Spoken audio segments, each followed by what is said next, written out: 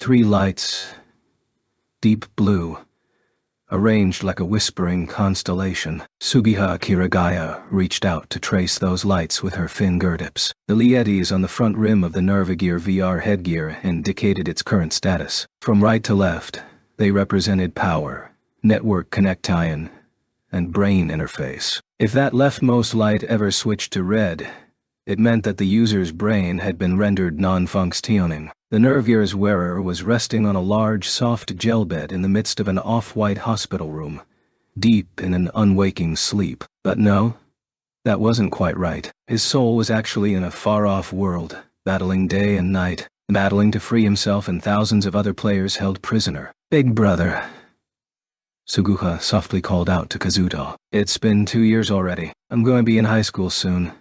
If you don't come back to us, I'll shoot past you. She dropped her fingers down to trace his cheek. His flesh had sunk over the long course of this comatose state, as though it had been carved out. Kazuto's facial profile was already soft and androgynous to begin with, and now it looked more feminine than ever. Their mother had even jokingly called him our Sleeping Beauty. It wasn't just his face that was gaunt.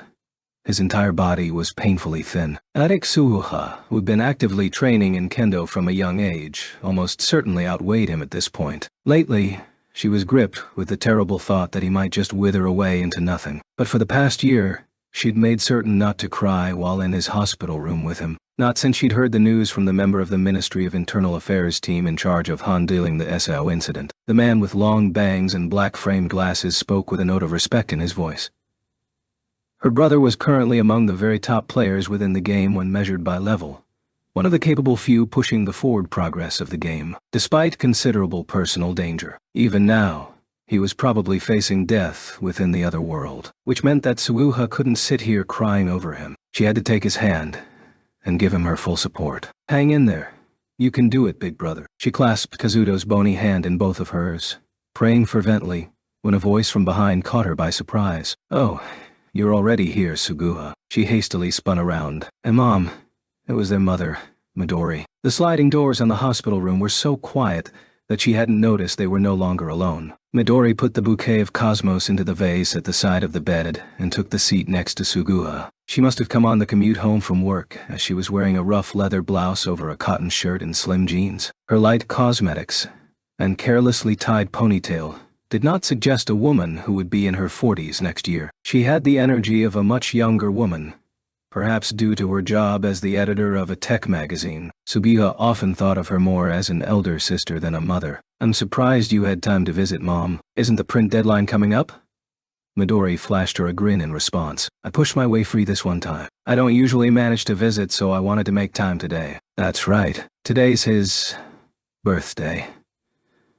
The two stared in silence at the bed and its sleeping Kazuto. The sunset breeze pushed the curtains and sent the smell of the cosmos wafting under her nose. Kazuto's already 16, Midori murmured. I remember it like it was yesterday. Minetaka and I were watching a movie in the living room, and Kazuto snuck up on us and said, Tell me about my parents. Suga saw a brief, nostalgic smile play across her lightly rouged lips. He caught me completely by surprise. He was only 10. We were going to keep the secret until you were in high school, Sugiha.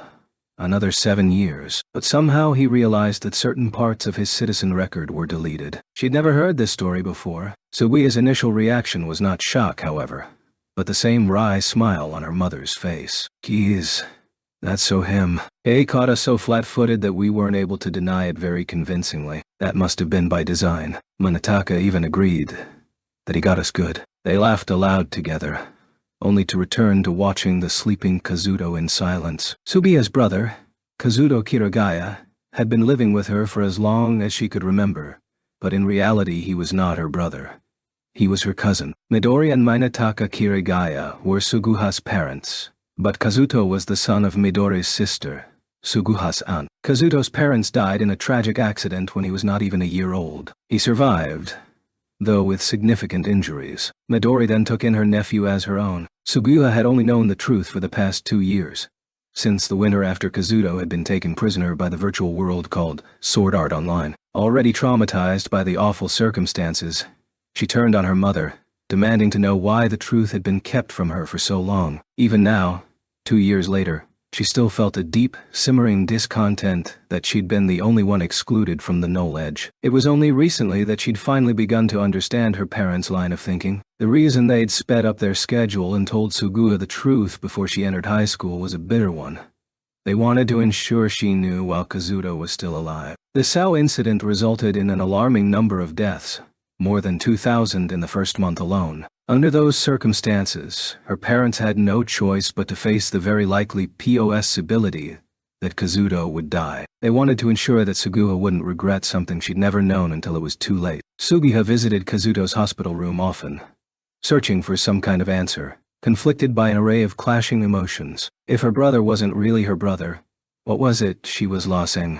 The answer she arrived at was nothing. Nothing was changing. Nothing was damaged or lost. Before and after the truth, Sugiha's only course of action was to pray for Kazuto's life and safe return. 2 years later, one of those two prayers was still working. "Hey, Mom," Suguha said softly, still watching his face. "Yes, do you think that has anything to do with why he got really into online games right around the time he started middle school?" She didn't say the stuff about not being a real member of the family, but Midori understood and shook her head immediately. "No.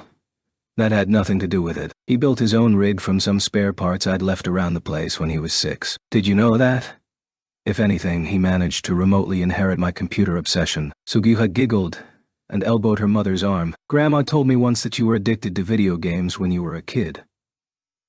"That's right. I was playing games online when I was in elementary school. Kazuto had nothing on me." They laughed together once again, and Midori cast a loving glance at the figure on the bed. "But I was never one of the top players in any of the games I played. I didn't have the force of will or patience for it. That's the part he shares with you, not me. Kazuto's alive now because he has the same blood of yours that's kept you in kendo classes for the last 8 years. He'll be back one day. Mark my words." Midori patted her daughter on the head and stood up. "I'm going to head on home now. Don't stay too late." "Don't worry, I won't," she replied. Midori took another look at Kazuto and murmured, "Happy birthday." After a few rapid blinks, she turned and swiftly left the hospital room. Suguha placed her hands in her lap, took a deep breath, and stared at the leads on the surface of the headgear that covered her brother's head. The blue stars that represented the network connection and brain status were blinking rapidly. Somewhere beyond that connection, Kazuto's mind was within the world of Sao, sending and receiving countless tiny signals through the nervigear. Where was he now? Wandering through a dim dungeon with map in hand, browsing items at a shop, or swinging his sword bravely at some horrible monster? She reached out and held his pale white hand again. The nervigear blocked the sensations on Kazuto's actual skin at the spine, and the feelings did not reach his brain. But Suguha believed that the fervent support she sent him through their skin would find its way to him. She could feel it. Her brother's soul, her cousin's soul, was emitting a powerful heat, a sign of absolute will to survive and return to the real world. The golden light filtering through the white curtains turned to deep red, then purple. The hospital room sank into the gloom of night, but Suguha did not budge. She sat perfectly still, listening to each and every fragile breath her brother took. She received word from the hospital that Kazuto had awakened 1 month later, on November 7th, 2024. 1 clock. The unfinished rocking chair rattled pleasantly on the porch. Gentle late autumn light filtered through the cypress branches. Off the distant lake blew a slight breeze. She was dozing gently, her cheek resting on my chest. Her breath was slow. Time passed, drip by drip, golden with serenity. Clack, clock. As I set the chair to rock, I stroked her soft chestnut hair. Even in her sleep, a faint smile played across her lips. A few juvenile squirrels frolicked in the front yard. A pot of stew was bubbling back in the kitchen. Life in this tiny house, deep in the woods, was so tranquil and easy. I wished it would last forever, but I knew it couldn't. Clack, clock. With every creak of the rocking chair, another grain of time fell. I clutched her tighter to my chest, trying to resist that inevitable passage. My arms embraced nothing but empty air. My eyes flew open with a start. An instant earlier, our bodies had been touching, but she'd disappeared like a lie. I rose and looked around. The sunset was growing radically darker moment, as though it were a stage effect in a theater. The creeping night turned the forest black. I stood up into the wind, blowing colder than before, and called out her name. There was no answer. She was not in the front yard, now devoid of any critters, nor was she in the kitchen. Somehow, the house was completely surrounded in darkness now, like a children's pop-up book. The walls and furniture of the little cabin fell flat against the ground and vanished. Soon, the only things around me were the rocking chair and the night. The chair kept rocking back and forth, without anyone in it. Clack. Clock. Clack. Clock. I shut my eyes, covered my ears, and screamed her name with every ounce of strength I had. That scream was so powerful and real that even after I bolted awake, I couldn't be sure if I'd screamed aloud or if it was only in my dream. I closed my eyes again in the vain hope of returning to that dream's happy beginning.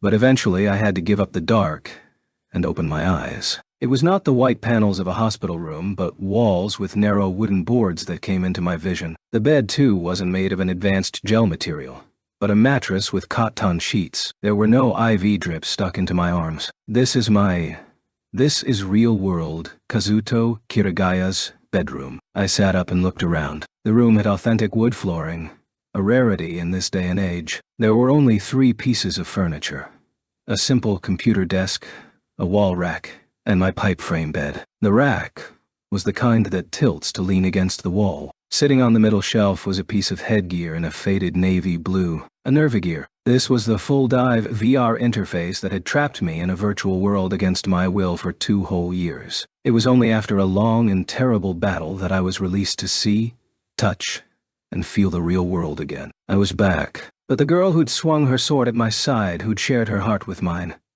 I squeezed my eyes shut, turning away from the Nervigear, and got to my feet. I looked in the mirror placed on the other side of the bed. The electroluminescent panel embedded in the mirror placed the date and time just above the reflection of my face. Sunday, January 9th, 2025, 7:15 a.m. Dale. 2 months had passed since I'd returned to the real world, but I still wasn't used to my appearance. My old form as Kirito the swordsman and my real self, Kazuto Kiragaya, bore the same face, but I still hadn't regained the weight I'd lost, and the bony body beneath my t-shirt was frail. I noticed in the mirror 2 shining tear tracks on my cheeks, and I reached up to wipe them away. "Look at me, Asuna. I'm such a crybaby now." Muttering, I walked to the south end of the room and the large window there. With both hands, I cast open the curtains and let the wan sun of a winter morning dye the room's insides pale yellow. Suguha Kiragaya strode across the frosty lawn, making pleasant crunching sounds. Yesterday's snow had almost entirely disappeared, but the mid-January morning air was still cold enough to bite. She stopped at the bank of the pond, frozen over with a thin film of ice, and let the shinai, her bamboo kendo sword, rest against the trunk of a black pine. Suguha inhaled deeply to banish the last remnants of sleep from her body, then put her hands on her knees to begin stretching. She gently, slowly loosened the muscles resisting the call to wake. Toes, Achilles tendons, calves. The blood flowed faster into each in turn, bringing forth telltale prickling. She put her hands together and stretched them straight down, and when her waist was fully bent over, she stopped dead still. As she arched over the pond, the smooth surface of the morning's fresh ice reflected her figure. Suguha had cut her hair straight across, just above the eyebrows and the shoulders. It was so black that it almost had a bluish tinge. The ice showed her a girl with brows equally black and thick and large, confident eyes that gave her a boyish air, particularly when you considered her outfit. An old-fashioned white doggy with black hakama bottom. It's true, he and I really don't look alike. It was a thought that occurred to her often these days. It popped into her head every time she looked in the mirror in a bathroom or the foyer of their house. She didn't hate the way she looked, and she wasn't particularly disposed to caring about such things.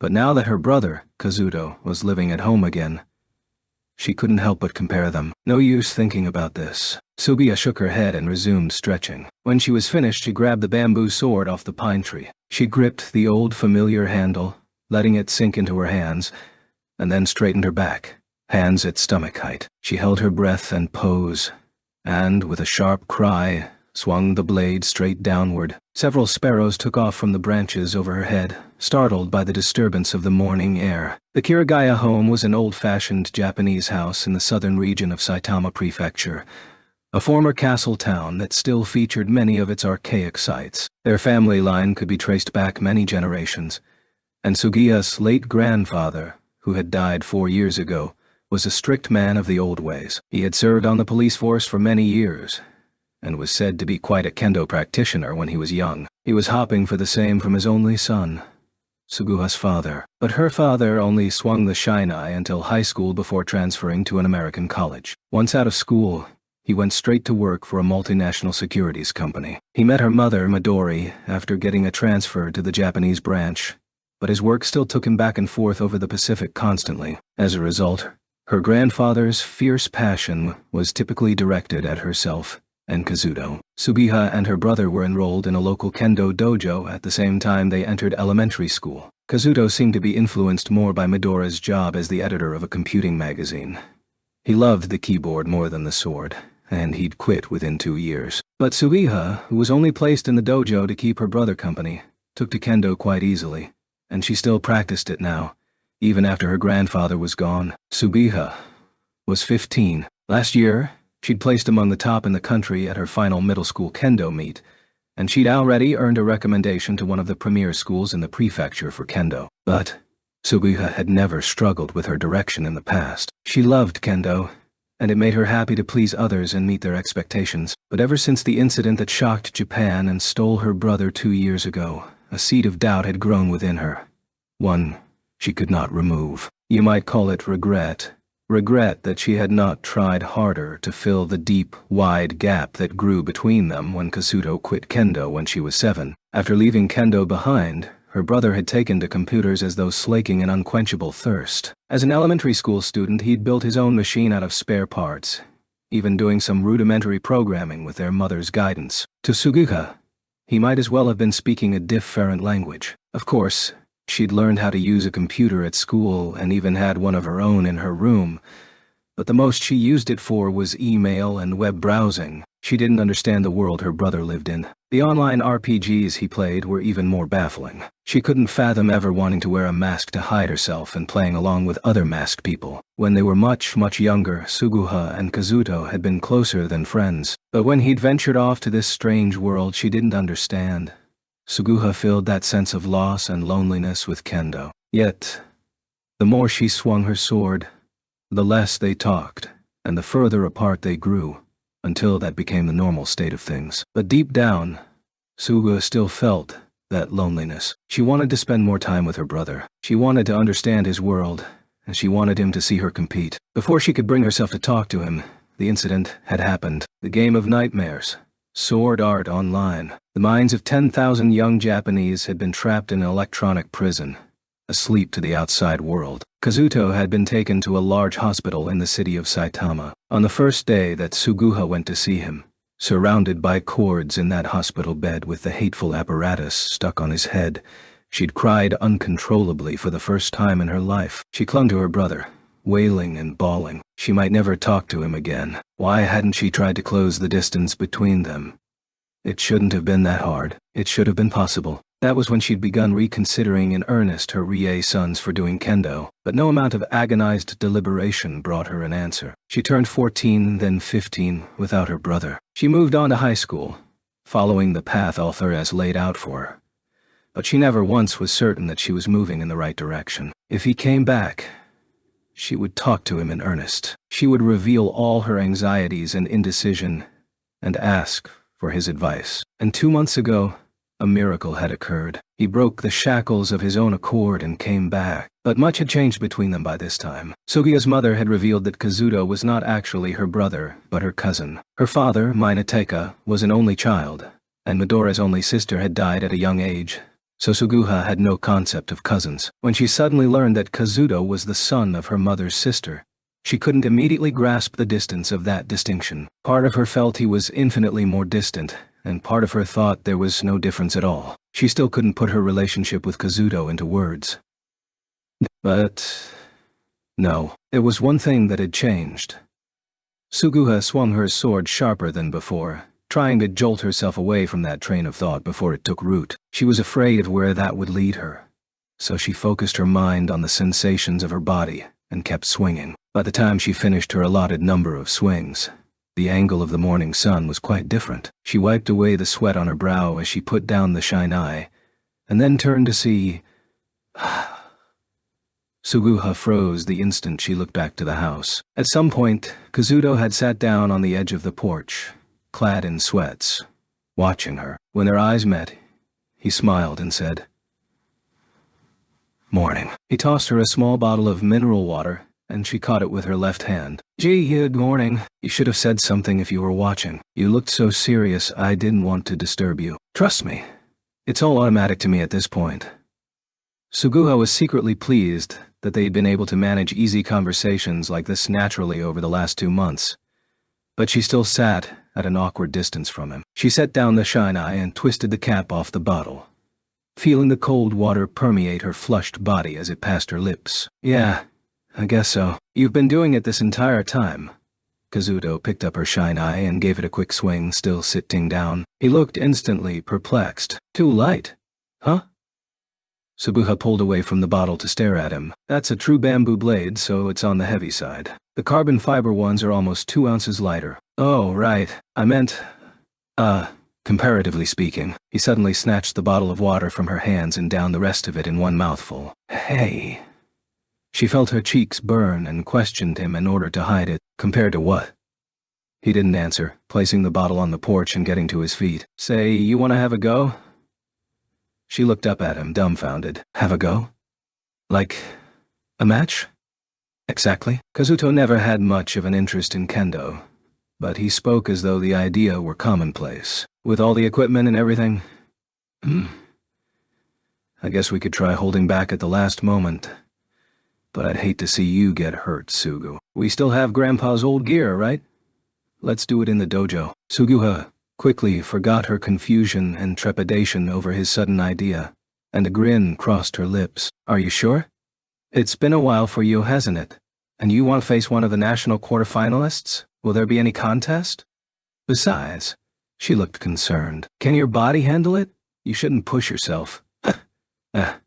I gotta show off the results of all that muscle-building rehab." He smirked and began trotting off to the building around the back of the house. Suguha hurried after him. The Kirigaya family plot was larger than it had any right to be, and to the east of the main house was a small but cozy dojo. Their grandfather's will had made it absolutely clear that the building was not to be torn down, so Suguha used it for her everyday practice, and it was therefore well maintained. They stepped into the dojo barefooted, performed the customary bow, and started preparing for their duel. Fortunately, their late grandfather had been about Kazuto's size, so he found a set of armor that, while dusty, was a good fit for him. They finished tightening the strings on their helmets at the same time and faced each other in the center of the room. Another bow. Suguha rose from the formal kneeling position and held her beloved shinai at mid-level. Kazuto, meanwhile, "What's that supposed to be, big brother?"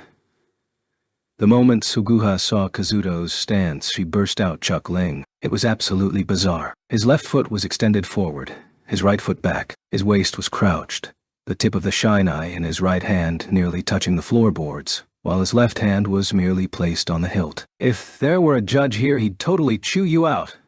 Good thing there isn't. This is my own personal style." Suguha resumed her position in disbelief. Kazuto spread his feet even farther, lowering his center of gravity, just as she steeled her back foot for a forward pounce that would easily catch his helpless helmet. Suguha hesitated. Kazuto's stance was preposterous, but there was a kind of ease about it. His defense appeared full of easily exploitable holes, but she felt she couldn't just charge forward without caution. It was as though he was utilizing a stance he'd practiced for years and years. But that couldn't be right. Kazuto had only practiced kendo for 2 years. From age 7 to 8, he wouldn't have learned anything but the very basics. He suddenly sprang into motion as though sensing her hesitation. Kazuto slid forward, still low, his shinai springing upward from the right. His speed itself wasn't surprising, but the motion was, and Suguha was caught flat-footed. She could only act on reflex. "Taya!" From her open right foot, she swung down at Kazuto's left gauntlet. Her timing was perfect, or it would have been if she hadn't hit empty air. His dodge was impossible. Kazuto pulled his left hand off the hilt of the shinai and pulled it in close to his body. That shouldn't be possible. Now his shinai shot forward at Suguha's exposed helmet. She craned her neck hastily to avoid it. They circled around and pulled back to allow a space between them. Suguha's mind had switched to a different mode altogether. There was a pleasant, familiar tension present, all the blood in her body threatening to boil. This time it was her turn to attack. She unleashed her best, a Koti men strike from gauntlet to helmet. But Kazuto evaded it cleanly once again. He pulled back his arm, twisted his body, and avoided the point of her blade by the width of a hair. Secretly, Suguha was shocked. She was known on her team for the quickness of her strikes, and she couldn't remember the last time she'd missed on multiple attacks in such a spectacular manner. Now she struck powerfully, in full attack mode. The tip of her sword flashed at breathless speed, but Kazuto dodged each and every strike. Glancing at his eyes through the helmet's mask, Suguha thought that he saw every one with perfect precision. Irritated, she came in close to catch hilt on hilt. The pressure of Sugiha's powerful legs and core pushed Kazuto off balance. Without missing a beat, she unleashed a powerful overhead blow. By the time she came to her senses, it was too late. The uncompromising swing caught Kazuto flush on the center of his mask. A high-pitched thwack echoed through the dojo. He stumbled backward several steps until he managed to regain his balance. "Oh my gosh. Are you okay?" she cried, but he waved a hand in easy reassurance. "Wow. I give. You're really tough, Sugu. Heathcliff's got nothing on you. Are you sure you're all right?" "Yeah, let's call it a day, though." Kazuto took several steps backward and did something even more bizarre. He whipped the shine eye back and forth, then attempted to place it over his back. The next moment he froze, then scratched the outside of his helmet. Now Sugiha was really worried. "Are you sure that blow to your head didn't?" "And no. It's an old habit." He slumped down to his knees and began untying his guards. They left the dojo together and headed for the wash station outside the house, splashing water onto their faces to rinse away the sweat. The duel's transition from good fun to deadly serious had left them both feeling plenty warm. "You really caught me by surprise back there. When did you get to practice like that?" "Well, my step is good, but the attack still isn't up to snuff. It's a lot harder to recreate those sword skills without system assistance," he muttered cryptically. "Still, that was a lot of fun. Maybe I should pick up kendo again. Really? Suguha hadn't meant for it to sound that excited. She could tell her face had lost its composure. "Can you teach me, Sugu?" "Oh, of course. Let's do kendo again." "Once I put more muscle back on." Kazuto ruffled her hair and she grinned. Just the thought of them having practiced together again nearly brought her to tears with joy. Hey, big brother. Guess what?" Suguha didn't know why he had suddenly decided to pick up kendo again, but in her excitement, she was about to reveal her new hobby to him, but abruptly thought better of it and clammed up. "What? Never mind. It's still a secret? Whatever, weirdo." They walked in the back door of the house, drying their heads off with large towels. Their mother, Midori, always slept until noonish, so breakfast was usually Suguha's job, though Kazuto helped alternate now. "I'm gonna hop in the shower. What are you up to today?" "Oh, I'm going to the hospital." She'd asked the question without thinking, and now Sugiha's buoyant spirits returned to earth a bit. Right. You're going to see her." "Yep. It's the only thing I can do." It was about a month ago that Kazuto had told her he'd found his beloved in that other world. They'd been sitting against the wall, side by side, in his room, holding coffee mugs as he told the story in bits and pieces. In the past, Suguha would never have believed you could fall in love with someone in a virtual world. But now, she felt like she understood. What really struck her was the faint glimpse of tears she saw welling in his eyes as he spoke. They'd been together until the very final moment, Kazuto said. They were supposed to return to the real world hand in hand, but only he came back. She was still sleeping. No one could explain what had happened to her, what was still happening to her. He had visited her in the hospital for 3 straight days. Sugiha tried to imagine Kazuto sitting at the bedside of his lover, holding her hand, silently calling her name, as she had done to him. Every time she did, she was struck with an indescribable emotion. It was a sharp twinge, striking deep in her heart. Her breathing grew painful. It made her want to hold herself and fall to the floor. She wanted Kazuto to have a smile on his face forever. He was so changed after his return, so much brighter, that he might as well have been a different person. He talked to Suka easily. He was shockingly kind, and he didn't seem to be forcing himself to do it. It was as though they were back to their childhood ways. That was why seeing tears in his eyes was so painful to her, she told herself. But I already know. Suguha knew that when he hid his eyes while talking about her, the pain that welled in her chest came from another, secret emotion. She silently called out to him as she watched him drinking his cup of milk in the kitchen. "Big brother, I know the truth." Suguha still wasn't sure what had changed when he went from brother to cousin, but she did know one thing.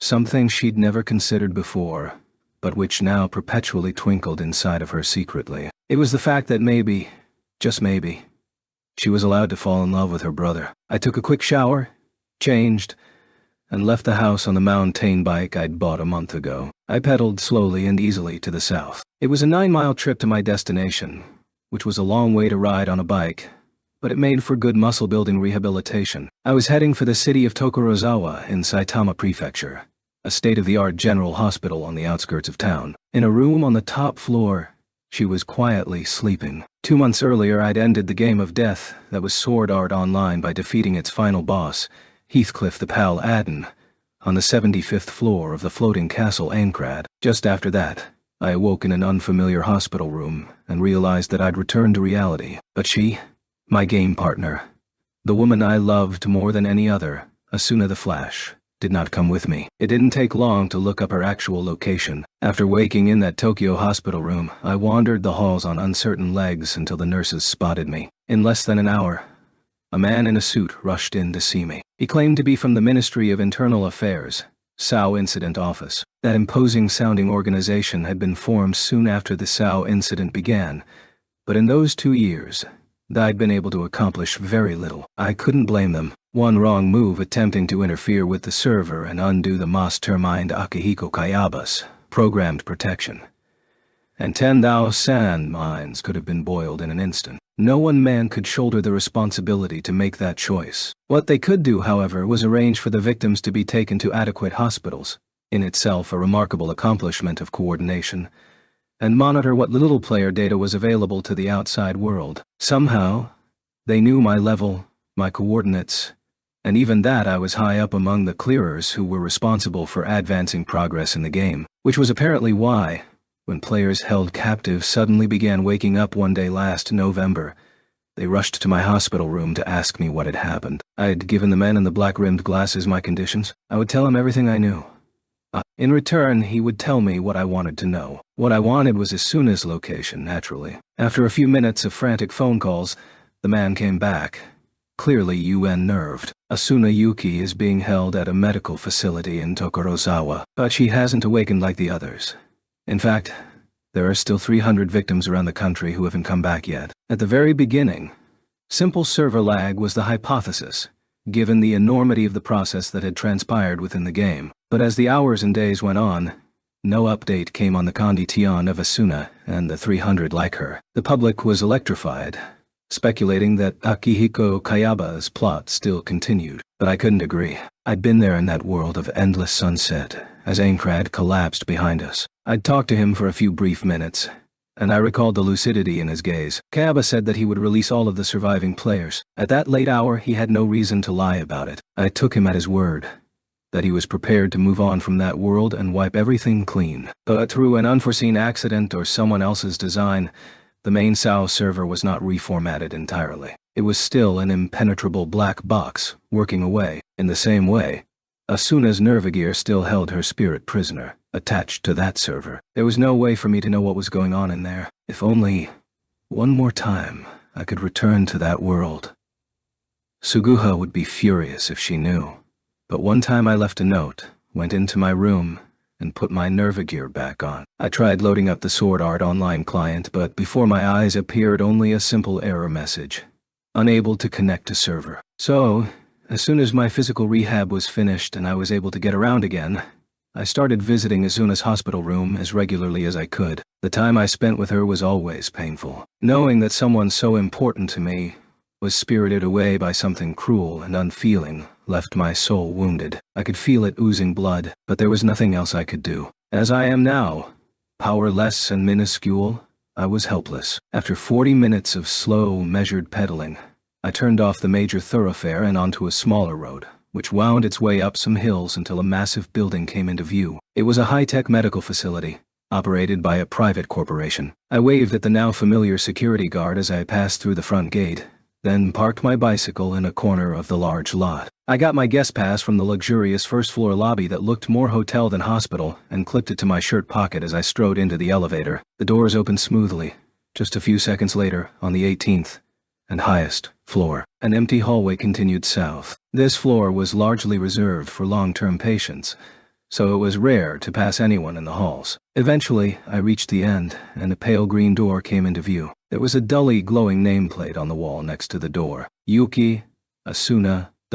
Beneath the name, a single slot. I took the pass off my chest and slid it through the reader. A chime sounded, and the door automatically retracted. One step inside, and I was surrounded by the cool scent of flowers. Despite the midwinter season, the room was positively exploding with real, fresh flowers. Farther inside the spacious room, a curtain was drawn, and I approached it slowly. Please let her be awake in there. I put my hand on the curtain, praying for a miracle. Silently parted. It was a state-of-the-art bed designed for full patient care. The surface was a gel material, the same as mine had been. A clean white comforter was glowing softly in the sunlight. She was underneath it, sleeping. The first time I'd visited this place, I was struck by the sudden thought that she might not want me to see her real-life body while she was unconscious. But that concern was completely banished from my mind when I saw how beautiful she looked. Her rich, lustrous chestnut hair was splayed softly across the support cushions. Her skin was so pale, you could nearly see through it, but the hospital's gentle care kept it from having a sickly tinge. There was even a hint of rose color in her cheeks. She didn't seem to have lost as much weight as I had. The slender line from her neck to collarbone was just as I remembered it in the virtual world. Light pink lips, long eyelashes. It almost seemed like they might tremble and pop open at any moment, if not for the navy blue headgear that covered her skull. All three indicator lights on the nerve gear were shining blue. The occasional starlight twinkle was proof that the connection was functioning. Even now, her soul was held captive in another world. I took her fragile hand in both of mine. There was a slight warmth to it. It was no different from the hand I remembered. The one that clung to mine, that touched my body, that slipped around my back. My breath caught, and I desperately held back the tears. Asuna. The faint alarm of the bedside clock brought me back to my senses. My eyes snapped to it, and I was surprised to find it was already noon. I've gotta go now, Asuna. I'll be back soon. As I stood to leave, the door opened behind me. I turned around to see two men entering the room. Ah, you're here, Kirigaya. As always, I appreciate your concern. A smile split the face of the solid middle-aged man in front. He wore a well-tailored three-piece brown suit, and the tightness of his face, despite his stocky build, suggested the vitality of a very successful man. Only the silver in his slicked-back hair revealed the mental toll that the last 2 years had taken. He was Shuzo Yuki, Asuna's father. She had mentioned once or twice that he was an entrepreneur, but even then I couldn't hide my shock when I learned that he was actually the CEO of the electronics manufacturer RCT. I gave him a polite bow and said, "Good afternoon. Sorry to have disturbed you, Mr. Yuki.E. Not at all. Come any time you like. I'm sure she's happy." He approached Asuna's bedside and tenderly stroked her hair. All was quiet for a moment. Then he looked up and motioned to the other man with him. "You haven't met, have you? This is Sugo, the manager of our lab." My first impression was that he seemed quite nice. He was tall, clad in a dark gray suit, with frameless glasses resting on his long face. The eyes behind the thin lenses were narrow lines, which made it seem as though he were smiling all the time. He was quite young, not yet 30, by my estimation. Sugo extended a hand to me and said, "Nice to meet you. I'm Nobuyuki Sugo. So you're the hero, Kirito. Kazuto? Kirigaya. Nice to meet you." I glanced at Shuzo as I shook Sugo's hand. He inclined his head slightly as he stroked his chin. "Oops. Sorry about that. I know stuff that happened in the Asao servers is all confidential, but it was such a dramatic tale that it's hard not to talk about it. He's the son of a very good friend of mine. Our families have been close for years." "About that, sir." Sugo turned to Shuzu, releasing my hand. "I was hoping we could get everything official by the end of next month." I see. And you're sure about this? You're still so young. There's plenty of time to start a new life. My heart has been set on this for years. I'd like to be able to put Asuna in that dress, while she's still so beautiful. Indeed, it might be time to make a hard decision. I listened to their conversation, unsure of what they were discussing. Shuzu looked back to me. Well, it's time I ought to be going. I'll see you again later, Kirigaya. With a brisk nod, Shuzu Yuki turned his imposing bulk around and walked to the door. It opened and shut again. Only the man named Sugo was left. He slowly paced around the foot of the bed to stand on the other side, then picked up a lock of her hair and started rubbing it audibly with his fingers. Something about the gesture filled me with revulsion. I hear you live together with Asuna inside the game, he said softly, still looking at her. Yes, that makes things complicated. Between us, then. He raised his head and stared into my eyes. In that instant, I understood that my first impression of this man could not have been more wrong. Those narrow eyes featured beady pupils that gave him a wicked glare. Both corners of his mouth curled upward into a grin that could not be described with any word other than devious. A chill ran up my spine. You see, the matter I mentioned a moment ago, he gloated. It regards my marriage to Asuna. I was struck speechless. What in the world was he talking about? The meaning of his words only slowly penetrated my skin, like freezing air. After several seconds of silence, I haltingly found my voice. You can't possibly. True. Legally, we cannot be married because Asuna is not conscious and cannot give consent. On paper, the Yuki family is simply taking me in as a foster son. As a matter of fact, she's always hated me. He traced a finger along Asuna's cheek. Her parents never seemed to have a clue, but I always knew that if the topic of marriage came up, there was a high likelihood she'd reject it, which is exactly why this situation suits my end so well. I hope she sleeps for a while yet. His finger got closer and closer to her lips. Stop it!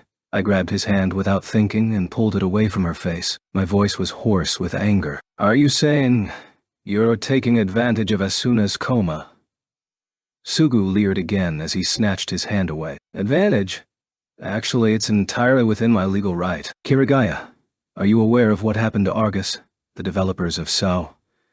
I heard they were dissolved. Yes. In addition to the development costs, the astronomical reparations for the incident drove them bankrupt. Maintaining the SAO server was consigned to RQTS Full Dive Engineering Team, my department. Sugo circled around the headboard of the bed to face me. He stuck his face up close to mine, still wearing that demonic smirk, meaning that Asuna's life is now entirely under my supervision and control. And doesn't that entitle me to just the tiniest amount of compensation? He whispered into my ear. And I knew. He was using Asuna's helpless predicament, her very life, for his own selfish ends. As I stood, petrified in shock, Sugu finally shed the leer he'd been wearing and spoke icily. I have no idea what kind of promises you two made while you were inside the game, but I appreciate it if you stop visiting the hospital, and please keep your distance from the Yuki family. I clenched my fists, but there was nothing I could do. Several glacial seconds passed. Eventually, Sugo pulled away, his cheek dimpling as though he were about to burst into laughter. We'll have the ceremony here at the hospital next month. Tell you what, I'll shoot you an invitation. I've got to be off, so get the most out of your final meeting, hero. I wish I had my swords, I thought desperately. I'd run him through the heart with one and cut off his head with the other. Cognizant of my rage or not, Sugu patted me on the shoulder and left the room. I had no memory of the trip home. The next thing I knew, I was sitting on my bed, staring at the wall. My marriage to Asuna. Asuna's life is now entirely under my supervision and control. His words echoed through my head, over and over. Each time they did, I was pierced with hatred as sharp and hot as molten metal. But maybe my ego was getting the best of me. Sugu had been close to the Yuki family for years, and was essentially Asuna's fiancé. He had earned Shuzu Yuki's trust, and was in a position of great responsibility at RCT. It had been decided years ago that he would one day marry Asuna, and I was just some kid who she met in an online game. Perhaps the rage I felt, the indignation at losing Asuna, was nothing more than the frustration of a child who had been deprived of his toys. To us, the floating castle Aincrad was the only world that existed. That's what we believed. The words we traded, the promises we made, all those memories were like shining jewels in my mind. But the harsh whetstone of reality was grinding them down to size. It chipped away at those jewels. I want to be with you forever, Kirito, she had said with a smile. a smile that was slowly but surely fading away. I'm sorry. I'm so sorry, Asuna. I can't do anything. This time. The tears that I'd been struggling to hold back finally fell, dripping onto my clenched fists. The bath's open, big brother. Suguha called out to the door of Kazuto's second-floor bedroom. There was no answer. He'd returned from the hospital in the evening but immediately shut himself in his room, and he did not emerge for dinner. Sugiha put her hand on the doorknob, then hesitated, but she told herself that if he was napping untended he might catch a cold. And so she pushed the knob. It swiveled and clicked, and the door inched open. It was black inside. She thought he must be sleeping, until a wave of frigid air trickled over her, and she shivered. Kazuto must have left the window open. Sugiha snuck into the room, shaking her head. She closed the door and approached the window on the south side of the room, and she was startled to discover that Kazuto was not lying down asleep but was sitting on the edge of his bed, head slumped. Sorry, I thought you were sleeping. After a few moments, Kazuto spoke, his voice ragged and weak. Can I just be alone for a while? But it's so cold in here. Suguha reached out and touched his arm. It was cold as ice. Oh my gosh, you're freezing. You'll catch a chill. Come on. You need a bath. It was then that Sugiha noticed the nighttime lights coming through the window, shining on Kazuto's cheeks. Psst. What's wrong? Nothing, he muttered damply. But Kazuto suddenly put his hands to his forehead, as if to block her uncomprehending stare. When he spoke again, it was hard and derisive. I'm hopeless. I swore to myself that I wouldn't complain in front of you. In that instant, Suguha instinctively knew. Softly and hesitantly, she spoke. Did something happen with Asuna? His body stiffened. It sounded like he wrung the voice out of his throat. Asuna is going far away, far beyond my grasp. That didn't tell her anything specific, but the sight of him curled over, shedding tears like a child, shook Suguha deeply. She closed the window, drew the curtains, and turned on the heater before sitting next to him on the bed. After a moment's hesitation, she put her arms around his chilly body. She could feel the tension drain out of him. Suguha whispered into his ear, Simon, hang in there. Don't just give up on the one you truly love. It took all of her being to find those words, and when they left her mouth and echoed in her ears, the pain threatened to rip her apart. It was the pain of something coming to life within her breast. Sugiha was keenly aware of how much she truly loved him at that moment. I can't keep lying to myself. She leaned back and softly rolled Kazuto onto the bed, then pulled the covers up. Under their warmth, she put her arm around his back again. As she gently rubbed his back, his racking sobs transitioned to the peaceful breath of sleep. She closed her eyes and told herself, I have to give up. I need to bury this deep within me. Kazuto's heart belongs to her, not me. A single tear of her own dripped down Sugiha's cheek and landed on the sheets. I drifted through a sweet and pleasant warmth. It was the wonderful sensation of floating just before waking up. The sunlight trickling through the forest branches gently caressed my cheek. I leaned closer to embrace her as she slept next to me. Her breath was steady with sleep, and I opened my eyes to see... What? I caught the yelp in my throat and leaped back a foot or two, still on my back. The next second, I sprung up to a sitting position and looked around wildly. It wasn't the same old forest on the 22nd floor of Aincrad I always dreamed about. I was in my actual room, in my actual bed. But I wasn't alone. I carefully lifted the blanket, still shocked, but I put it back down just as quickly, so that I could shake my head to clear the cobwebs of sleep. I pulled the cover back again. Short black hair, vivid eyebrows. Sugiha was fast asleep, wearing her pajamas, face buried in my pillow. What the hell's going on here? I desperately tried to remember what had happened last night. Right. I seem to remember having a conversation with Suguha after coming home from the hospital. I'd been lost in angst, and Suguha had done her best to console me. After that, I must have fallen asleep. What am I? A little kid. After a brief bout of utter mortification, I looked back at Suguha's innocent, sleeping face. Surely she didn't need to sleep in the same bed to comfort me. Thinking back, A similar thing had happened to me in Aincrad. There was the beast tamer I met around the 40th floor. She'd reminded me of Suguha. She had also fallen asleep in my bed, and I had been just as confused about what to do then. I couldn't help but smile. Asuna and Sugu were still weighing heavily on my mind, but the chest-rending ache had somehow melted away overnight. All the memories of what had happened in Aincrad were like precious jewels to me, whether happy or sad. The important thing was that they were all true memories. I couldn't disparage them myself. I swore to Asuna that we would meet again in the real world. There must still be something I could do about this. Suddenly, Sugiha's last words before I fell asleep echoed in my ears. "Don't just give up." "Yeah, you're right," I muttered, leaning forward to poke Suguha's cheek. "Get up, Sugu. It's morning."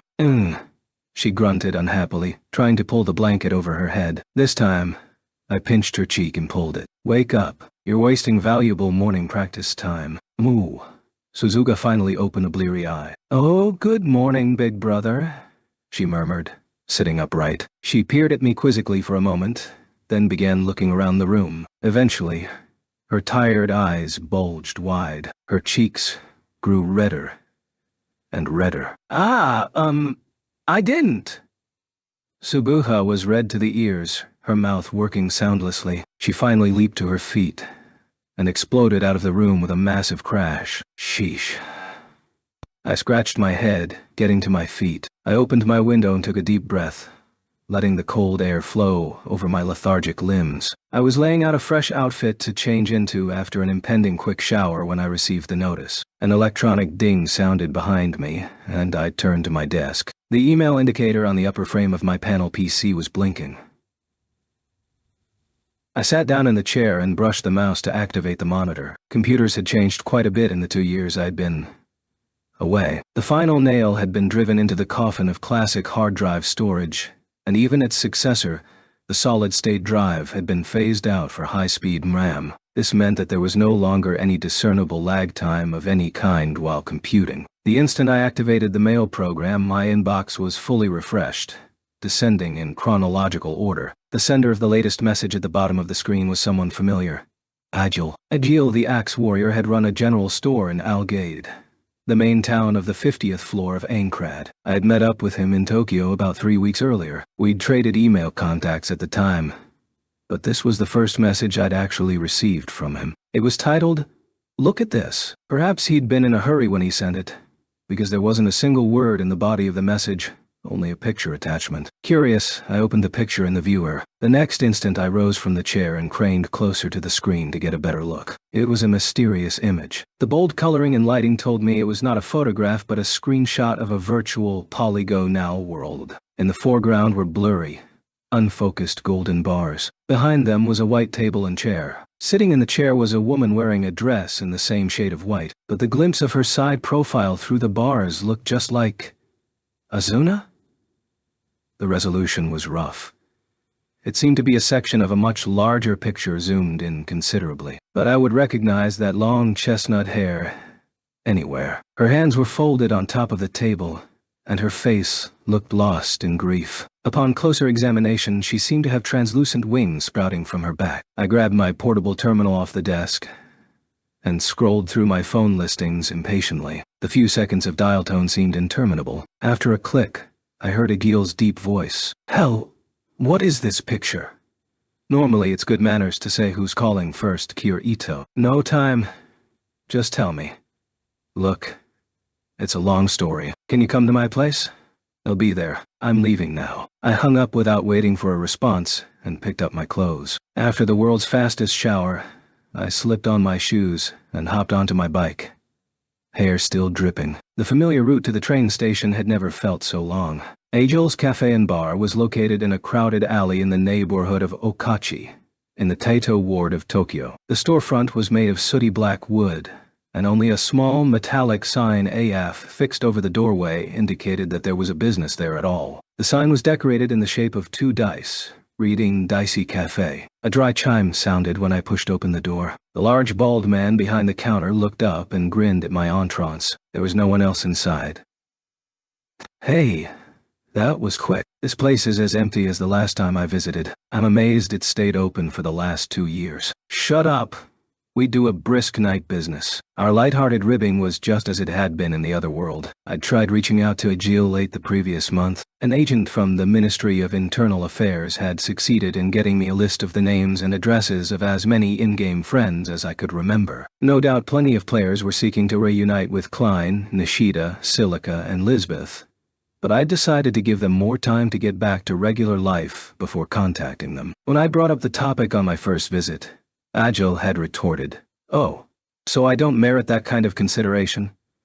When I learned that Agil, real name Andrew Gilbert Mills, also ran a business in real life, it made perfect sense. He was pure African American, but also a second-generation native of Tokyo, and he'd opened his combination cafe and bar in the familiar neighborhood of Okachi when he was 25. He had been blessed with a steady clientele and a beautiful wife, and just when everything seemed poised to take off, he fell prisoner to Sword Art Online. When he finally returned after those 2 years in the game, he'd expected the business to be gone, but his wife had rolled up her sleeves and kept the store running the entire time. The story warmed my heart. It was the type of place with plenty of regulars. The wood fixtures had the deep luster of polish and care, and the cozy intimacy of the interior, with only 4 tables and a counter, made it a comfortable visit. I pulled up a leather-seated stool, impatiently called for a coffee, and launched into the topic at hand. What did that mean? He didn't answer. Instead, he reached under the counter and pulled out a rectangular package that he slid over to me. I stopped it with a finger. The package fit in the palm of my hand. Clearly a video game box. I scanned it for a platform and noticed a logo in the upper right corner that said Atmosphere. Never heard of this console. That's because the Atmosphere was released while we were on the other side. It's a successor to the Nerve Gear. Agil gave me a quick explanation as I eyed with suspicion the logo of 2 interlocking rings. After the disaster it had caused, the Nerve Gear was vilified far and wide, a demonic machine of enslavement. But apparently the market had spoken, and there was still a demand for full-dive VR gaming. Barely half a year into the SAO incident, a different hardware company unveiled its own model, but safe this time, to such resounding success that traditional TV consoles were now a minority share of the game industry. This Atmosphere was a major force in gaming, thanks in part to many titles in the same genre as SAO. It all made sense to me, but I was in no rush to learn more. I didn't ever want to relive that particular experience, so this is another IMO then? I took another look at the case. The front cover was an illustration of a large full moon rising above a deep, deep forest. A boy and girl holding swords were caught in silhouette, flying across the golden disk. They were dressed in typical fantasy garb, and large, translucent wings sprang from their backs. An ornate logo adorned the bottom of the cover. Alfheim Online. Alfheim Online? What does it mean? It's actually pronounced more like Alfheim. Means land of the fairies, apparently. Fairies, huh? Sounds pretty laid back. One of those casual MOs? Believe it or not, just the opposite. It's actually pretty hardcore. Agil placed a steaming cup in front of me and grinned. I lifted it up and breathed in the scent before inquiring further. What makes it hardcore? Totally skill-based. Player skill is rewarded. PKing is encouraged. Meaning, you don't have a level. You can only power up skills through use, and your HP barely increases as you play through the game. Battle depends on the player's actual athletic ability. It's like SAO with magic, and no sword skills. People say the graphics and animation are almost on par with SAO too. Well, sounds impressive. I puckered my lips into a soundless whistle. The floating castle Enkrad was the creation of the genius Akihiko Kayaba's fanatic obsession. It was hard to imagine that another developer could create a VR world with the same fidelity. How is PKing encouraged? When you create your character, you choose from a number of fairy species, and you're allowed to kill the other kinds. Wow, that does sound hardcore, but a game like that won't sell big, even with great production values. Not if it's designed for such a niche market, I opined critically, but Agil's wide mouth grinned again. That's what I thought too, but it's been selling like gangbusters. The thing is, you can fly in the game. Fly? Everyone's a fairy, so they have wings. It's got some kind of in-game flight engine, and once you get used to it, you can fly around freely without a controller. At this, I couldn't help but exclaim in fascination. Plenty of flying games had come to market after the release of the Nerve Gear, but all of them were flight simulators that involved manipulating a device of some kind. The reason no games offered players the ability to fly directly was simple. Human beings don't have wings. In a virtual world, players' actions are faithfully translated to mirror their real bodies. But this meant that what was impossible in life was still impossible in the game. The developer might slap some wings onto your model, but what human muscles are supposed to work a pair of wings? By the end of SAO, Asuna and I had raised our jumping power high enough that we could mimic flying in a way. But this was simply an extension of a jump trajectory, not true flight. That sounds incredible. How do you control the wings? Dunno, but it's apparently pretty hard. They say new players have to control it with a flight stick in one hand. For an instant I was actually eager for the chance to try it out. I quickly downed a hot swig of coffee to extinguish that fire. Okay, so that's the game. But more to the point, what was that picture? Agil reached under the counter again and pulled out a sheet of paper that he placed on the bar. It was glossy with printing film. The same picture. What do you think? Agil asked. I stared at it for several moments. She looks like Asuna. So you agree. It's a screenshot from the game, so I can't blow it up any larger, unfortunately. Just tell me, where was it taken?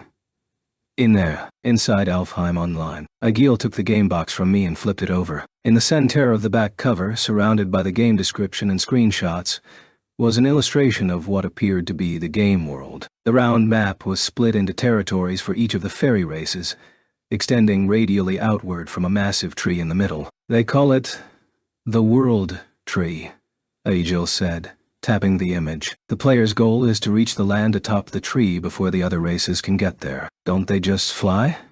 Seems there's a limit on your flight time. You can't fly forever. In fact, you can't even reach the lowest branch of the tree that way. But there's always some idiot who wants to try. I heard about a group of 5 who stood on one another's shoulders, lightest to heaviest, and tried to reach the branches like a rocket with fuel tanks. Ha, I see. That's pretty smart for being so stupid. Well, their plan was good, and they got real close to the branches. They didn't quite reach the lowest one, but the 5th and final person took some screens as proof of the altitude. One of the shots showed something strange.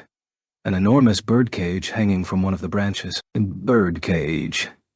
My eyebrows knitted at the ominous implications of that word. Trapped in a birdcage, and after the screenshot was zoomed in as far as it could go, that's what was left. But this is a legitimate game, right? Why would Asuna be in there? I grabbed the box and took another look. I scanned the bottom of the rectangular case. The name of the developer was RCT Progress. Kiryu, what's with the glare? Nothin'. Got any other pictures, Agil? Anything that might show others like Asuna, who never returned from SAO, held captive within this Alfheim Online game. The shopkeeper's heavy brow furrowed as he shook his head. Haven't heard of anything, but we'd know for sure if I did. You bet your ass I'd have called the police instead of you. Yeah, I'm sure you would have. But as I nodded, my mind was racing back to Nobuyuki Sugu's words. The SAO servers are currently under my control, he had said. But under control was a misleading description. The server itself was still a black box, impervious to any outside interference as I understood it. It suited his ends to have Asuna asleep inside the machine. And now a girl who looks like Asuna was sighted in another VMO, run by the publishing arm of RCT.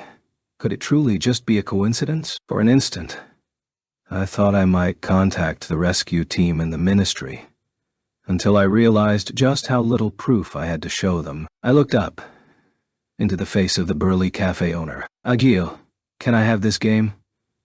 Be my guest. You going in? Yeah, I need to see it for myself. Agil briefly looked concerned. I understood how he felt. Part of me felt it was crazy, but there was no denying the tendrils of fear I could sense licking at my feet. There was something going on here. I shook off the foreboding and gave him a grin. A game where death isn't permanent? People these days are spoiled. Guess I'm in the market for a new game console. Don't worry. Atmosphere games will run on a Nervigear. It's basically just the same unit with strengthened security. Great. That saves me some money, I quipped. This time it was Agil's turn to give me a wry grin. If you got the guts to put on that helmet again, that is. I've done it a dozen times already. That was the truth. I had put on the Nervigear multiple times, just with a net connection, not booted into a game. My vain hope was that Asuna would have sent me a message of some kind. There was nothing, of course. No voice, no text. But I was done with waiting. I downed the last of my coffee and stood up. The establishment wasn't fancy enough for any kind of electronic money-exchanging systems, so I had to reach into my pocket for some coins to slap on the counter. Well, I'm off. Thanks for the coffee. And let me know if you learn anything else. I'll put that tip on your tab. Just make sure you rescue Asuna. Otherwise our fight isn't over. Yeah. We need to have an offline meetup here someday. We bumped fists, and I turned to head out the door. Sugiha was lying face down on her own bed, face buried in her pillow, as she kicked her legs in anguish for minutes at a time. It was nearly noon, but she was still wearing her pajamas. It was Monday, January 20th, well past the end of winter vacation. But Sugiha's middle school made attendance optional just before the end of the school year for graduating students. They were all busy with entrance exams for high school, and if she went to campus, it would only be to pop her head into the kendo club. She replayed the memory inside her mind for the umpteenth time. She'd curled up beneath Kazuto's covers with him last night, trying to warm up his freezing body by snuggling close, and then fell asleep. It was the first time she'd ever truly cursed her ability to zonk out 10 seconds after lying down. "I'm so stupid, stupid, stupid," she wailed soundlessly, beating her pillow with both hands. If she'd just woken up before Kazuto, she could have made a silent escape before he noticed. Instead, he had to wake her up and point out that she was in his bed. There was no way she could look at him again. Embarrassment, shyness, and an undeniable feeling of his sweetness raced around inside of her, gripping her chest so painfully she couldn't breathe. If she folded her arms around her head, she thought she could smell her brother on her pajamas. That only made things worse. "I need to swing my shine eye and clear my head," she decided, and finally got to her feet. Sugiha liked practicing in the dojo because it put her mind in the right state, but she decided the most important thing was to get outside as soon as possible, so she slipped into her tracksuit. Kazuto was off on some personal business. Her mother, Midori, always left for work in the morning, and her father, Mintaka, went back to America after the holidays, so she was alone in the house. She grabbed a cheese muffin from the basket on the dining table downstairs, stuffed it crudely into her mouth, and grabbed a box of orange juice on her way out to the backyard. Just when she had taken her first big bite, Kazuto walked his bike around the side of the house. Their eyes met. "MFG." A piece of muffin caught in her throat, and she coughed. She scrambled to take a swig of orange juice and wash it down, then realized she hadn't popped the straw through the foil on top yet. MLP. "Oh, come on." Kazuto strode over and snatched the juice box. He stuck one of the ends of the straw into the lid, and the other into Sugiha's mouth. She desperately sucked down the cold liquid until she could finally swallow the morsel. I thought I was gonna choke to death.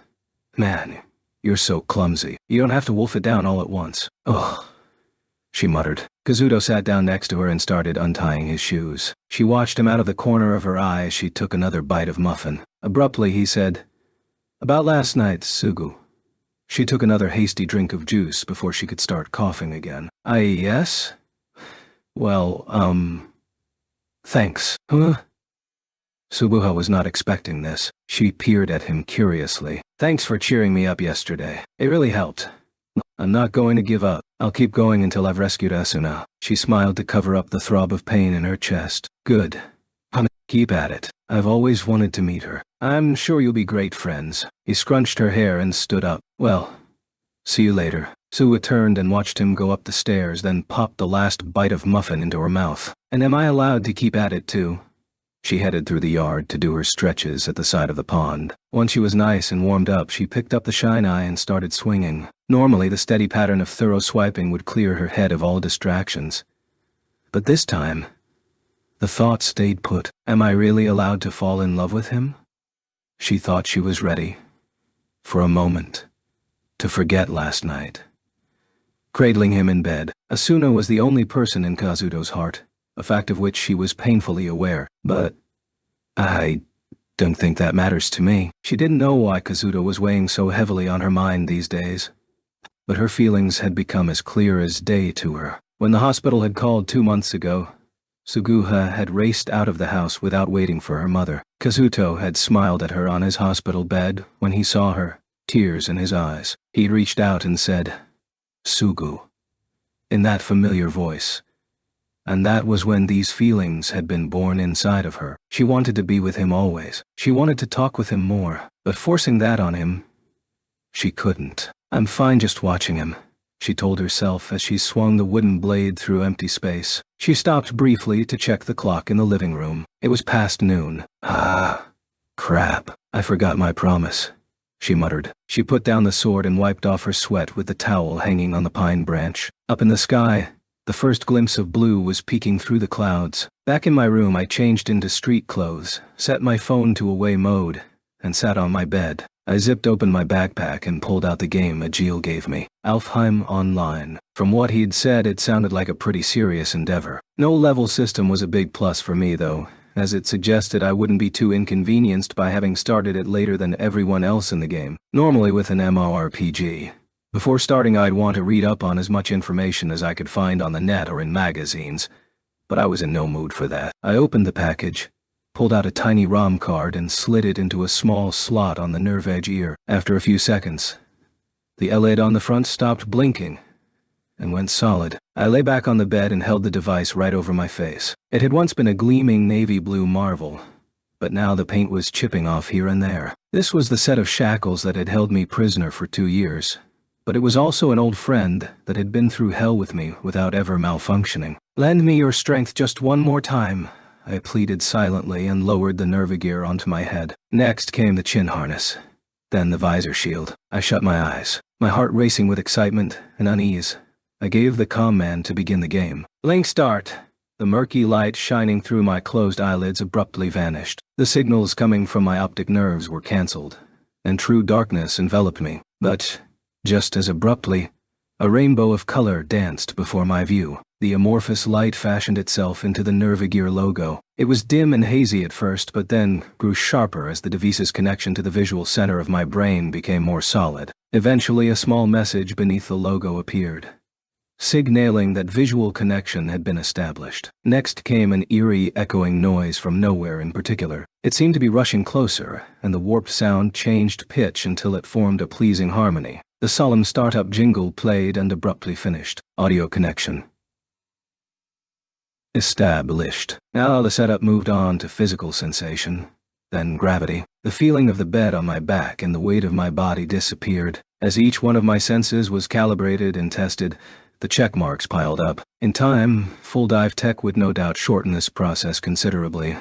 But at this point, there was nothing I could do but wait for the headgear to perform its little handshake with each section of my brain in turn. When the final OK message appeared at last, I was plunged down into darkness. Eventually, a glowing circle of rainbow light appeared from below, and after passing through it, my virtual feet landed in a different world. Technically, it was just a stage for account creation, still shrouded in darkness. The Alfheim Online logo hung overhead, and a gentle female voice welcomed me to the game. I followed the computerized voice's instructions and initiated the account and character creation process. A pale blue hollow keyboard materialized at chest height and asked me to input a user ID and password. I typed in the familiar string of letters that I'd used at the start of SAO. If this were an all-digital MMO, I'd be greeted with payment options at this point.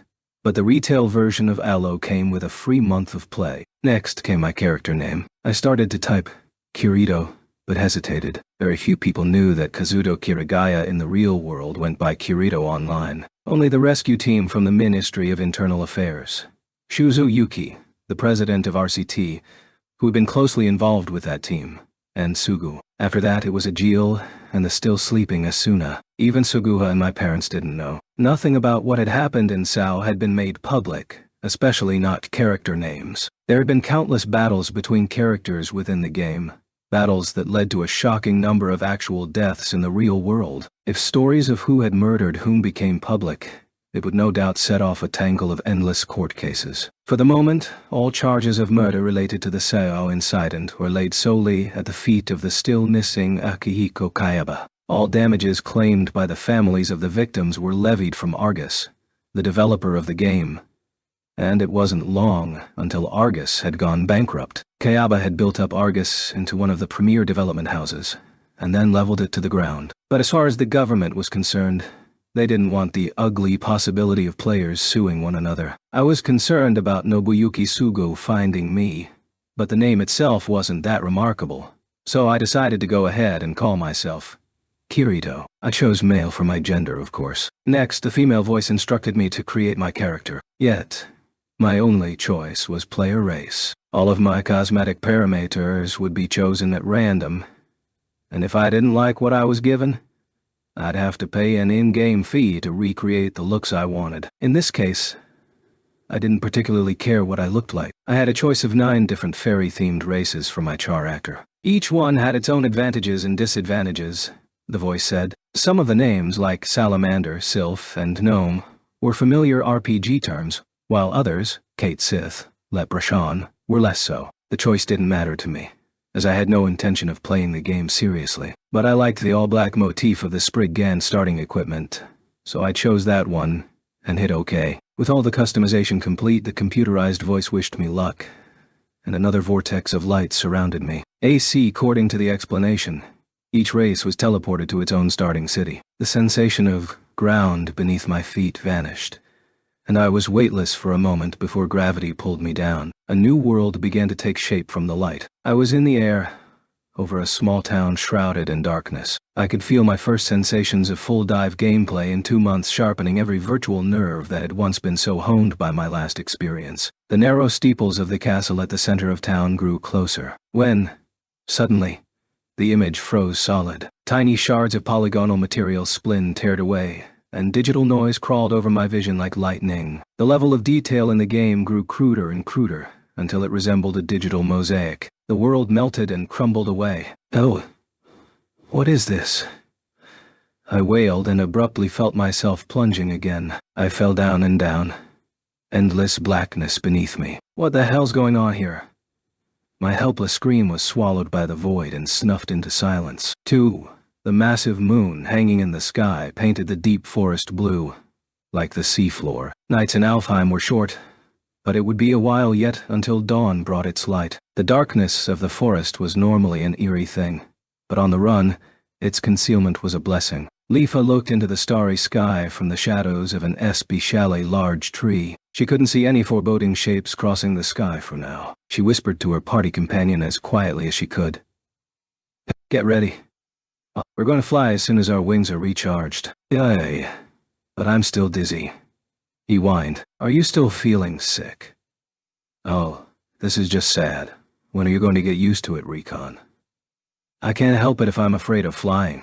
Leafa sighed in exasperation. The boy named Recon, slumped at the foot of the tree, was a real-life friend of Leafa's, and they'd started playing Alfheim Online at the same time, meaning that he'd had a year of experience with the game, just like her, and yet he still hadn't conquered his flight sickness. In a game where mid-air battle skill was everything, his inability to handle more than 1 or 2 skirmishes at a time made him largely useless. But Leafa didn't really mind that part of Recon. If anything, she thought of him like a helpless little brother. His appearance fit his personality perfectly. A short, fragile body, yellow-green hair and a pageboy cut, long drooping ears, and a face that always seemed to be on the verge of tears. For a randomly generated character, his look was so similar to the real thing that the first time she saw him in-game, Leafa nearly laughed her head off. Then again, according to Recon, Leafa's appearance was fitting as well. She was on the larger side for a sylph, with distinctive eyes and brows. She'd been hoping for a virtual body that might be described as willowy. But by all accounts, it was still an attractive character. That was a blessing that required considerable good fortune in this game.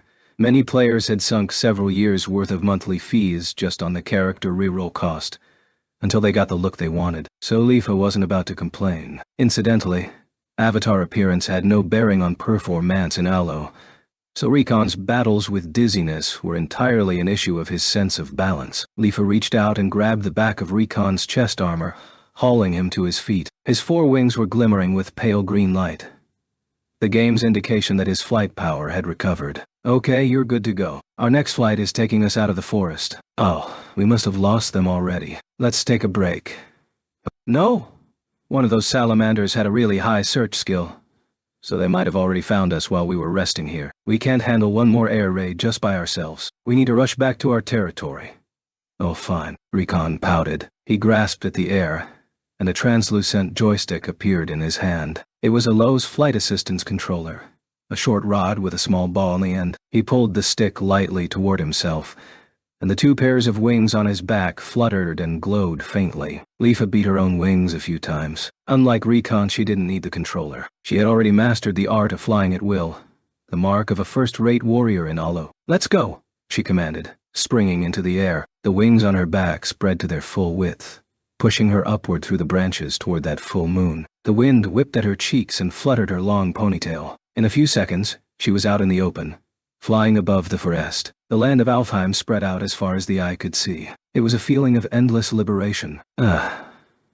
She sighed with ecstasy as she rose to ever greater heights. There was nothing else like this precise moment. It was an exultation that brought one to the verge of tears. Since time immemorial, mankind had dreamed of flying like the birds. Finally, in this virtual world, we had found our own wings. She hated the system's limits on flight. She wanted to experience it to her heart's content, going as high and far as she dared. She would give anything for it. That was a shared desire among every player in Alfheim. Whoever reached the legendary city atop the world tree before the other races would be reborn as an Alf, a true fairy, and all flight limits would be repealed. You would be the true ruler of the skies. Leafa had no interest in powering up her character or earning rare loot. There was only one reason she kept playing the game. She beat her wings powerfully once more, reaching for the golden moon so far out of her reach. The motes of light falling off her wings fell through the night sky, trailing green tails like tiny comets. "El Leafa, wait up." The wheedling voice came from below, and she was brought back to reality. Leafa stopped ascending and looked down to see Recon struggling behind her, clutching his controller. Flight with the training stick was severely limited when it came to speed, and Recon stood no chance of keeping up if Leafa flew at her maximum speed. "Come on, put your back into it," she urged Recon, beckoning with both hands as she hovered, wings outspread. She scanned the surroundings and found the imposing landmark of the World Tree amid the night, using it to ascertain the direction of Sylph territory. Once Recon had finally reached her altitude, Leafa began gliding easily, matching his speed. He looked over, clearly worried. "Are you sure we aren't a little too high? The higher we are, the better it feels. Plus, if your wings get tired, you have plenty of time to glide." "Have I ever told you that you change when you're flying?" "Have you ever told me what?" "And never mind." They proceeded onward toward southwest Alfheim, where the Sylphs held their own territory, playfully bickering all the while. They'd been in a party of 5 today, hunting in a neutral zone dungeon to the northeast of Sylphland. Luckily, they didn't have to contend with any other parties and hunted to their heart's content. But when they prepared to head for home laden with money and items, they were waylaid by a group of 8 salamanders. Warfare was permitted between races in Alo, but only a small minority of players practiced such banditry. Today's adventure taking place on a weekday afternoon, they hadn't expected to run across any large groups of roving enemies, which made the encounter all the more bitter. After a pair of air battles on the run, 3 had fallen on either side, which left Leafa and Recon as the only Sylph survivors. They'd made good use of the Sylph's advantageous flying speed, however, and had managed to escape the salamander's pursuit. Now they were nearly within range of Sylph territory. They needed to hide and wait for Recon to recover after the battle, but it seemed they were going to make it out safely. However, on an idle scan of the forest behind them, Leafa saw a brief flash of orange light at the foot of a dense cluster of particularly large trees. "Look out, Recon!" she shouted, and peeled off downward to her left. In the next instant, 3 fiery shots burst out from the leaves below. Their extra altitude was fortuitous, as they had just enough extra time to avoid the blazing projectiles. The night air charred around them, but there was no time to relax. 5 reddish shadows emerged out of the stretch of forest that had produced the fireballs, and they sped after Leafa and Recon. "Ugh, would you just give up already?" she spat, peering to the northwest. She still couldn't see the light of the giant wind tower that marked the center of Sylph territory. "Oh well, we'll just have to fight." She pulled a gently curved long blade from her waist. "Not more of this," Recon wailed, readying his dagger. "There are 5 of them, so I don't expect to win. But you'd bet to not just give up. I'll try to draw their attention, so make sure you beat at least one of them." "I'll try.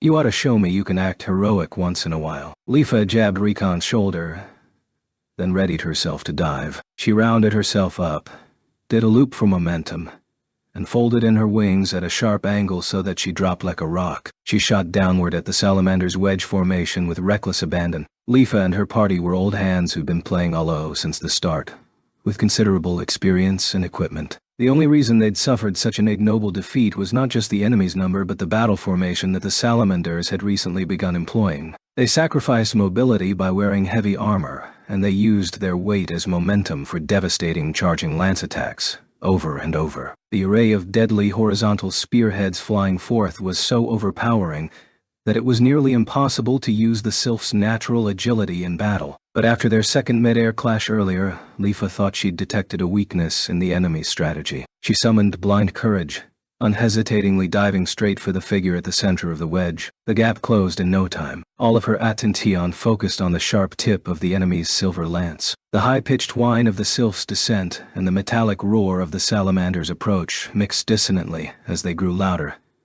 And when the two crossed paths, there was an explosion that shook the air. Leafa gritted her teeth and evaded the fangs, which were the enemy's deadly lance thrust, with nothing more than a slight inclination of her neck. She ignored the burn of the tip as it grazed her cheek. The next instant, she brought down the long katana from directly overhead, aimed at the enemy's red helmet. Say, and struck. Yeah. His eyes went wide with shock beneath the thick visor, but before she could process the satisfaction, there was a burst of low green light and a massive tremor through her hands as the enemy flew backward. His HP bar shot downward, but not even a third of his health was lost thanks to his thick armor. More importantly, however, a shock to the head of that caliber would ensure he'd be out of the fight for precious seconds. Leafa immediately readied herself for the next move. Right here. The weakness in the salamander's heavy attack was how long it took them to regroup once they'd crossed paths with the target. As soon as she shot past the other four enemies, Leafa twisted hard, wings outstretched, in a sharp left turn. Her entire body groaned with the hard horizontal G-force, but she withstood it, pushing with her right wing and running control with her left. Soon the enemy line came into view, still in the process of turning to meet her. Even if the armor-laden salamanders knew her plan, there was no way for them to speed their rotation. She darted forward, sword flashing at their flanks. Her torso slash caught the leftmost fighter cleanly. Their formation fell apart. Now I just need to force them into a melee.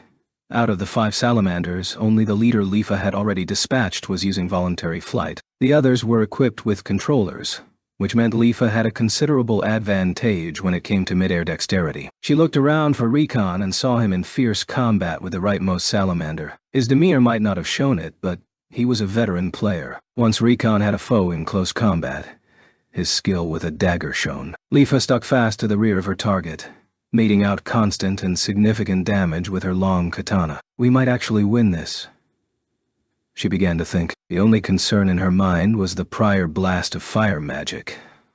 One of the 5 must be a mage. They were all in heavy armor, which meant one of them was probably just a spell sword with some secondary magic at his disposal. But backup skills or not, even low-level salamander fire magic packed a serious punch. Common sense said that the mage would be on the right or left flank, which meant that either Leafa or Recon was dealing with him at this very moment. As tightly as they clung to their opponents, they were keeping either foe from firing off any spells. If they could just take down these two, it would be an even fight from that point on. Rah! Leafa unleashed another of her patented overhand slices with a bellow. It struck the salamander on the shoulder, tearing another chunk out of his already red HP bar. Damn it! He cursed, and his body was suddenly crimson with flames. The fire roared and ejected tiny red droplets until only a short lick of flame was left floating in the air. This, remain light, marked the spot the salamander had died. If a resurrection spell or item was used on it before it died out, he could be instantly brought back to life, but after a minute's time he would be teleported to his race home territory to resume play from there. Leafa immediately banished the fallen foe from her mind and set her sights on the next target. The 3 remaining were Yuan Shore with their giant lances, their movements too slow for close combat. They repeatedly attempted awkward charges, but without any real momentum behind them. It was child's play for Leafa to dart out of the way. She glanced over again and saw that Recon was going for the finishing blow. He'd lost some HP of his own, but not enough to need a healing spell. What had started as a 5-on-2 air raid was suddenly a very winnable fight. She swung her sword again, emboldened by their odds. That was when another pillar of fire shot upward from the surface and caught Recon full in the chest. "Ah!" he screamed, stopping in mid-air. "No, don't stop," Leafa shouted, but the nearly dead salamander's lance pierced Recon before he could react. "I'm sorry," he wailed as green gusts of wind surrounded his body. The end flames, death animation swallowed him whole, and like the last man, he left only a small floating light behind. Yes, he would come back to life elsewhere in the game in just a matter of seconds, but it never felt good to see a friend fall in battle. Leafa gritted her teeth, but she had no time to mourn his defeat. Another series of flames burst up from below, and she had to make a series of desperate turns to evade. So the mage was the man at the lead. If she had known this from the start, she would have followed his fall and finished him off when she had the chance. But it was too late to do anything about it now. The situation was dire, but she wouldn't give in. She'd struggle until the very last ugly moment, searching for that one blow to land.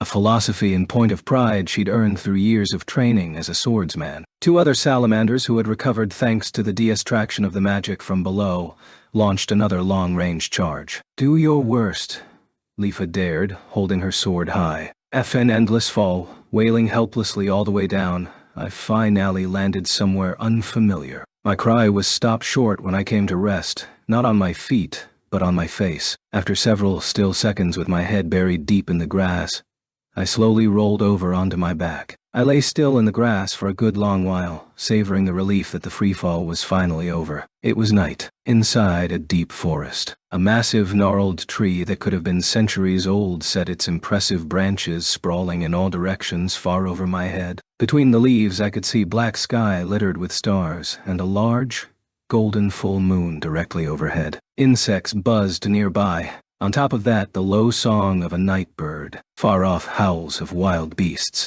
The scent of plant life tickled my nostrils. A slight breeze caressed my skin. All these sensations pressed in on my senses. Terrifyingly vivid, it felt more real than real life. The signature of a virtual world. I'd been skeptical of Agil's claim, but upon seeing it for myself, I had to admit that the quality of modeling in Olo was in no way inferior to Sao's. Any potential disbelief that someone could create something so incredible in just a year of development was swept away by the sheer volume of information assaulting my senses. "Well, here I am again," I muttered to myself, eyes closed. Just 2 months after I was released from my old prison and swore I'd never do this again. I was back in a full-dive VR world. "Didn't you learn your lesson last time?" A voice in my head accused, and I grimaced wryly. But this wasn't like the other game. Losing all of my HP wouldn't cause the real me to die, and I could leave at any time. With a start, I realized the path of dark memories that was leading me down. What was the deal with that strange display error and sudden teleportation? What was I doing in this particular spot? The Navigator had said each player would start in his or her chosen race's home city, but this looked like the wilderness. This can't be what I think it is. Cheek twitching, I lifted my right hand and made a swiping motion with my index and middle fingers, but nothing happened. I tried it a few more times, a cold sweat running down my back, then remembered the tutorial voice saying that menu call up and the flight controller were used with the left hand. I tried again with my left this time, and a glowing menu popped up with a pleasing chime. It was virtually the same as the one in Sao. I stared at the buttons listed on the right side. Ah, here it is. Right at the bottom was a gleaming button labeled Log Out. I pressed it just as a test, and a warning message appeared saying that I couldn't log out immediately while in the wilderness. Followed by a confirmation prompt. I sighed in relief, put a hand on the grass, and lifted myself up. Upon closer examination, I seemed to be smack in the middle of a vast forest. Massive trees towered endlessly in every direction without a light in sight. I still had no idea why I'd landed here of all places, so I decided to check my game map. Just as I was about to press the button, I stopped abruptly. "Huh?" I exclaimed. At the top of the window was the name Kirito and my chosen race of Spriggan. Below that were my numerical hit points and mana points, reading 480 respectively. Clearly starting values, nothing remarkable. What startled me was the skill data beneath that. I hadn't chosen anything yet, and I figured that section would be blank, but there were already 8 different fields there. They could have been Spriggan starter skills, but if that was the case, There seemed to be too many. I touched the list to call up the skill window and examine the details. The variety was random. From battle skills like one-handed swords, martial arts, weapon defense, to lifestyle skills like fishing. But the values were extreme. Most of them were leveled to the 911s, and some were at an even 1,000 with a sign denoting they'd been mastered. MRAPG skills were designed to take an unfathomable amount of time to master, and it was unheard of for them to be maxed out in a new character. Something was clearly bugged. First, that inexplicable teleportation. Now this. Maybe the servers were unstable. Is there something wrong with this game? I wonder if there's a GM support option. I was about to flip through the game's options when something familiar tugged at my brain. I turned back to the skill list. I recognized those proficiency values. 1 sword skills, 1,000s. Martial arts, 991. Fishing, 643. It hit me like lightning. So fast it made me gasp. No wonder I knew these numbers. They were the exact same values I'd earned over 2 years of constant use in the world of Sword Art Online. Some of them were missing, like dual blades, likely because they didn't exist in the world of Alo. In essence, the numbers that stared out at me were the final stats of Kirito the Swordsman as it existed in the last moments of the floating castle Ankrad. My mind roiled. This was impossible. It was an entirely different endgame run by an entirely different company. Did my save data somehow transfer over? Or, even more unbelievable, am I actually inside Saw?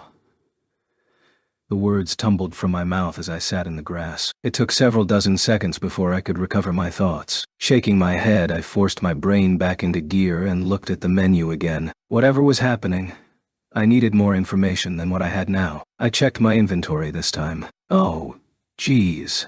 This time I was greeted by line after line of corrupted text. Random Chinese characters, numbers, and letters were jumbled together in unintelligible strings. Most likely this was what remained of my last items in Aincrad. Somehow, I had the old Kirito's data with me. Hey, in that case, I was struck by a sudden idea. If my items were still here, that included something extremely valuable to me. I pored over the item text, using my finger to scroll through the menu. Please carry over.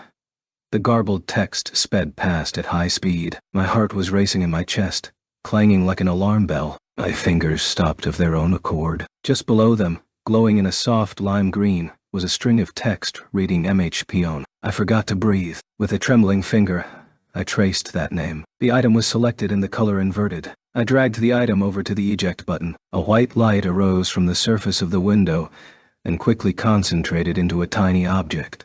A colorless, transparent, tear-shaped crystal. There was a softly pulsing glow inside of it. I carefully cupped the gem with both hands and lifted it up. There was a slight warmth to it. Just that little detail threatened to bring moisture to my eyes. Please, God, I prayed, tapping the crystal twice with my index finger. Instantly, light exploded in my hands. I stumbled backward. The glowing crystal hovered in the air about 6 feet off the ground, growing brighter by the second. It shone so powerfully that the trees around me appeared to be white, and the moon above was dim in comparison. As I watched, wide-eyed, the center of the pulsing vortex of light began to take form. The contours became clearer, and color appeared. I could see long black hair flowing in all directions, a pure white one-piece dress, slender limbs, a young girl.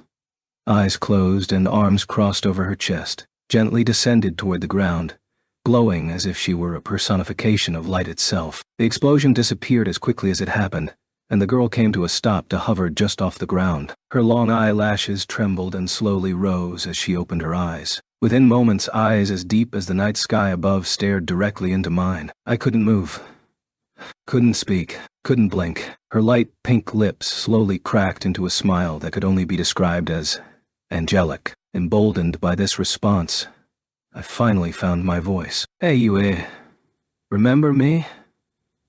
No sooner were the words out of my mouth than I looked down at myself with a start. My appearance was completely different from the last time she'd seen me. I had no mirror to check for myself, but my clothes and facial features had to be entirely different than before. But my fear was unfounded. Yua's mouth opened, and her familiar bell-like voice rang out. Finally we meet again, Papa. Tears glimmering in her eyes, she spread her arms wide and jumped to embrace me. Papa, Papa, she cried it out over and over, slinging her fragile arms around my neck and nuzzling me with her cheek. I held her small body tight. I could feel a sob leak out of my throat. Wei.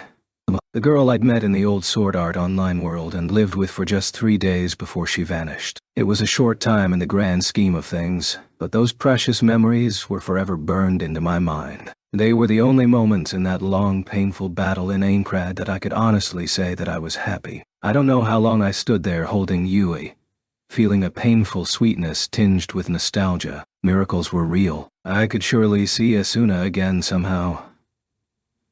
We could go back to the life we had. It was the first time I was sure of it since I'd come back to the real world. So what the heck is going on here?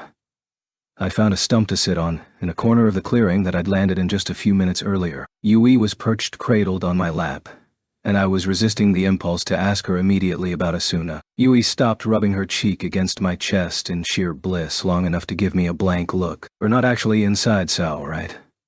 I gave her a brief explanation of what had happened since she disappeared. How I compressed UI and saved her as client-side data before the server could delete her entirely. How we beat the game and Aincrad was destroyed. How this was a new world, Alfheim, and yet the old Kirudo's data was here. The only thing I couldn't put into words was that Asuna still hadn't woken up yet. Give me just a moment. Yui shut her eyes, tilting her head slightly as though listening for a voice I couldn't hear. I believe this world, she said, her eyes popping open and looking into mine, is a copy of Sword Art Online server. Copy?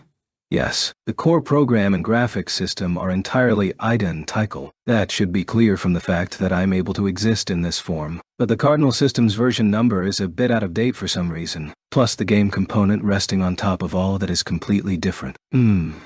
I thought hard. Alfheim Online had been released 12 months after the Sao incident, and not long at all after Argus was shuttered and RCT took over management of its assets. If RCT had absorbed Argus's technological property, it was quite possible for them to essentially reskin it into a new VMO. As long as they hooked everything into the simulation feedback engine that was the core of the game experience, the development costs would be a fraction of what they might have been if it were created from scratch. It perfectly explained why I thought the world of this game was just as detailed as Sword Art Online's. So, Elo was running off an altered copy of Sao system. That made sense. But why would my personal data be here in Elo?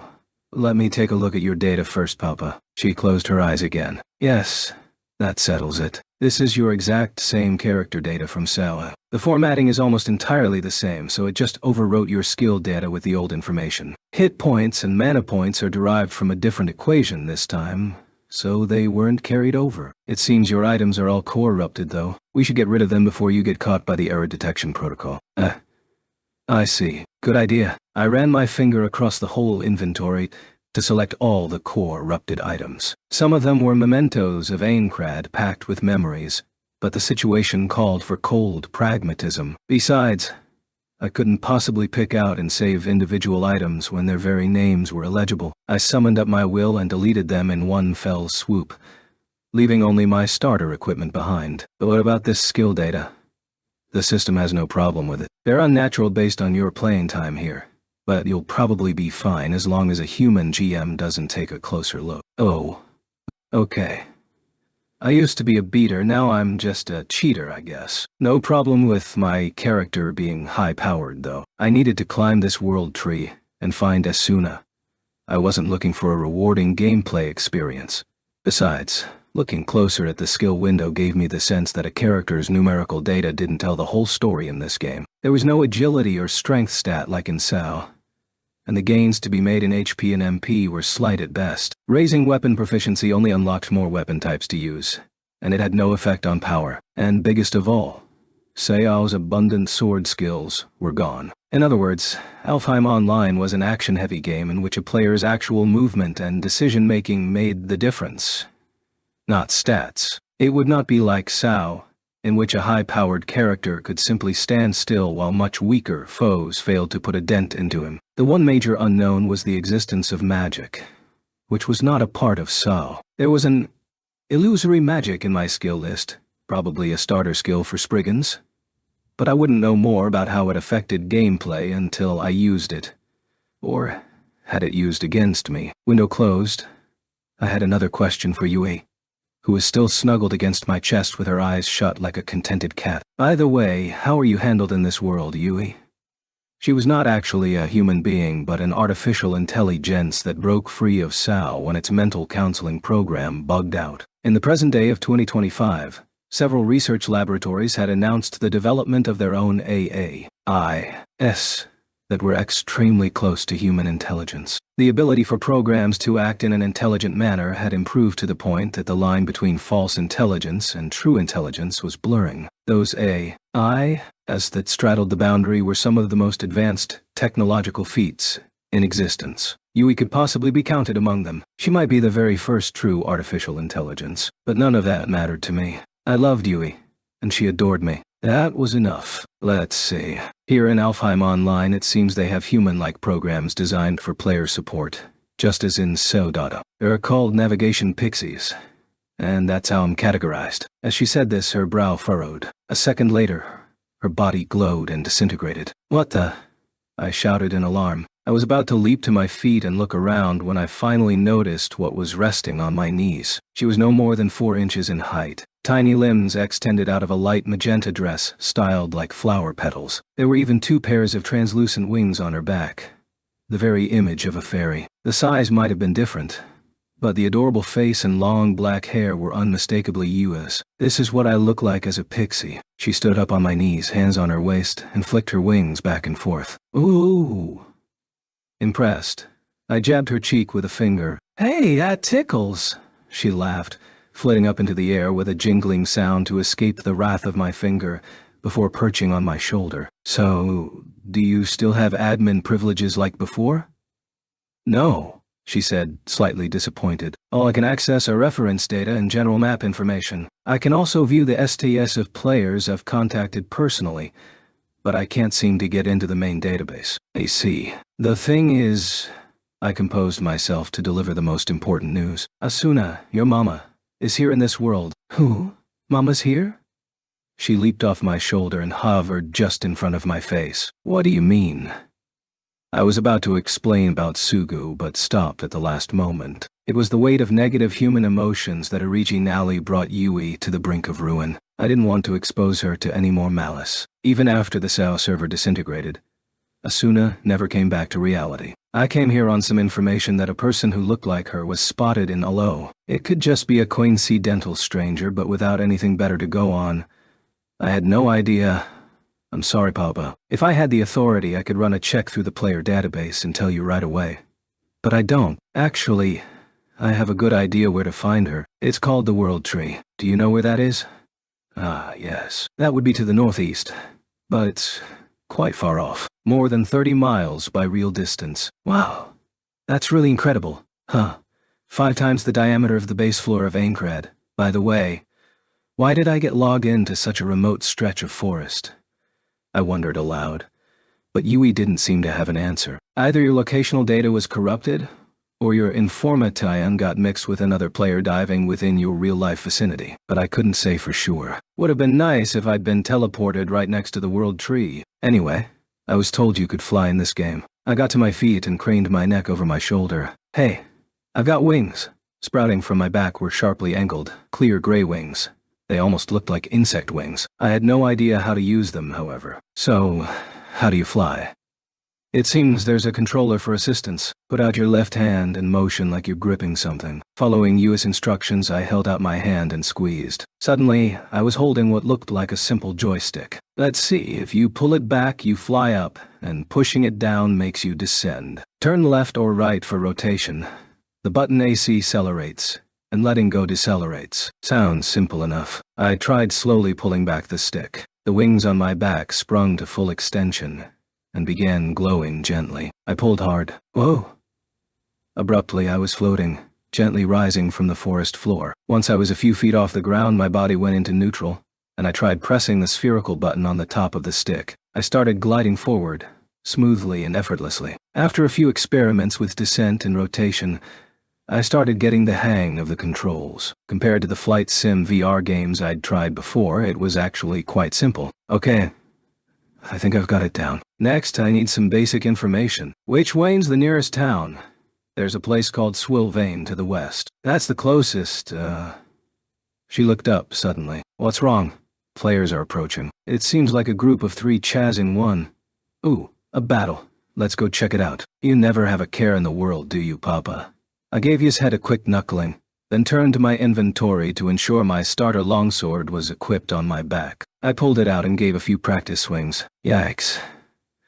This thing is so cheap and flimsy. Oh well. Once the sword was back in its scabbard, I produced the flight stick again. Take the lead, Yui. Roja! She alighted from my shoulder with a jingling of bells, and I started off on my first flight in the game. The salamander's gout of magic fire finally hit Leafa square in the back. There was no pain or heat to it, of course, but it felt as though a giant hand had caught her right in the back, and the shock wave toppled her balance. It didn't do much damage, thanks to the protective wind spell she'd cast during her escape, but Sylph territory was still a long way off. On top of that, Leafa's speed was starting to slow. It was that damned flight limitation. In less than a minute, her wings would lose their power, and she wouldn't be able to fly at all. She gnashed her teeth and dropped into a steep dive for the trees. With the enemy's mage, she wouldn't be able to hide for long, but it wasn't Leafa's style to give up and get hit. She plunged through the canopy and made her way toward the surface, darting among the many layers of branches, her speed rapidly falling as she did. Eventually, she found a relatively clear space with plenty of thick grass. Leafa made a quick landing, the soles of her boots sliding on the ground to provide traction, and darted for cover around the back of a large tree ahead. Once out of sight, she put her hands in the air to cast a hiding spell. Just as in fantasy movies, Magic and Elo required the chanting of spells out loud. The game system required them to be spoken at a certain volume with clear pronunciation. Any slip of the tongue would cause the spell to fail, and then the caster had to start all over again. Leafa successfully rattled off the memorized spell as quickly as she could, and a light green vapor issued from around her feet and upward, concealing her from the enemy. This would protect her for the moment, but a high-level search skill or clairvoyance spell would quickly see through her disguise. She held her breath and stayed as still as possible. Within moments, she heard the approaching dull buzz of multiple salamanders. They landed in the clearing behind her. She could hear their measured shouts over the clanking of heavy armor. She must be around here somewhere. Search! You know sylphs are good at hiding. We should use magic. After that, she heard the dull chanting of a spell. She had to hold her tongue to avoid uttering a curse. Just a few seconds later, the rustling of grass being parted came closer and closer. The small shadows crawling over the massive tree's roots toward her were lizards with red skin and eyes. Actual salamanders. They represented the clairvoyance spell in effect. Several dozen searchers spread out in a circle formation from the caster. If they noticed any hidden players or monsters, they would leap out to make contact and burst into flames to alert the caster to the location. Go away. Try somewhere else. Leafa silently commanded the lizards. They crawled on their paths at random, but her prayer went unheeded. One touched the surface of the vapor concealing her and instantly unleashed a high-pitched cry before lighting into vivid flame. There. She's over there. Sounds of clanking metal rapidly approached, and Leafa had no choice but to leave the shadow of the tree. She spun around, sword in hand, to see 3 salamanders facing her with lances at the ready. You're a pain in the ass, girl, the man on the right said angrily, raising the visor on his helmet. The man in the center, who seemed to be their leader, continued. Sorry, but duty calls. Leave your money and items, and we'll let you go. Why? Let's kill her. We haven't had a girl sylph in ages, the man on the left said this time, also sliding up his visor. The look he gave her was drunk with violence and power. Her year of experience had taught her that there were more than a few who made a sport of women hunting. Leafa's skin crawled with revulsion. Hurling sexist taunts and groping others outside of battle set off the game's anti-harassment protection. But killing was central to the game's conceit. Some sick bastards even claimed that killing a female VMO player was the greatest pleasure to be found in the game. It was already bad enough in Elo, which was run with all the proper checks and balances. Leafa couldn't even imagine what happened in that other legendary game without a chill running down her back. She felt her feet grip the ground and raised her beloved 2-handed blade over her head, saving her most powerful glare for the salamanders. I'll take at least one of you down with me. Do your worst if you're not afraid of the death penalty, she growled. The 2 men on the side swung their lances, snarling with rage. The leader cut them short with a gesture. Give it up. Your wings are at their limit. and we have plenty of stamina to spare. He was right. Stuck on the ground against a flying enemy was the last place anyone wanted to be in a low. Especially 1 against 3, but she wouldn't give in. Especially not if the alternative was giving them money and begging to be set free. You've got a strong will. Very well. The leader shrugged, raised his lance, and beat his wings so that he hovered off the ground. The salamanders to either side followed his lead, controllers in hand. Leafa's biceps clenched, preparing to deliver at least one deadly swing at full power, even if it meant she wound up pierced by a trio of spears. They spread out to surround her on 3 sides, but just as they were set to charge, the scene was interrupted. The shrub behind them rustled, and a black silhouette emerged. It slipped just past the salamanders, went into some kind of tailspin, and crashed into the grass with a tremendous clatter. This wholly unexpected diversion caught Leafa and the salamanders off guard. They all stared at the mystery interloper. I've got the flying down. It's the landing that's the tricky part. That carefree comment came from the lightly tanned man who pulled himself off the ground. He had lively spiked hair and large, slightly slanted eyes. The overall combination suggested a rambunctious kid. The clear gray wings on his back marked him as a Spriggan. Leafa couldn't believe her eyes. Both that a Spriggan would be here, so far from his territory in the distant east, and at the equipment he appeared to be wearing. He was dressed in a simple black doublet and trousers. No armor whatsoever. A flimsy-looking sword was his only weapon. It was clearly starter equipment. What was this newbie thinking, wandering out deep into neutral territory like this? She called out a warning, unable to stand seeing a clueless newcomer brutally hunted for sport. "What are you doing? Run!" But the boy in black didn't budge. Did he not realize that PK Injin was legal among the different races? He shoved a hand into his pocket, surveyed the scene of Leafa and the 3 airborne salamanders, and said, "You need 3 heavily armed warriors to attack 1 girl. That's kinda lame." What did you say? 2 of the salamanders took offense to his lazy insult and flew over to flank him, front and back. They lowered their lances and prepared to charge. Even if she wanted to help, Leafa was effectively pinned down by the leader, who was still watching her like a hawk. "You must be an idiot barging directly into our business like this. Let's start with you."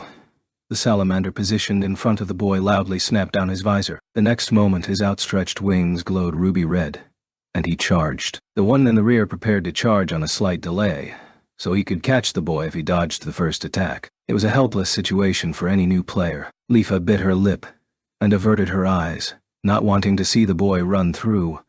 But something unbelievable happened. With his right hand still in his pocket, the boy extended his left hand and simply grabbed the deadly tip of the charging lance. The air was shattered by the light and sound of a successful guard effect. As Leafa watched, open-mouthed with shock, the boy used the salamander's momentum to hurl him backward, lance and all. "Hey!"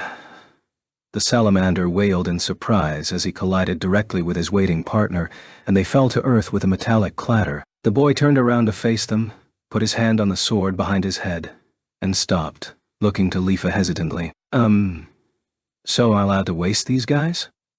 "I'd say so. That's certainly what they're trying to do to you," she answered, still taken aback by the boy. Good point. In that case..."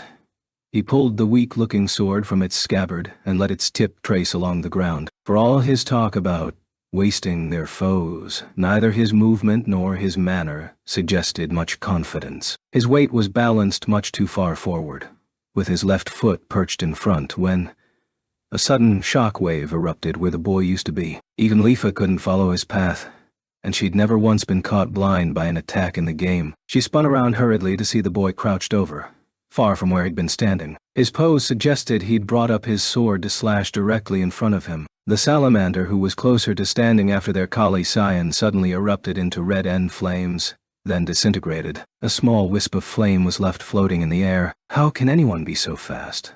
Leafa wondered, terrified. Her body was trembling with the shock of witnessing a move she'd never experienced before. Only one thing defined a character's movement speed in this world: the speed of the brain when processing the signals sent by the full dive system. The atmosphere sent out a pulse. The brain received it, processed it, and then sent feedback in the form of a movement signal. The quicker that response system, the faster a character could move. It was said that only through considerable experience could one eventually move faster than his or her natural reaction speed. Though she didn't like to toot her own horn, Leafa was one of the very fastest among the sylphs. She'd honed her reflexes over many years, and 12 months of experience in LO had taught her that no one could get the jump on her in a one-on-one fight. But this shattered that preconception. As Leafa and the airborne salamander leader watched, stunned, the boy got to his feet and turned around, sword at the ready. The other remaining salamander was still baffled as to what had happened. He was swiveling around, looking for his foe in the wrong direction. The boy didn't wait to be found. He prepared another brutal attack, one that Leafa swore she wouldn't miss this time. His first motion was easy, lazy, unhurried, but as soon as his first step hit the ground, he blurred as another shock wave ripped the air. She actually saw it this time. It was like watching a movie in fast-forward, UN-connected frames burned into her vision. The boy's sword shot from below to above, severing the salamander's torso. Even the flash of the visual effect was a split second late. He traveled forward a few extra yards and ended with the sword brandished high over his head. Another burst of flame announced a new fatality, and the second salamander was gone. It was the speed that had originally caught Leafa's eye, and now she belatedly realized what incredible damage he was inflicting. Those two salamanders hadn't been at full HP to start with, but they'd had a comfortable majority of their health remaining. A single blow eliminating them was simply abnormal. The equation to derive damage in Alo was not very complicated. It only took the weapon's power, hit location, attack speed, and target's armor into consideration. In this case, the weapon damage would be minimal, and the salamander's armor was formidable, which meant, by the process of elimination, that this boy's accuracy and speed had to be off the charts. He raised himself easily to his feet again and set his sights on the salamander leader, still hovering in the air. He rested the sword on his shoulder and asked, "What's up? You want a turn?" The stunned salamander regained his composure and responded to the boy's matter-of-fact challenge with a pained smirk. "No, thank you. I know I can't win. If you want my items, I'll leave them for you. My magic skill is nearly at 900. I'd rather not suffer the penalty for dying. At least you're honest." The boy grinned. He turned to Leafa. "And how about you, lady?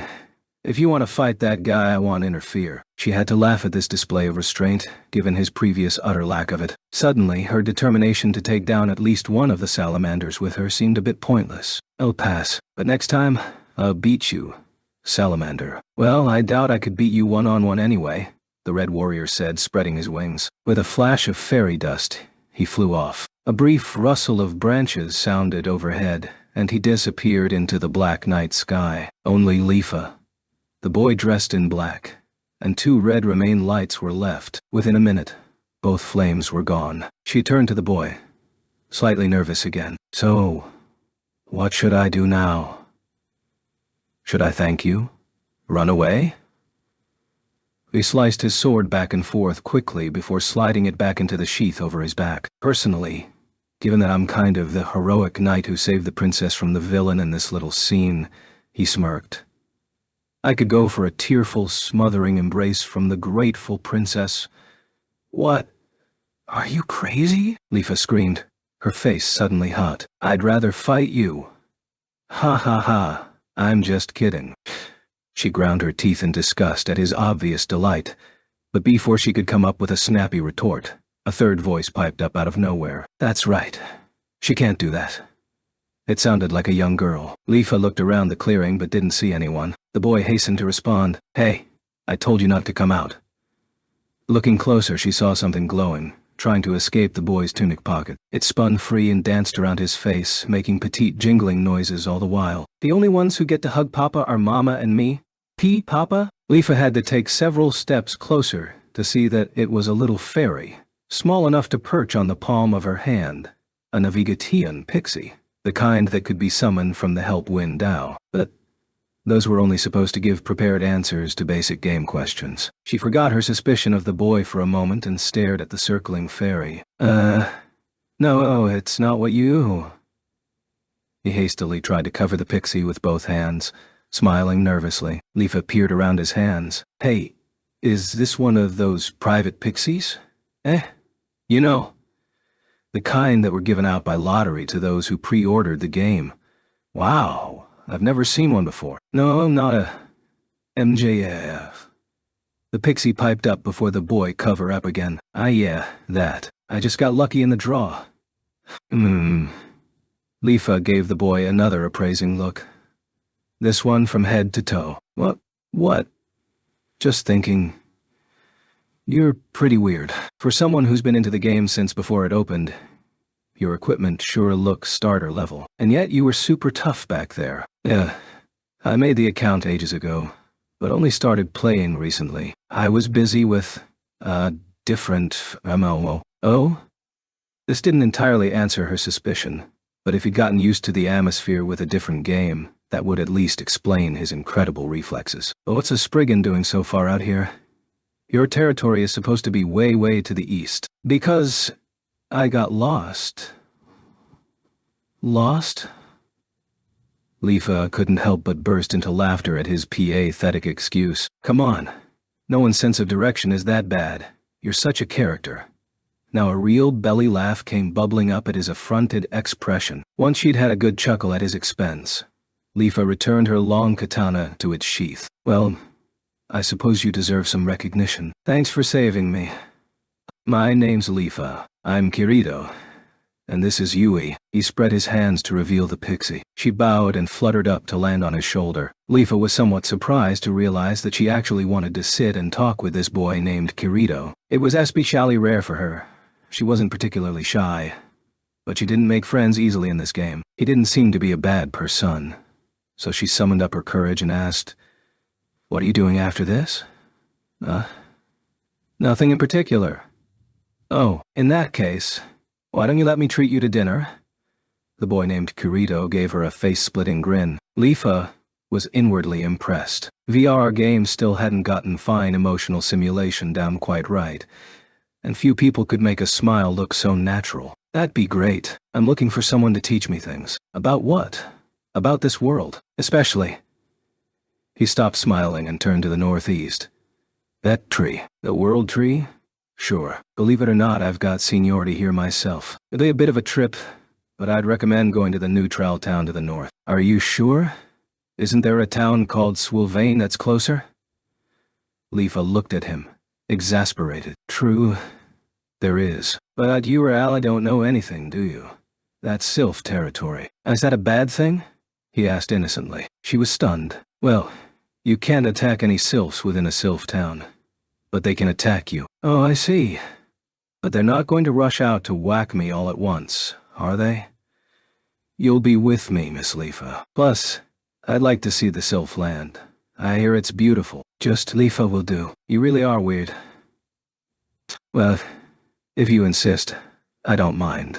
But I can't guarantee you'll leave alive," she said, shrugging. She loved the Sylph home territory herself, so it didn't hurt to hear him compliment it. She was also drawn to the idea of shocking all of her acquaintances by escorting a rare Spriggan around town. "Okay, I'll fly you to Swilvain. It's about time everyone logs in anyway." She checked the window to confirm that it was just past 4 o'clock in the afternoon. She had a bit of time left to play. Lifa's wing power was mostly refilled by now.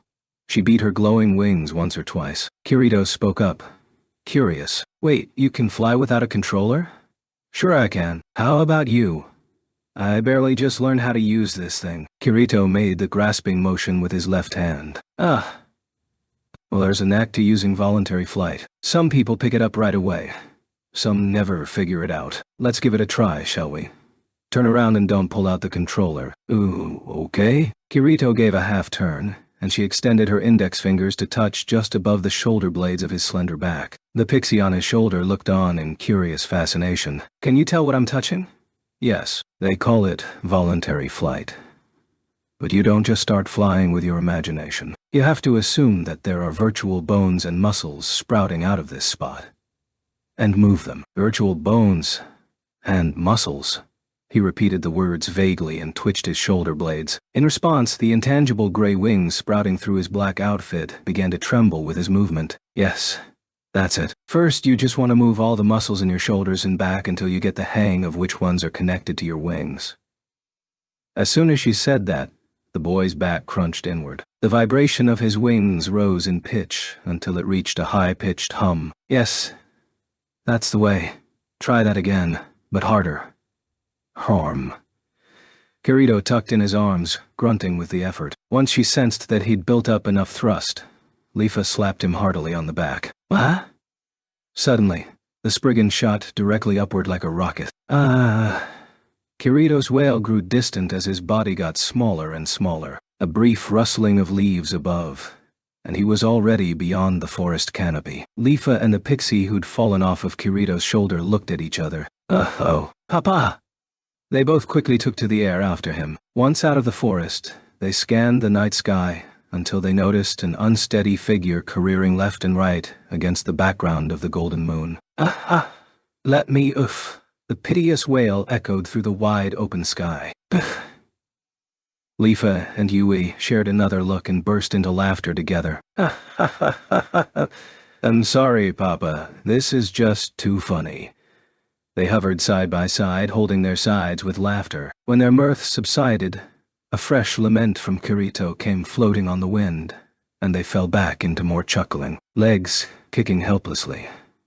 Leafa wondered when she'd last had a laugh as good as this one. Certainly not here in this game. Once she'd gotten the giggles out of her system, Leafa caught Kirito's collar to halt his wild flight path. She gave him another primer on the knack of voluntary flight.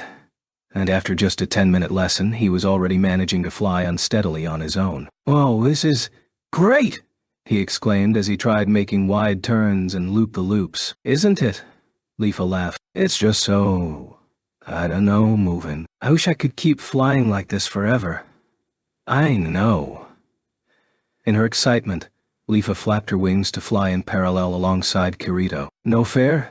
"Me too," the pixie chirped, taking a spot between them. "Once you're used to it, practice those back and shoulder blade movements so they're as small as you can make them. If you're too big and sloppy, you won't be able to swing your sword prop early during an air battle. Well, are you ready to fly to Sylvain? Follow me." She did a tight turn and checked her bearings before setting off for the far side of the forest. She kept her speed low, knowing that it was Kirito's first time, but he soon caught up to her side. "You can go faster, you know." "Oh yeah?" She grinned and folded her wings sharply, picking up her pace. She went faster and faster, hoping to hear Kirito change his tune. The air buffeted her entire body, the wind howling in her ears. But surprisingly enough, even at 70% of her maximum speed, Kirito was following along. Normally, one would slow down well before the actual maximum flight speed designated by the game system, due to the sheer mental pressure. The fact that he could achieve such a range in his first attempt at voluntary flight spoke to a very firm willpower. Leafa gritted her teeth and hit her highest acceleration. She'd never gone this fast with a partner before. Nobody else could keep up. The forest below her was a messy blur. The high-pitched violin whine of Sylph flight was blending harmoniously with the whistling woodwind of the Spriggan's wings. I can't take any more." Yu the pixie zipped back into Kirito's shirt pocket. He and Leafa shared a look, then laughed. Soon the forest thinned out ahead, and a jumble of different colored lights came into view. In the center stood a radiant tower, brighter than the rest. They had reached Sylvain, capital of the Sylph region, and its iconic Tower of Wind. As they grew closer, the main streets and a variety of players going about their booziness came into view. "Hey, there it is," Kirito shouted over the howling of the wind. "We're line at the base of that tower in the center." Wait." The smile froze on Leafa's face as something OC occurred to her. "Kirito, do you know how to land?" He froze up as well. "I do not. The enormous tower already took up half of their field of vision ahead. Sorry. Too late now. Good luck."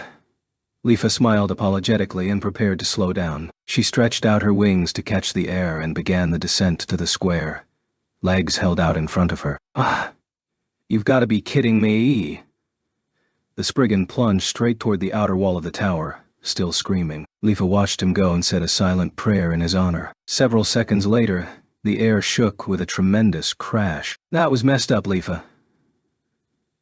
I'm going to be afraid to fly now." Kirito glared at her vengefully as he sat in the wildly colored flower bed at the base of the jade-green tower. "I got really dizzy," exclaimed the pixie on his shoulder, her head swaying in a circle. Leafa leaned over, hands on her hips, trying not to laugh. "That's what happens when you get too carried away. Consider yourself lucky to have survived at all. I was sure you were dead."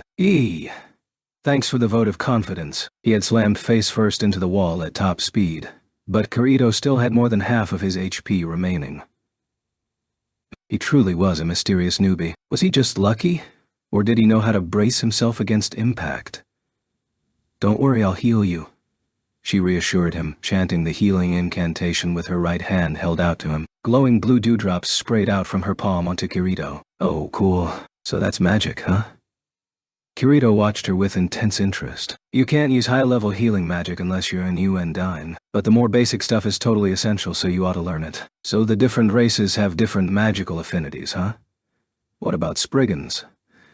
They're good at treasure hunting and illusion magic, I think. Neither of which is very useful in battle, which means they're truly the least popular race. Ix. This is why you should research first," Kirito groaned, getting to his feet. He stretched widely and cast a glance around the area. "Wow. So this is what the Sylph town looks like. It's really beautiful, isn't it?" Leafa surveyed her familiar hometown with him. Sylvain was also known as the Jade City. Delicate towers were connected by a series of complex mid-air pathways, and everything in the city shone with one shade of jade green or another. When the entire place was illuminated by the glowing evening lights amid the darkness, the sight was nothing short of pure fantasy. In particular, Leafa believed the splendor of the Lord's mansion behind the Tower of Wind was unmatched by any other building in Alfheim. They both stood in silence, watching people pass through the City of Lights, when a voice suddenly called out from the right. "Leafa! You're all right." She turned to see a young sylph with yellow-green hair running up and waving wildly. "Oh, Recon." "Yeah. I'm fine." He came to a halt in front of Leafa, his eyes shining. "That's just amazing. If anyone could escape from such a large group of enemies, it'd be, Recon belatedly noticed the dark figure standing next to Leafa, and he froze for several seconds, his mouth agape. "Well, you're a Spriggan. What are you doing here?"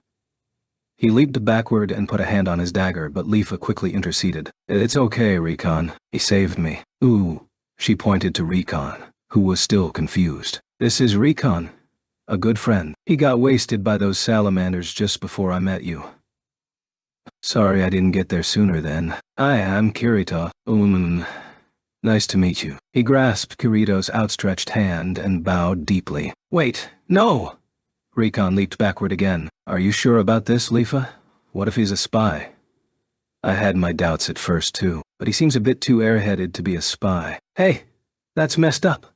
Recon watched Leafa and Kirito laugh, suspicion in his eyes, then cleared his throat to get their attention. "Sigurd and the rest are already sitting down in Daffodil Hall. They're going to divvy up the items there." "Oh, I see.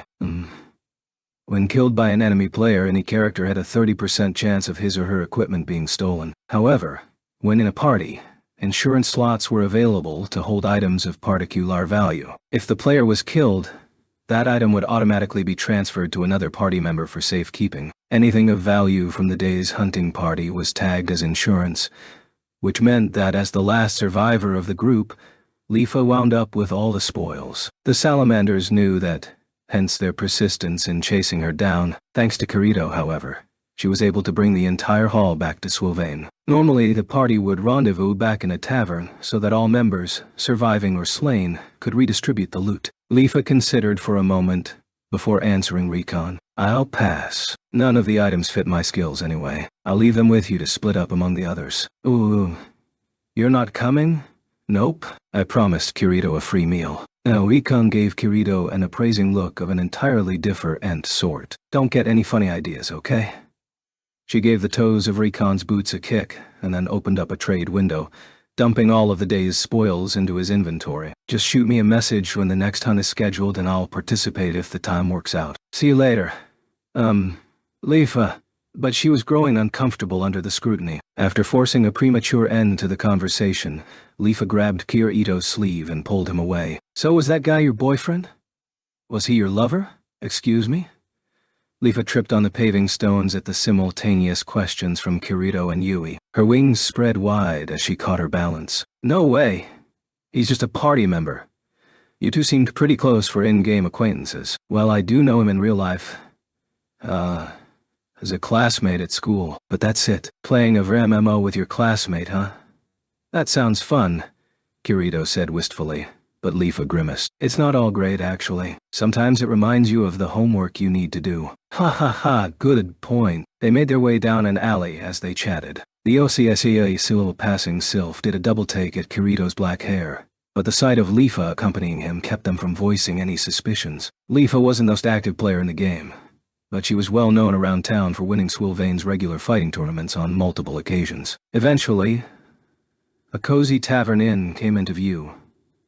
But it was the Lily of the Valley, a favorite of Leafa's for their excellent dessert selection. She pushed open the swinging door and surveyed the room, finding there were no players inside. In real time, it was early evening, so there would be some time yet before people finished their adventures for the night and came back to celebrate with a drink. She and Kirito sat down at a window table in the back. It's all on me, so order whatever you want. In that case, just don't eat too much or it'll be rough after logging out, Leafa said, eyeing the tempting dessert menu. Mysteriously enough, the virtual feeling of fullness after eating a meal in Alfheim did not disappear for a while once out of the game. The ability to eat all the sweets she could stand without worrying about calories was one of the biggest draws of Avramo for Leafa. The downside was her mother's scolding when she showed up for dinner without an appetite. It wasn't uncommon to see news articles about people suffering from malnutrition because they used the system as a dieting aid. Even worse were the heavy players who spent their entire lives in the game and starved to death because the in-game food tricked them into forgetting to eat. Leafa ordered a fruit bavarois, Kirito a nut tart, and Yui a cheese cookie, to Leafa's surprise. For drinks, they had a bottle of spiced wine. The NPC waitress set their orders on the table as soon as they placed them. Well, let's make it official. Thanks for saving me. They clinked their glasses of odd green wine, and Leafa threw the cold liquid down her parched throat. Kirito refilled her glass just as quickly and grinned at her. It just happened that way. Those guys sure were eager for that fight, though. Do you get lots of those PK gangs here? Well, salamanders and sylphs are at odds to begin with. Our territories are adjacent, so there's constant clashing in the hunting grounds between us. And there's been lots of competition for power. It's only recently that there have been organized PKs like that, though. I'm pretty sure they must be planning an assault on the World Tree soon. Speaking of which, I need you to teach me about the World Tree. That's right. You mentioned that. But why? I want to get to the top of it. She gave him an exasperated look, but he wasn't joking. His black eyes were shining earnestly. Well, that's what every player in the game wants to do. In fact, it's the greatest quest in the game of Alfheim Online. Meaning, you know about the flight limits, right?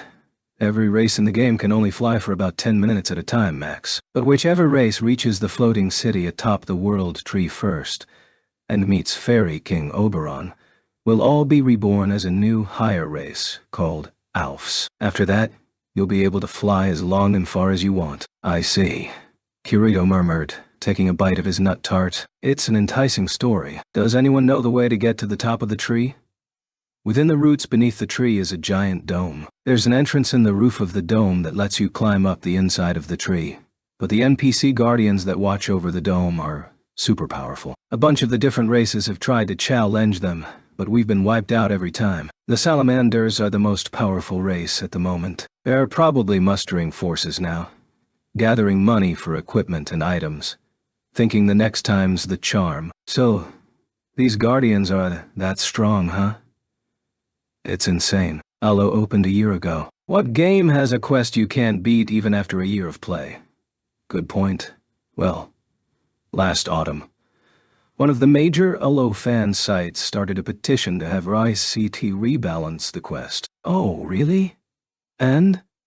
They gave us this canned response. The game is properly balanced according to the team's specifications. Lately, a lot of PO players saying that our current strategy is never going to work. Could it be that a major story quest's been missed? Or that it's simply impossible for a single race to conquer on its own? Leafa was about to put another spoonful of bavaroise in her mouth but stopped to give Kirito a surprised look. That's a very sharp idea. As it happens, that's what we're doing now. Checking around to make sure we haven't missed any quests. But if it's the latter, that'll never happen. Never? I mean, it's a contradiction. The quest is only beatable by the first race to complete it. Who's going to help another race complete the quest if it just means losing out on the prize? So you're saying the World Tree is essentially impossible to climb? In my opinion, I mean, there are other quests, and you can always raise your crafting skills. But it's hard to give up on it once you've learned how fun it is to fly. Still, I'm sure we'll get it someday, even if it takes 100 years. That'll be too late, Kirito muttered darkly. Leafa looked up with a start and saw a deep furrow in his brow. His lips twisted as he gritted his teeth in frustration. Papa? The pixie put down the cookie she'd been holding two-handed and flew over to land on Kirito's shoulder. She rubbed a tiny hand on the boy's cheek to comfort him. A few moments later, he slumped down in resignation. I'm sorry to startle you, he said quietly. I have to get to the top of that tree. Kirito stared right into her, his eyes as sharp and shining as a finely honed blade. Leafa suddenly realized that her heart had begun to beat much faster. She took a quick sip of wine to hide her fluster. Why is it so urgent? Looking for someone. What do you mean? It's hard to explain. He gave her a weak smile, but his eyes seemed to be hiding a deep pool of despair. They were eyes that she'd seen somewhere before. Well, thanks for the grub, Leafa. I appreciate all the advice. I'm glad you were the first person I ran into. He made to get up, but Leafa unconsciously reached out to grab his arm. Wait, are you going to the World Tree? Yeah, I need to see it for myself. That would be reckless of you. It's so incredibly far, and there are tough monsters on the way. I can tell you're strong, but... And before she could stop herself, the words tumbled out of her mouth. Tell you what, I'll take you there. Kirito's eyes grew wide. No, I couldn't ask you to do that. Not when we just met. It's fine. I've made up my mind. Leafa turned her face away to hide the blush that had snuck over her cheeks. Because everyone in Alo had wings, there was no fast travel system. The trip to Eln, the city at the center of Alfheim that sat around the World Tree, was equivalent to a real-life journey. The offer she'd just made to this boy she'd met just a few hours before was simply unfathomable, but she just couldn't let him go alone. Will you be on tomorrow?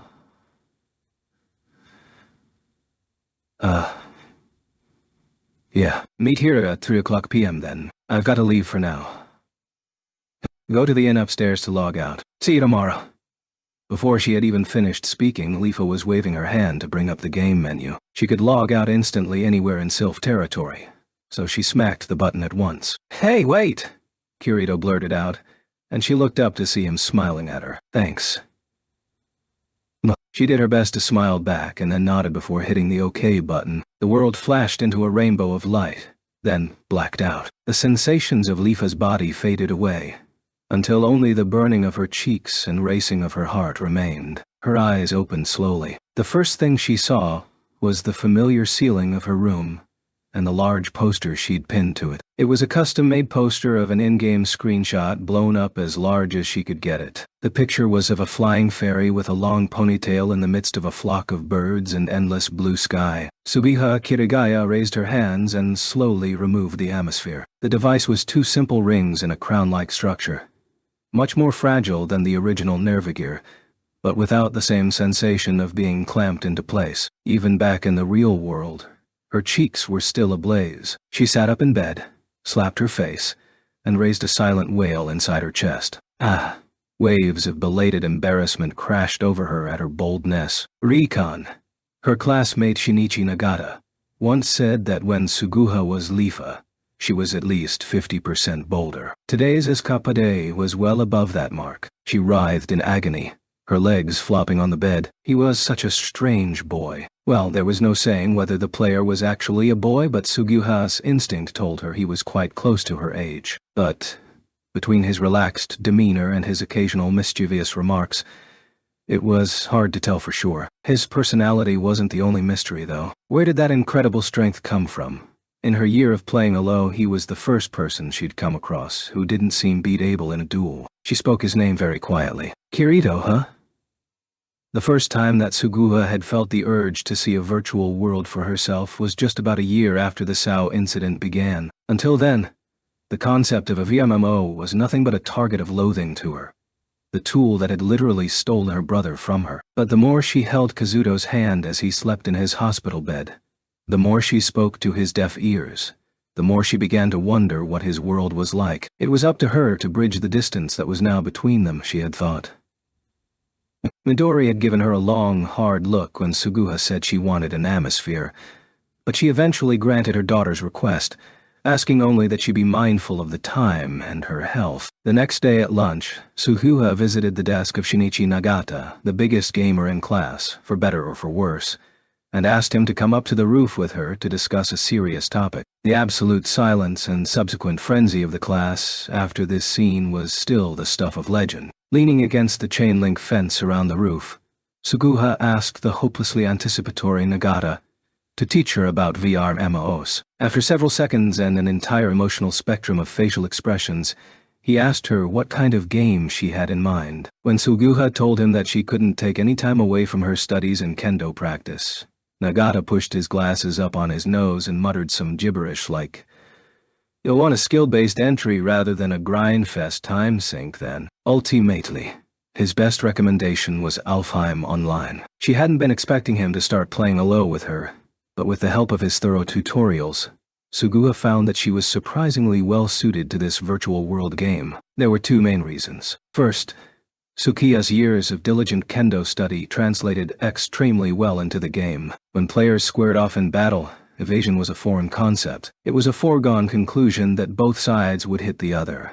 As long as your total damage was higher, the battle was won. But Sugiya's well-trained reflexes and instincts meant she could easily avoid most attacks. In a way, her almost unfair skill at the game was a natural outcome. If Alo had been a level-based MMO like so many others, the lack of time to invest in her character meant she would never match the core players. In fact, among the veterans of Alo, Lifa's stats were actually below average. It was only because Alo was such a skill-based game that she was powerful enough to be considered one of the 5 great sylphs. The second thing that drew Suguha to the game was something entirely unique to Alo: the flight system. She could still easily remember the sensation of absolute joy the first time she got the knack of voluntary flight, and was able to fly of her own free will. Suguha was small. Her lack of reach in kendo bouts was a constant thorn in her side, and as a response she had learned from a young age to always go faster, farther. So the way that Alo let her use that long katana in an overhead stance, impossible when one hand was holding a flight stick, and then slash through foes at extreme long range, was bliss beyond compare. And beyond that, there were the sharp dives that threatened to shake her to pieces.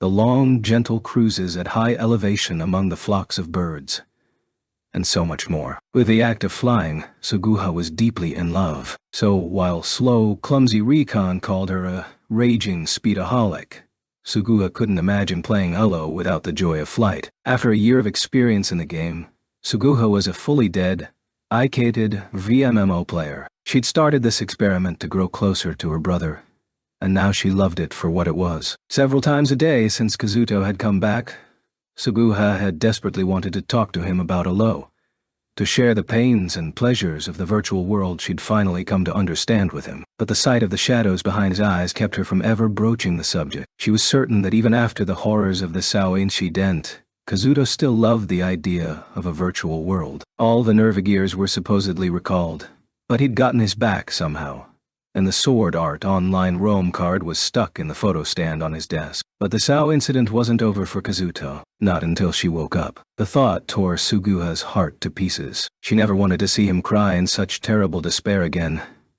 the way he had last night. She wanted him to have a smile on his face at all times, and for that reason, she wanted his lost love to wake up. But she knew that when it happened, Kazuto's heart would be forever beyond her reach. If only they'd been actual siblings, she'd never have come to feel this way. She'd never desired to keep Kazuto all to herself. As she lay back in bed and stared at the poster of the Alfheim sky, Suguha wondered why people didn't have wings. She wished she could fly as far as she wanted in the real sky, until the tangled web around her heart was blown away. I stared at the seat that had held the sylph girl named Lifa just moments before, still a bit shaken. I wonder what got into her, I muttered. On my shoulder I could feel Yui tilting her head in confusion. I don't know.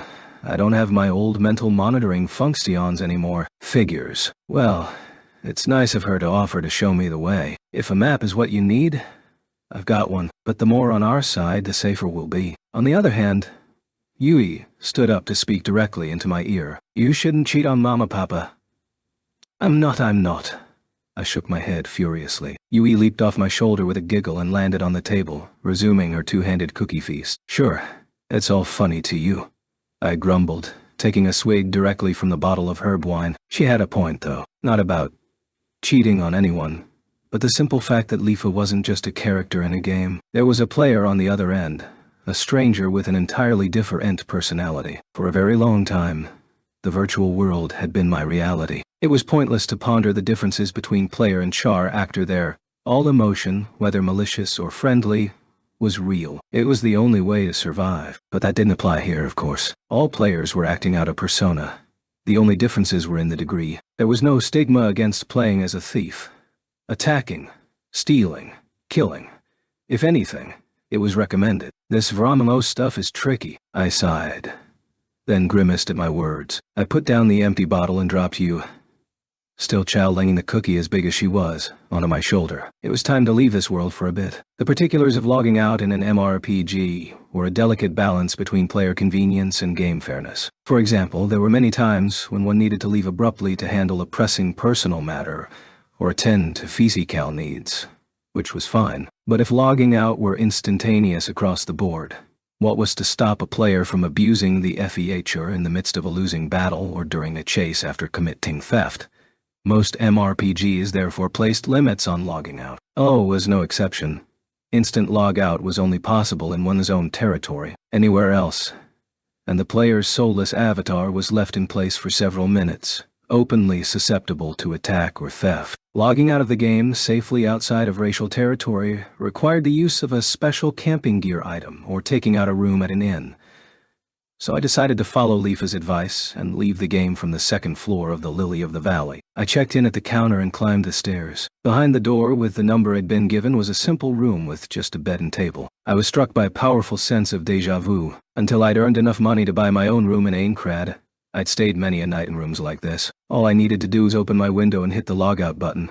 But I decided to remove my equipment and lie down in bed to try a sleep logout. There was one other issue with logging out, specific to full dive VR games. If the signals from the virtual in-game senses and the real senses were too different over the short interval of leaving the game, an unpleasant dizziness could result. For example, going from a standing position to sitting could cause a brief lightheadedness. Before I ever played SAO, I'd tried a flight game and logged out during a severe nosedive. Even after recovering my normal senses, I was plagued by the sensation of falling for some time, an experience I had no desire to repeat. The ideal solution to this issue was called a sleep logout, which was to enter sleep inside the virtual world, log out automatically, and wake up from sleep in the real world. I sprawled leisurely on the bed and watched as Yui finished her cookie and came flapping over. She spun around once and landed on the floor in her original form. Her long hair and white dress rippled, and a whiff of perfume floated on the air. Yui pulled her arms behind her back,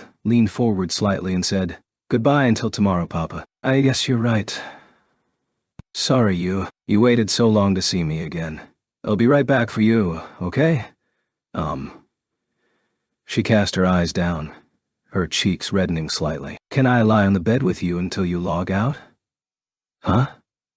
An embarrassed smile floated onto my face. I was nothing but Yui's papa, and she was simply an AI seeking a greater range of data from her surroundings. But she also took the form of a very cute girl, and her words were enough to make me feel self-conscious. Yeah, sure.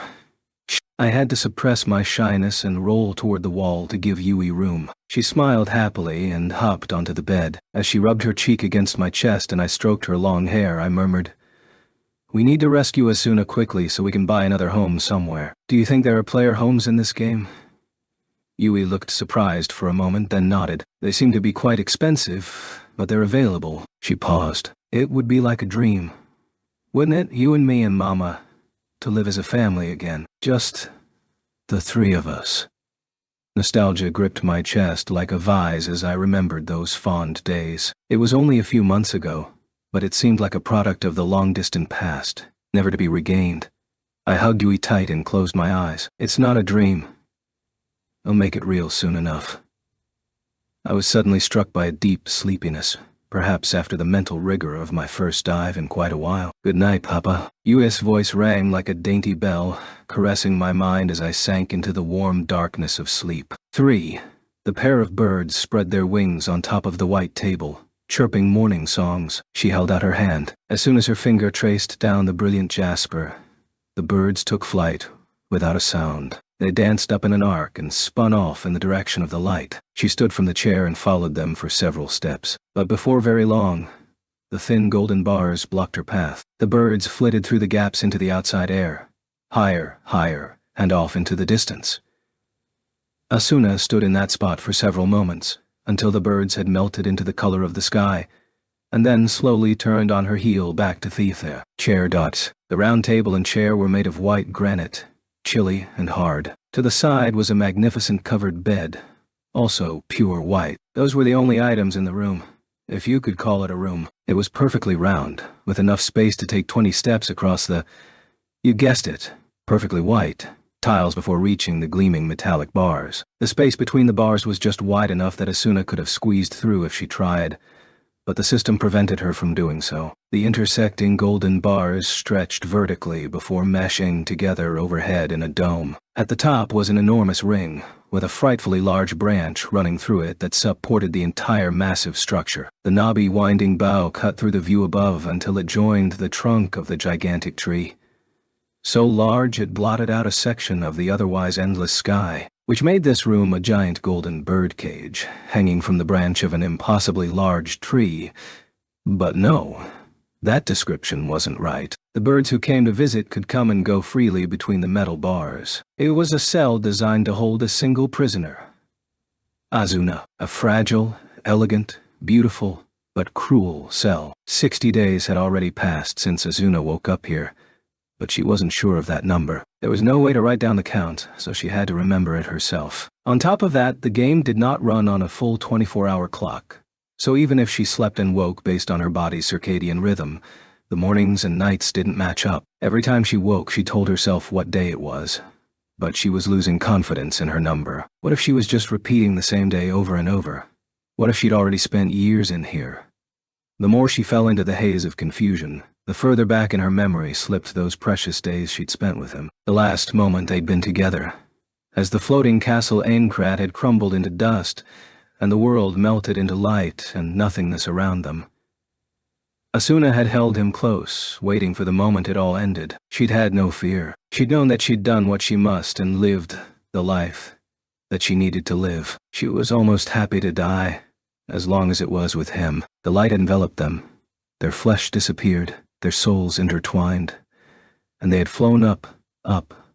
Then his warmth was gone. In an instant, it was dark all around. She'd reached out desperately, calling his name, but the cruel, relentless current had grabbed her, pulling her away through the darkness. There were intermittent flashes of light. When she felt she was being taken somewhere unfamiliar, she'd screamed. Eventually, a spray of rainbow light had swelled in front of her, and she'd plunged through it, to land in this place. The wall that supported the Gothic canopy over the bed also held a large mirror. The person she saw in it was slightly different from before. Her face and long, chestnut brown hair were the same, but she was dressed in an uncomfortably sheer one-piece white dress. There was a ribbon red as blood adorning the breast. Her bare feet were cold against the chilly stone tiles. She had no weapons to speak of, but there were strange, transparent wings on her back. They were closer to an insect's wings than a bird's. At first, she thought she was in the land of the dead, but now she knew that was not the case. There might not be a game win Dao when she waved her hand,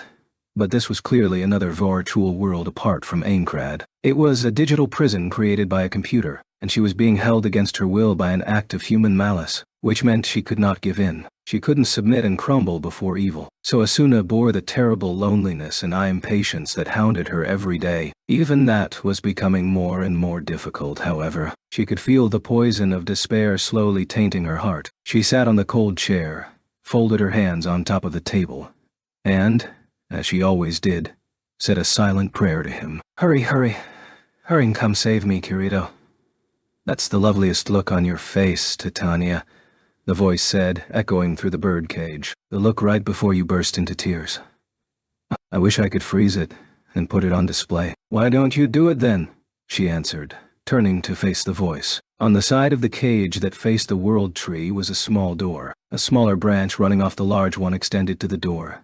Stairs carved along its length. A tall man was entering through that doorway. He had wavy locks of rich golden hair, with a crown of platinum around his brow. There were wings like Asuna's on his back, but they were more like a butterfly's than translucent. They were as lustrous as black velvet, with brilliant emerald green patterns running across them. His face was so perfectly elegant that it screamed artificiality. A shapely nose extended down from his smooth forehead, and his long, slender eyes glimmered with the same green color of his wings. The illusion of beauty was ruined only by the sneer applause teared on his narrow lips. It was twisted and spiteful. Asuna looked at him for an instant before turning away, as if avoiding an unpleasant sight. She spoke flatly, without inflection or emotion. "You're the system admin. It's well within your power. Why must you be so cold, my dear Titania? Have I ever placed my hands on you against your will? Does it matter? You've locked me in here. And stop calling me by that stupid name. I'm Asuna. Oberon. I mean, Mr. Sugu. Duh." Asuna looked again at the face of the fairy king Oberon, the avatar of Nobuyuki Sugu. She did not avert her glance this time. She gave him the full brunt of her gaze. His mouth twisted in distaste as he spat. "How very unenchanting. In this world, I am Oberon, king of the fairies, and you are Titania, my queen. We are the rulers of Alfheim, the object of envy to every player in the game. Isn't that good enough for you? When will you open your heart to me and be my proper partner? You will be waiting until the end of your days. All I feel for you is scorn and disgust. How headstrong of you." He smirked with one cheek again and then stretched out a hand to Asuna's face. "But these days I wonder—" She tried to turn away, but he caught her under the chin and pulled her face straight toward him. "If it might be more fun just to take you by force." Asuna's head was fixed in place as though by an unseen omnipotence. The fingers of his left hand snaked forward to touch her. From cheek to lips, his slender fingers lingered on her skin. The somehow slimy sensation of his otherwise clean fingers sent a chill down her spine. In her disgust, she shut her eyes and clenched her teeth. After several rubs of her lips, Oberon ran his fingers down the nape of her neck. In time, they arrived at the red ribbon tied just over her cleavage. He tugged ever so slightly at the end of the ribbon. Once, twice, as if enjoying her shame and fear. "Stop," she said hoarsely, unable to bear it. Oberon chuckled, deep in his throat, and released the ribbon. He pulled his hand away and waggled his fingers, his voice mirthful. "I'm only joking. I said I wouldn't take you against your will, didn't I? You'll come around to me soon enough. It's only a matter of time. If that's what you think, you're truly insane." "You won't be singing that tune for long. Very soon I will control your emotions in the palm of my hand. Look, Titania." Oberon placed both hands on the table and leaned over it. He swiveled his head around the birdcage, leering widely. "Can you see them? Thousands and thousands of players, diving into this expansive world, enjoying the game. The thing is, none of them has any idea that the full dive system isn't just a tool for mere entertainment." Asuna's mouth clamped shut at these unexpected words. Oberon spread his arms theatrically. "Of course it's more than that. This game is nothing but a byproduct. The nerve gear and atmosphere, these full dive interfaces, focus their electron pulses into very limited regions of the brain's sensory regions, meaning that we're only providing them with virtual environment signals. But what would happen if those shackles were released?" There was a dangerous, unhinged gleam in Oberon's wide, emerald green eyes. Asuna felt an instinctual fear grip her insides. "It means we can access much more than the brain's sensory fields. Thought, emotion, memory. We can control all of it." Asuna could find no response to the madness of his statement. She had to take several breaths before any words came to her lips. "But no, you can't get away with that." "Who's going to say no?" "Research is advancing in several countries around the world. The problem is, what the researcher LI needs is human subjects. After all, one must be able to put their thoughts into words for us to understand them."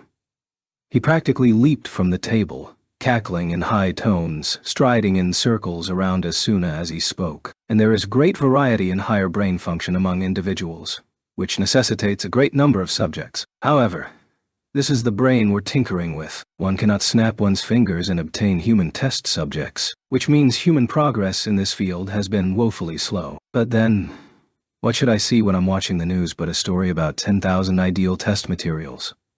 Asuna's skin crawled again. Finally, she could see where Oberon was taking this. Mr. Kayaba was a genius, but he was also a fool. How could he utilize that incredible potential just to create a stupid game? I couldn't touch the SAO server itself, but it was quite easy to tamper with the router such that when the players were released, I was able to seize a number of them before they got away. The Fairy King made a large cup with his hands, running his tongue over them as though savoring an invisible liquid. Oh, how I waited for that damnable game to be beaten. I didn't get all of them, but I did get a good 300 at least, certainly more than any real hospital or laboratory could hold. "Long live the virtual world," he ranted, the heat of his delusions driving him to a soliloquy of madness. She had always hated this tendency of his. "Thanks to you former SAO players, my research has progressed in leaps and bounds in only 2 months. I've embedded brand new artificial implants within human memory and, in doing so, succeeded in creating a rudimentary form of direct emotional control. How fabulous it feels to control the human soul. You can't.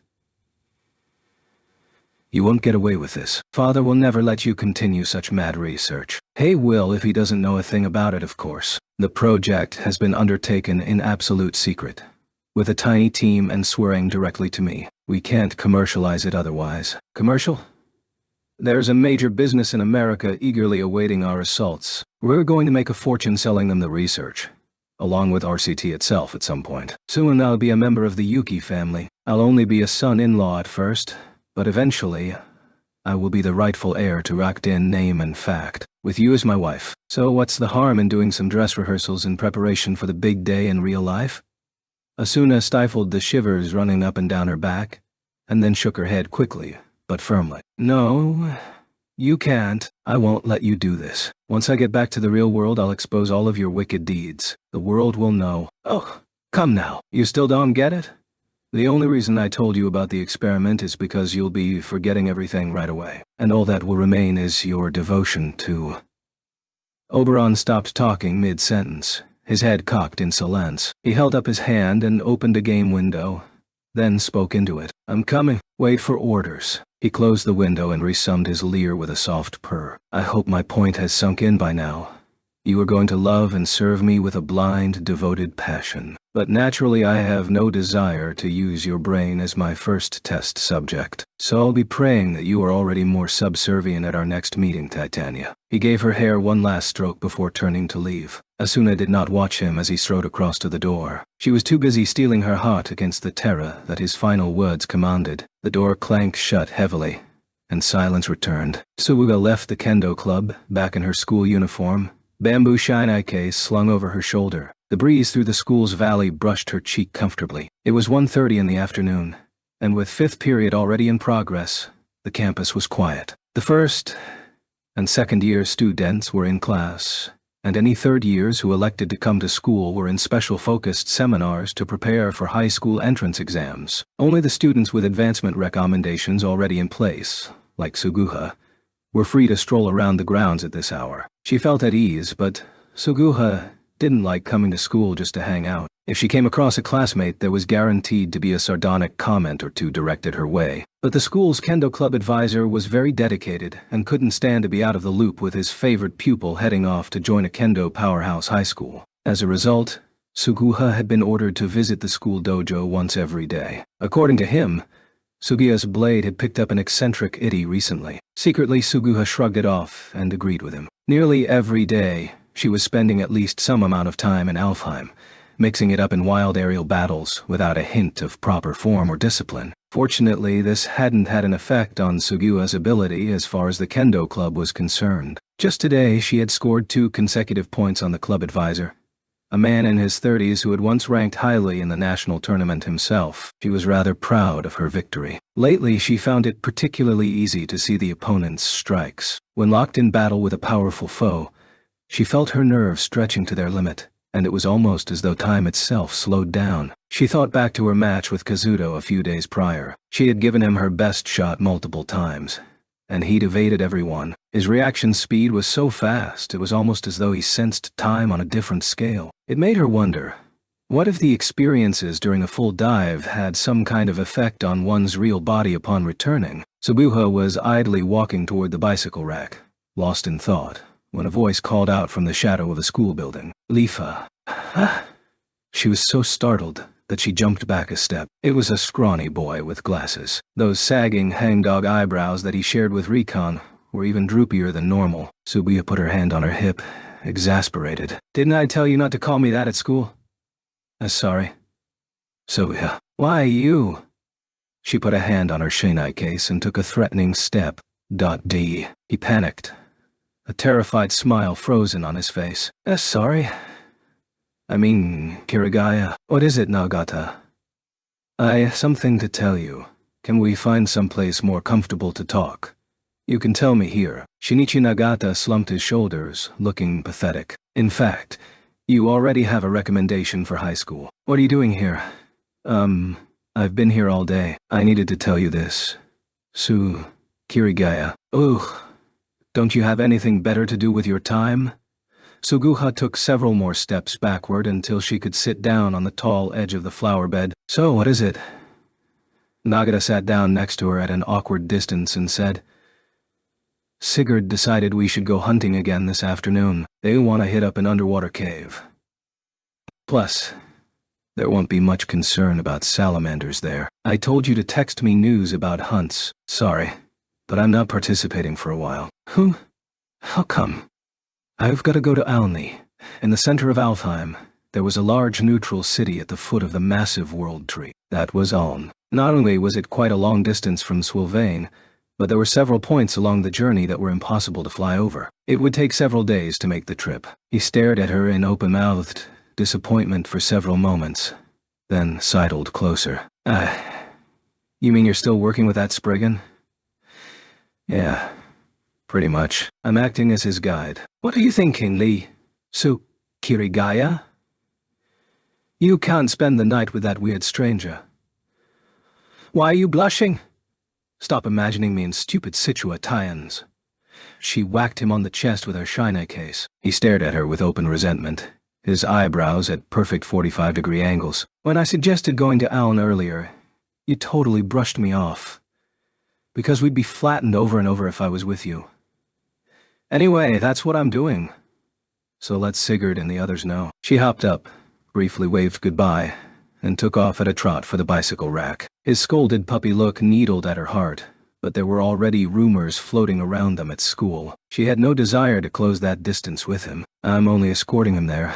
That's all. She repeated the words over and over, trying to convince herself they were true. But every time she thought of Kirito and his mysterious black eyes, she couldn't contain her fidgeting. Suguha quickly undid the lock on her bike, parked in the corner of the large bicycle area. She swung a leg over the seat and took off, pedaling at a stand. The winter air was prickly on her cheeks, but she paid it no mind. Out the back gate she went, then raced down the steep hill without using her brakes. I just want to fly, she told herself. The thought of another breathless parallel flight with Kirito, at top speed, set her heart racing. She made it home just before 2. Kazuto's bicycle wasn't in the backyard. He must still have been at the gym. He'd basically recovered the build he had before the SAO incident, but that was apparently not enough. He still felt a difference between his real self and his virtual self. That was natural. It was impossible to make one's body capable of the same things as a virtual avatar, but she understood how he felt. More than a few times, Suguha had felt that urge to fly in real life, and nearly fallen off her bike. She entered the house through the yard, tossed her kendo dogi into the washing machine, and hit the button. Back in her bedroom upstairs, she removed her gray school uniform and skirt, putting them back on the wall hanger. She put her hands over her chest, feeling for her pulse.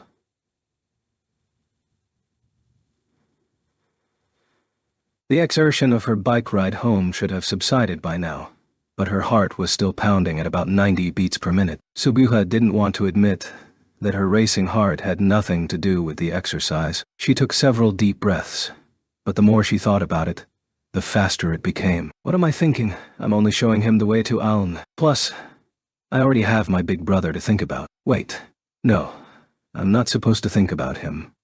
Stupid, stupid, stupid. Eventually this line of thought drove her to exasperation, so she put on a baggy t-shirt and plopped onto her bed. The Hemisphere was resting on top of her headboard. She powered it up, put it on, and closed her eyes. One more deep breath, and then the magic spell. Link start. After the connection phase was finished, she opened her eyes as Leafa Fairy Warrior. The vivid surroundings of the Lily of the Valley greeted her. There was no one in the seat across the table, of course. There was most of an hour to go before they were scheduled to meet up, but she had preparations to make for the journey. Outside of the tavern, the town of Sylvain was bathed in gorgeous morning light. A day in Alfheim Online lasted about 16 hours. Perhaps to bring variety to those players who could only log in at a specific time of day. Sometimes it would be the same time in-game as it was in the real world. And sometimes, such as now, it was completely off. The time readout in the menu gave both real-time and Alfheim time. It was confusing at first, but Suguha liked this system. She zipped around from store to store and wrapped up her shopping in time to make it back to the tavern. Just as she pushed open the swinging door, a figure in black was materializing at the table in the back. Kirito blinked a few times after his login and smiled as he recognized Leafa approaching. Sweet. That was good timing. Nope. I've been here a while already. I was just doing some ER rants first. Oh, I see. I suppose I need to get outfitted too, huh? Don't worry about the usable items. I got us a healthy supply. Oh, but... She cast a glance at Kirito's starter equipment. We might want to buy you some better gear. Yeah, I'd love to get something better. This sword is not going to cut it. Do you have money? I can lend you some if you need it. Kirito swung his left hand to open the menu and perused it for a moment. For some reason, he frowned. Is this the money in this game? Yurd? That's it. Got any? Actually, I do. Quite a lot. In that case, let's get you some gear. Okay. Kirito stood and started examining himself all over, as though suddenly remembering something. Finally, he peered into his shirt pocket. Hey, you. Time to go. The little black-haired pixie popped her sleepy face out of the pocket and yawned widely. Once Kirito had outfitted himself with a proper set of equipment at Leafa's favorite armory, the town was fully drenched in the light of the morning sun. It wasn't a fancy set of armor, just a clothing style top and bottom with better defensive properties and a long coat. Most of the time was taken up by Kirito's exacting search for the right sword. Every time the player who ran the store handed him a new long sword, he'd give it a single swing and say, heavier. He only finally gave in and compromised on a greatsword nearly his own height and length. It was immensely imposing and dark. Probably meant for the giant players more commonly found in the Gnome and Imp factions. Damage in Alo was calculated only from the weapon's attack power and the speed of the swing. This gave an advantage to Sylphs and Kate Siths, who had the highest agility of all the races. So as a balancing measure, muscular players were given better control over the massive weapons with the highest damage stats. Even a Sylph could fight with a hammer or axe with enough work on his skills, but his strength, a fixed, hidden statistic, would be too low to make those weapons worth using in battle. The Spriggans were among the more versatile of the in-game races, but Kirito's body type was clearly built for speed, not strength. Can you actually swing that thing? Leafa asked, exasperated. Kirito nodded coolly. No problem. She had no choice but to take his word for it. He paid the shopkeeper's price and hoisted the massive blade onto his back. The tip of the scabbard nearly dragged along the ground. He's like a child playing at being a warrior, Leafa thought, stifling a laugh. Well, I think we're ready to leave. Put her there, partner. She held out her right hand, and Kirito shyly returned the gesture. Nice working with you. The pixie zipped out of his pocket and flew over to smack both of their hands in celebration as she spoke. We can do it. To the world tree. Massive sword on his back and diminutive pixie on his shoulder, Kirito followed alongside Leafa for several minutes, until she spotted the shining jade-green tower ahead. It was the Tower of Wind, the symbol of the Sylph homeland. No matter how many times Leafa saw it, she never failed to marvel at its beauty. When she gave Kirito a sidelong glance, however, the Spriggan was distastefully eyeing the tower wall he'd been so intimate with the day before. She jabbed him with an elbow, holding back her laughter. Want a lesson on braking before we get flying again? Not necessary. I'm sticking to safe flying from now on, he answered brusquely. What's up with the tower? Are we doing something here? You want to use these towers for long-distance flight. The extra altitude makes all the difference. Aha! I see. He nodded. Leafa gave him a push on the back. Let's get going. We'll want to be out of the forest by nightfall. Well, I don't know the terrain at all, so show me the way. You're in good hands. She tapped her chest and turned to look beyond the tower. The majestic silhouette of the Sylph Lord's mansion was clear against the morning sun. The owner of the mansion was a female player named Sakuya, someone Leafa had known throughout her time playing. She thought briefly of stopping by to give her regards before leaving, but the flag bearing the Sylph crest was nowhere to be seen on the flagpole sprouting from the center of the building's roof. It was an indication of the rare occurrence when the master was not home for the day. What's up? Kirito asked quizzically, but Leafa shook her head. She made a mental note to send a message to Sakuya later, then turned back to the business at hand and strode through the door of the tower. The ground floor of the structure was a wide, circular lobby, with a variety of shops lining the wall. In the center of the lobby were two elevators that presumably ran on magic, sucking in and spitting out players at regular intervals. It was early morning in Alfheim but evening in the real world, so the milling population was starting to grow as more people logged in. She pulled Kirito by the arm toward the elevator on the right. It had just descended to their level when several figures suddenly moved into place to block their path. Just before she collided with them, Leafa spread her wings to come to a stop. Hey, watch it! She snapped instinctively, then recognized the tall man who had stepped in her way. He was far above the average Sylph height, with rough but masculine features. He was either very lucky or very rich to have obtained looks like those. His body was clad in thick silver armor, and a large broadsword hung from his waist. There was a wide silver band around his forehead, and flowing dark green locks extended down to his shoulders. The man's name was Sigurd. He was a frontline fighter in the party Leafa had been working with for the past few weeks. She noticed that the others he was standing with were those very same party members. She looked around to see if Rikan was among them, but there was no sign of his characteristic golden-green hair. Sigurd was a power player, a constant rival with Leafa for the title of the strongest Sylph. And unlike Leafa, who avoided the struggles for control over the Sylph populace, he willingly took part in the game's politics. The current Sylph Lord, elected by popular vote monthly, with the power to set taxes and determine their use, was Sakuya. But Sigurd was a visible figure as her right-hand man, an ultra-active player in the community. His vast playtime earned him skill numbers and equipment that Leafa could never hope to match. Whenever they dueled, it was always a protracted, painful affair in which Leafa tried to use her superb athleticism to overcome his stalwart defense. As a hunting partner, he was a reliable force, but his pushy, bossy personality was distasteful to Leafa, who wanted to be free to pursue her own whims. The present arrangement was certainly a lucrative one for her, but she'd been thinking it was about time to part ways. Fittingly, the smile on Sigurd's face as he loomed imposingly over her was tilted into his most imperious and haughty sneer. This was not going to be fun, she knew. Hello, Sigurd, she grinned. But he did not return the please entry. Instead, he launched into his business with a growl. Are you leaving the party, Leafa? He was clearly in a foul mood, and she briefly thought of reassuring him that it was only going to be a brief trip to Alay and back, but the weight of all her concerns was too much, and Leafa found the simpler answer was to nod and own it. Yeah, I suppose. I have made plenty of money doing this, so I'm going to take it easy for a bit. How very selfish. And you don't think that will harm the other members? What? Selfish? That set her off.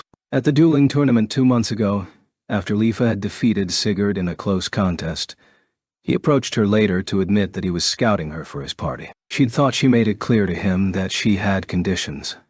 She would only participate in the party's activities when convenient for her, and she could leave whenever she wanted. It was supposed to be a no-strings-attached arrangement. Sigurd raised his bushy eyebrows and continued, You're already well known as a member of my party. If you leave us without a good reason and join another party, it shames us and ruins our good name. Leafa was speechless. The arrogance of such a claim, but deep down, a part of her had known this moment was coming. After she'd been in Sigurd's party for a while, Rikan, who'd also been admitted as her sidekick of sorts, had given her a serious warning. He'd said it was a bad idea to get in too deep with this group. He suspected that Sigurd hadn't scouted Leafa for her battle ability, but for her intangible marketing value for his brand. Not only that, but by recruiting the warrior who'd beaten him as a teammate. No, a subordinate. He protected himself against any loss of prestige from that defeat. Lifa had tried to laugh off the suggestion, but Recon persisted. In a hardcore skill-oriented MMO like Alo, female players were a rarity, which made their in-game value based more on their pop star status than their abilities. According to Recon, a girl as talented and, more importantly, attractive as Lifa was rarer than a legendary weapon, making her a desired piece of eye candy. Not to mention the target of less savory desires, which of course he did not share. Being a true friend who only wanted a real platonic relationship and none of those other benefits, you can be assured. Lifa had given him a solid blow to the liver with all of her weight to stop him from elaborating on that particular train of thought. Once that was taken care of, she considered his point. First of all, she didn't get the sense that she was inspiring any kind of celebrity treatment. On top of that, there were enough things to keep track of in an MMORPG that she didn't feel like complicating matters further. She decided to keep taking part in Sigurd's group, and there hadn't been any major problems. Until now. Faced with a furious Sigurd, Lifa felt the heavy, clinging web of hassles descending upon her. The only thing she wanted from Alo was the feeling of flight, of escape from pressure, to cast aside her troubles and fly as far as she desired, nothing more. But it seemed that was a naivete born of ignorance. Perhaps it was just a fantasy of hers, that this virtual world where everyone had wings would be enough to help her forget the gravity of real life. She thought back to the older boy from the kendo dojo who had picked on her in elementary school. He'd been invincible since joining the dojo, until he could no longer beat Sugua. Younger and, even worse, a girl. So he'd gathered his friends to play a mean prank on her on the way home. That boy's mouth had been arched in the same arrogant smile that Sigurd wore now. So this place is just the same. Lifa cast her head down, devastated by frustration and disappointment. Suddenly, Kirito, who had silently melted like a shadow behind her, spoke up. Companions aren't items. Lifa spun around, wide-eyed. In the moment she didn't understand what he meant. Sigurd growled in surprise. What did you say? Kirito stepped forward between Lifa and Sigurd, staring down the imposing figure who stood a full head taller than him. Your fellow players aren't swords or pieces of armor. You can't just lock them down in equipment slots. How dare you? Sigurd's face went an instant red at Kirito's direct challenge. He swiped his long cape back and placed a threatening hand on his sword hilt. Miserable, trash-digging Spriggan. Quit wasting your time with scum like him, Lifa. He's likely just another renegade exiled from his home territory. His insult was so furious that he seemed on the verge of drawing his blade at any moment. But Lifa had lost her composure and shouted back. Watch your mouth. I'll have you know Kirito is my new partner. What? A blue vein was pulsing on Sigurd's forehead as he grunted in shock. Lifa, are you abandoning our territory? Those words caused her eyes to go wide. Players in Alo were widely separated into two groups, based on their playstyle. One of those groups was made of people like Lifa and Sigurd, who used their raised territory as a home base, worked with others of their own kind, and paid yeared tithes to their raised government to increase the group's power within the game. The other kind of player left the territory for neutral ground and worked with parties of mixed races. The former looked down on the latter for being aimless, calling them renegades, either for leaving home of their own accord or being exiled by the lord of the territory. Lifa felt little affiliation to the general collective of sylphs. She stuck around because she liked Sylvain and didn't want the disruption of pulling up her roots and leaving. But Sigurd's accusations accelerated her desire to be free of this nonsense, forcing her to confront her inner conflict. Yes, that's right. I'm leaving, she said simply. Sigurd's lips twisted to expose his clenched teeth, and he drew his broadsword. He glared at Kirito with eyes aflame. I had no intention of bothering myself with the buzzing of insignificant flies, but your brazen attempt at thievery cannot be overlooked. Surely you are prepared for the possibility of being cut down where you stand in another race's territory. Kirito answered Sigurd's theatrical menace with only a shrug of his shoulders. Lifa nearly rolled her eyes at his sheer nerve, but she put her hand on her katana anyway, just in case she had to attack Sigurd. The air was tense. Suddenly, one of Sigurd's fellows piped up quietly from behind him. Now's not a good time, Sig. You can't just kill an unresisting player in public like this. Perhaps sensing that trouble was about to erupt, A ring of observers had formed around them. Proper duels or accusations of spying aside, Kirito was nothing more than a simple tourist, and an act of open aggression from Sigurd would not reflect well on him. Sigurd glared at Kirito, teeth gnashing, but reluctantly returned his sword to its sheath. "Make sure you stay well out of sight out there," he shot at Kirito, before turning his attention to Leafa. "If you betray me now, you'll rue your choice later. Much better than regretting my choice to stay. Then you ought to practice begging on your hands and knees for when you want to come back to the fold," Sigurd menaced, then spun around and headed for the tower's exit. His two party members looked at Leafa as though they wanted to say something, but ultimately they gave up and ran after Sigurd. Only when they were out of sight did Leafa let out a heavy sigh. "I'm sorry for getting you involved in that. No, I shouldn't have fanned the flames the way I did. Are you sure about this, though? You're really leaving your territory?" Ugh.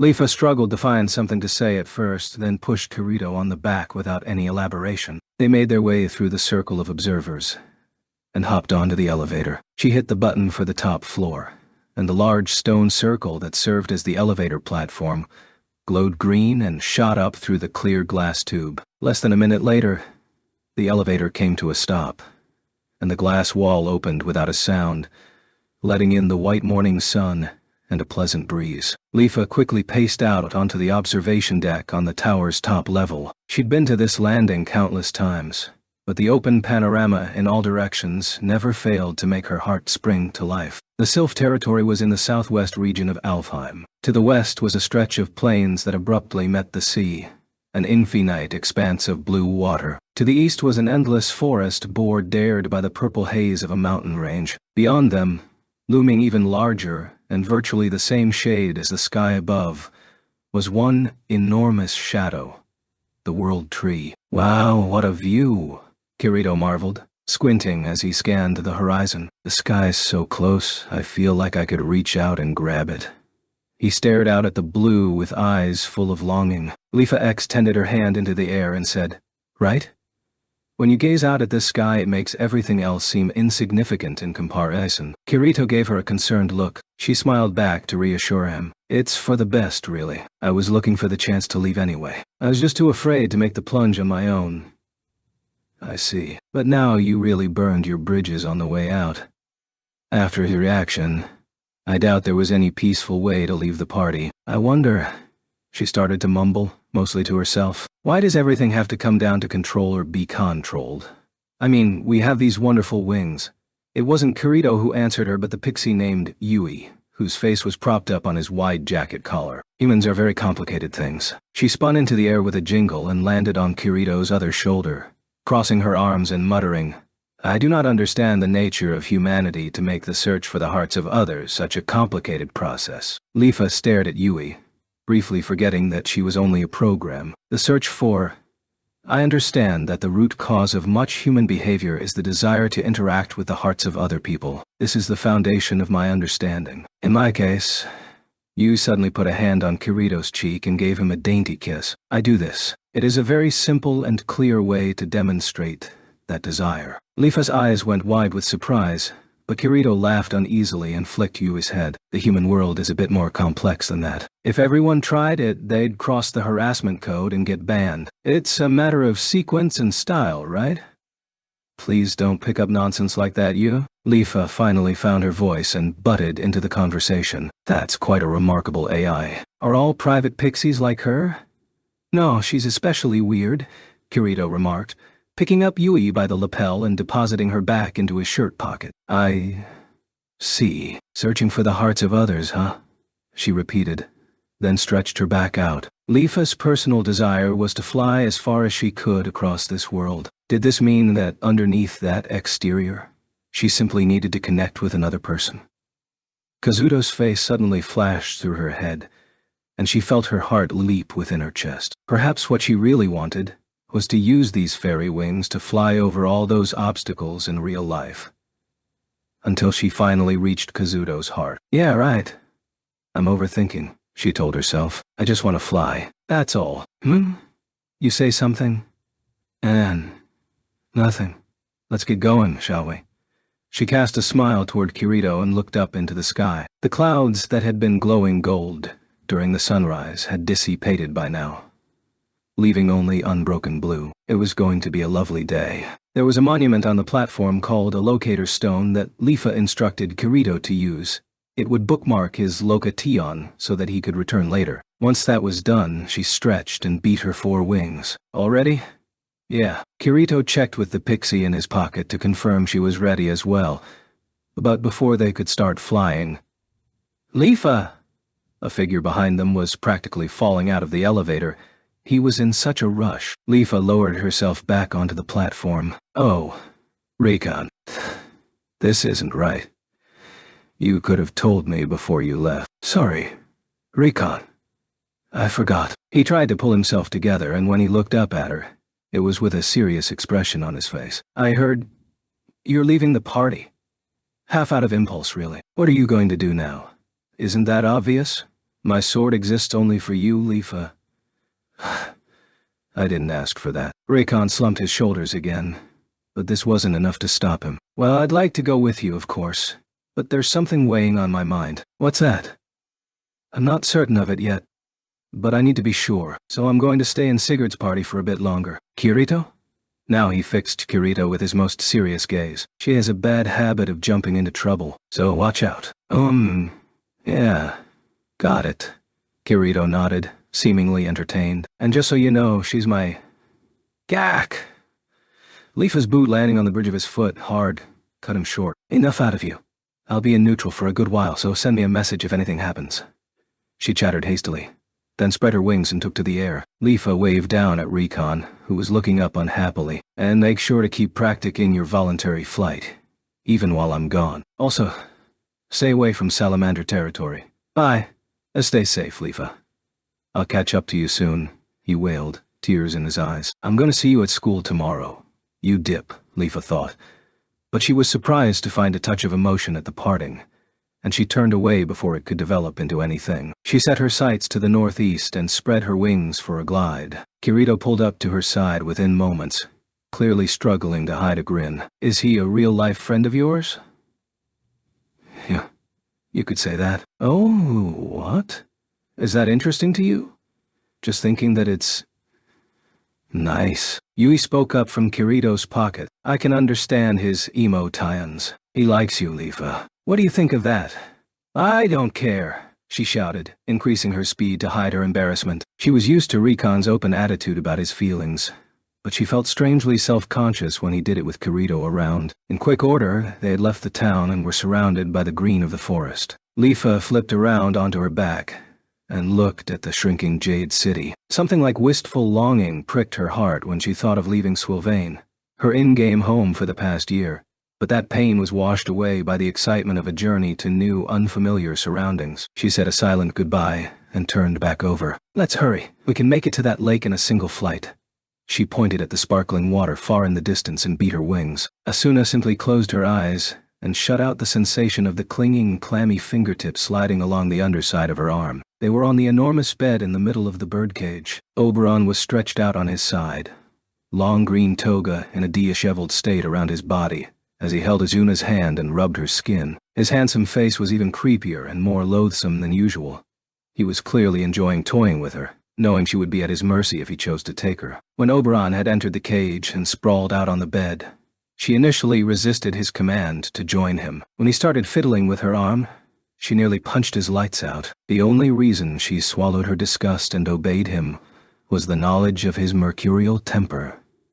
She was afraid of him stealing what little freedom she still possessed. In fact, it was almost as though he was waiting for her to resist. He would wait until he'd drunk his fill of her displeasure, then use his system privileges to have his way with her. At least for the moment, she was free to walk around the inside of the cage. She had to keep it that way if she wanted any chance of escape, but there were limits to what she could stand. If he touched her body, she would put her right fist smack in the middle of his face. Until then, she remained as still as stone, until Oberon gave up on getting any reaction from stroking her arm. He let go and sat up. Why do you have to be so headstrong? He pouted. That voice was the one thing about Oberon that perfectly matched her memory of Sugu, and it made her sick all over again. It's not even your real body. There's no lasting harm. Isn't it boring spending all your time in here? Haven't you ever thought about just enjoying it? You don't understand. Real or virtual makes no difference. At least, to me. Why? Because it will ruin the purity of your heart. He chuckled deep in his throat. Well, I'm certainly not letting you out of here until I've solidified my position a bit more. I think it would be smarter of you to learn how to enjoy it while you can. The system here is really quite deep in its simulation. Didn't you know? I have no interest in that. Besides, I'm not going to be in here forever. I have faith that he'll come for me. Oh? Who will? Kirito, you mean? Asuna's body trembled unconsciously at the name. Oberon's leer widened as he sat up straighter. He began speaking faster now, satisfied that he'd finally found her button and knew how to push it. What was his actual name? Kirigaya? I met him the other day, on the other side. The moment she heard that, Asuna lifted her head and looked straight at him. I tell you, I couldn't believe my eyes when I saw that the hero who beat Sal was that scrawny little boy. Or is that just what all hardcore gamers look like? He egged her on, delight plastered over his face. Where do you suppose I saw him? In your hospital room, right next to your body. I wish you could have seen his face when I told him I was going to marry you next month. As you lay in your bed next to us. I've seen dogs with their favorite bones taken away, who looked less pitiful than he did. I nearly burst out laughing. His body shook and gyrated with mirth as he let out odd little gasping giggles. So you actually believe that little kid's going to come save you? I'd bet good money that he doesn't have the guts to even put a Nervagear on his head ever again. To say nothing of him ever actually finding you here. Hey, that reminds me. I still need to send him a wedding invitation. I'm sure he'll be there. I want to see you in your wedding dress. I mean, we have to give our precious hero something to hang on to, don't we? Asuna lowered her head once more, turned her back on Oberon, and faced the large mirror that hung from the bed's canopy frame. The strength drained from her shoulders and she squeezed the cushions tight. Alas, the security cameras were off, so I didn't get a recording of his utter disappointment. I could have brought you a video souvenir. Maybe I'll try that next time, but for now I'm afraid I must take my leave. Titania. Do try to fight the loneliness until I visit you in 2 days' time. With a final chuckle, Oberon turned over and walked to the door, his toga swaying. Asuna watched him grow smaller in the mirror as she made a point of sobbing. Inwardly, she screamed a silent exultation. Kirito. Kirito is alive. That had been her greatest concern since she'd been taken prisoner in this new world. The possibility that she'd been sent somewhere else while Kirito was simply gone forever had slowly but steadily dripped its toxins over her heart, even as she told herself it wasn't true. But without realizing it, Oberon had just wiped that worry clean from her mind. For such a smart man, he could be truly stupid. He'd always been that way. He just couldn't resist the urge to talk down to others. He played coy in front of Asuna's parents, but Asuna and her brother had been witness to Shugo's haughty insults on many occasions. This was a perfect example. If he really wanted to break Asuna's will, he shouldn't have run his mouth about Kirito. He should have told her he was dead. Kirito was alive. He was back in the real world. She repeated the words over and over to herself, savoring them. Each time she did, the flame inside her heart grew hotter and brighter. If he was alive, he wouldn't turn a blind eye to what was happening. He would find this game and come for her. That meant she couldn't just play the helpless prisoner. She had to do whatever she could to escape. She faced the mirror and pretended to be grief-stricken. In its reflection, she could see Oberon turn around at the door and glance at her to check on what she was doing. Next to the door was a small metallic plate with 12 tiny buttons. There was a passcode that he typed in each time to open and close the door. It seemed rather unnecessary to Asuna. Why not simply set the properties of the cage such that only an admin could open the door? But Oberon seemed to have his own exacting standards for this place, and he did not want to betray the illusion of the game. In here he was the king of the fairies, the tyrant who ruled his queen with an iron fist. Another flaw stemming from his foolish arrogance. Oberon lifted a hand to fiddle with the pad. He was far enough away from Asuna that the game's distance filter blurred the details of which buttons he pressed. He knew that she couldn't tell from there, and thus he thought his cage to be inescapable. That much was correct, if she were looking directly at Oberon. But he didn't have much experience with the actual details of the virtual world that the Nervagear created. There were many things he didn't know yet, such as, for example, the fact that mere roars were not treated as optical effects. Asuna was pretending to cry while squinting directly into the mirror at close range. Oberon was crystal clear. A real mirror would not make a distant object any clearer, no matter how close you sat, but the game treated the surface of the mirror as a pristine reflection. The normal distance obfuscation the game's engine used was not applied to the reflection. As a result, she could see perfectly, down to the movements of his fingertips. She'd had this idea quite a long time ago, but until today there'd been no natural way for her to be next to the mirror when he was at the door. She couldn't miss this opportunity. 8, 11, 3, 2, 9. She repeated the buttons that pale finger touched. Over and over. The door opened.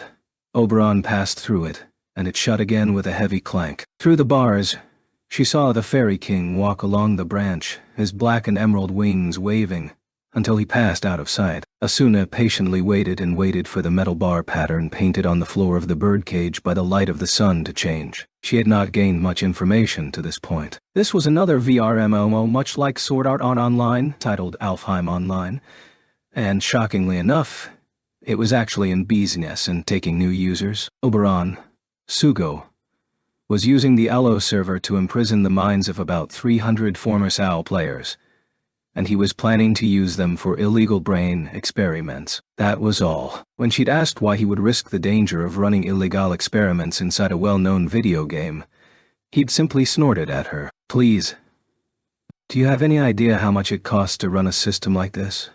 Millions and millions of yen for a single server. But this setup will allow me to further my research and let the company make money at the same time. 2 birds with 1 stone. So it came down to profit. This worked in Asuna's favor, however. There would be no way out of a completely closed environment, but since this game was connected to people out in the real world, she would have a chance. She'd managed to sneak enough information out of Oberon to know that days passed here faster than in the real world. That meant it would be difficult to determine the real time outside. But once again, it was Oberon himself who provided her with the means to solve the problem. She knew that he came to her once every other day, after work, using a company terminal. He valued his regular schedule and was punctual to a fault. So she was confident that his visits were at the same time each day. That meant the smartest time to strike was after he left for home and went to sleep. He wouldn't have orchestrated this conspiracy all on his own, of course, but it was clearly a criminal act. She didn't think that the entire maintenance team of Allo was involved. It would only be a few. And if they all reported to Nobuyuki Sugu directly, they couldn't possibly monitor Allo all night long. No office employee could work full night shifts every day of the week. If she could just escape the birdcage when they weren't watching, find her way to a system console somehow, and log out, and if that weren't possible, there must be some way to send a message to the outside.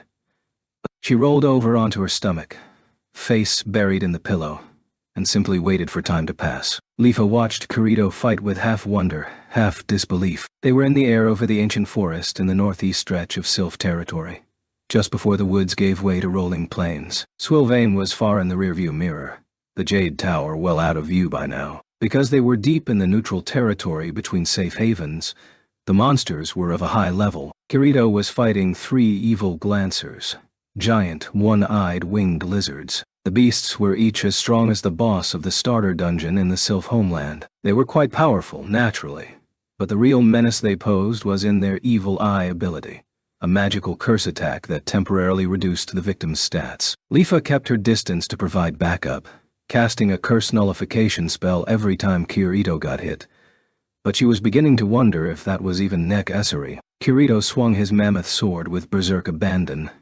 The words defense and evasion did not exist in his dictionary. He devastated the lizards with his tremendous swings, and he didn't seem to even register their long-distance tail attacks. The maelstrom of his charges often enveloped multiple lizards in a single blow. Most frightening of all was the sheer damage every hit inflicted. There had been 5 evil glancers to start with, and in no time at all, they were down to 1, which turned tail and fled for the trees when it fell below 20% HP. Shrieking piteously. Leafa held out her hand and fired a long-range homing vacuum spell. 4 or 5 glowing green boomerang-shaped blades converged on the lizard's body, shearing away scales. The blue reptile burst into a cloud of polygonal shards, and their 5th battle of the day was over just barely after it had begun. Kirito loudly sheathed his blade and bobbed through the air over to Leafa, who gave him a brief salute. Nice work. Thanks for the backup. Dada. They slapped palms and smiled. You know what? You fight like a crazy person, Leafa remarked. Kirito scratched his head. You think so?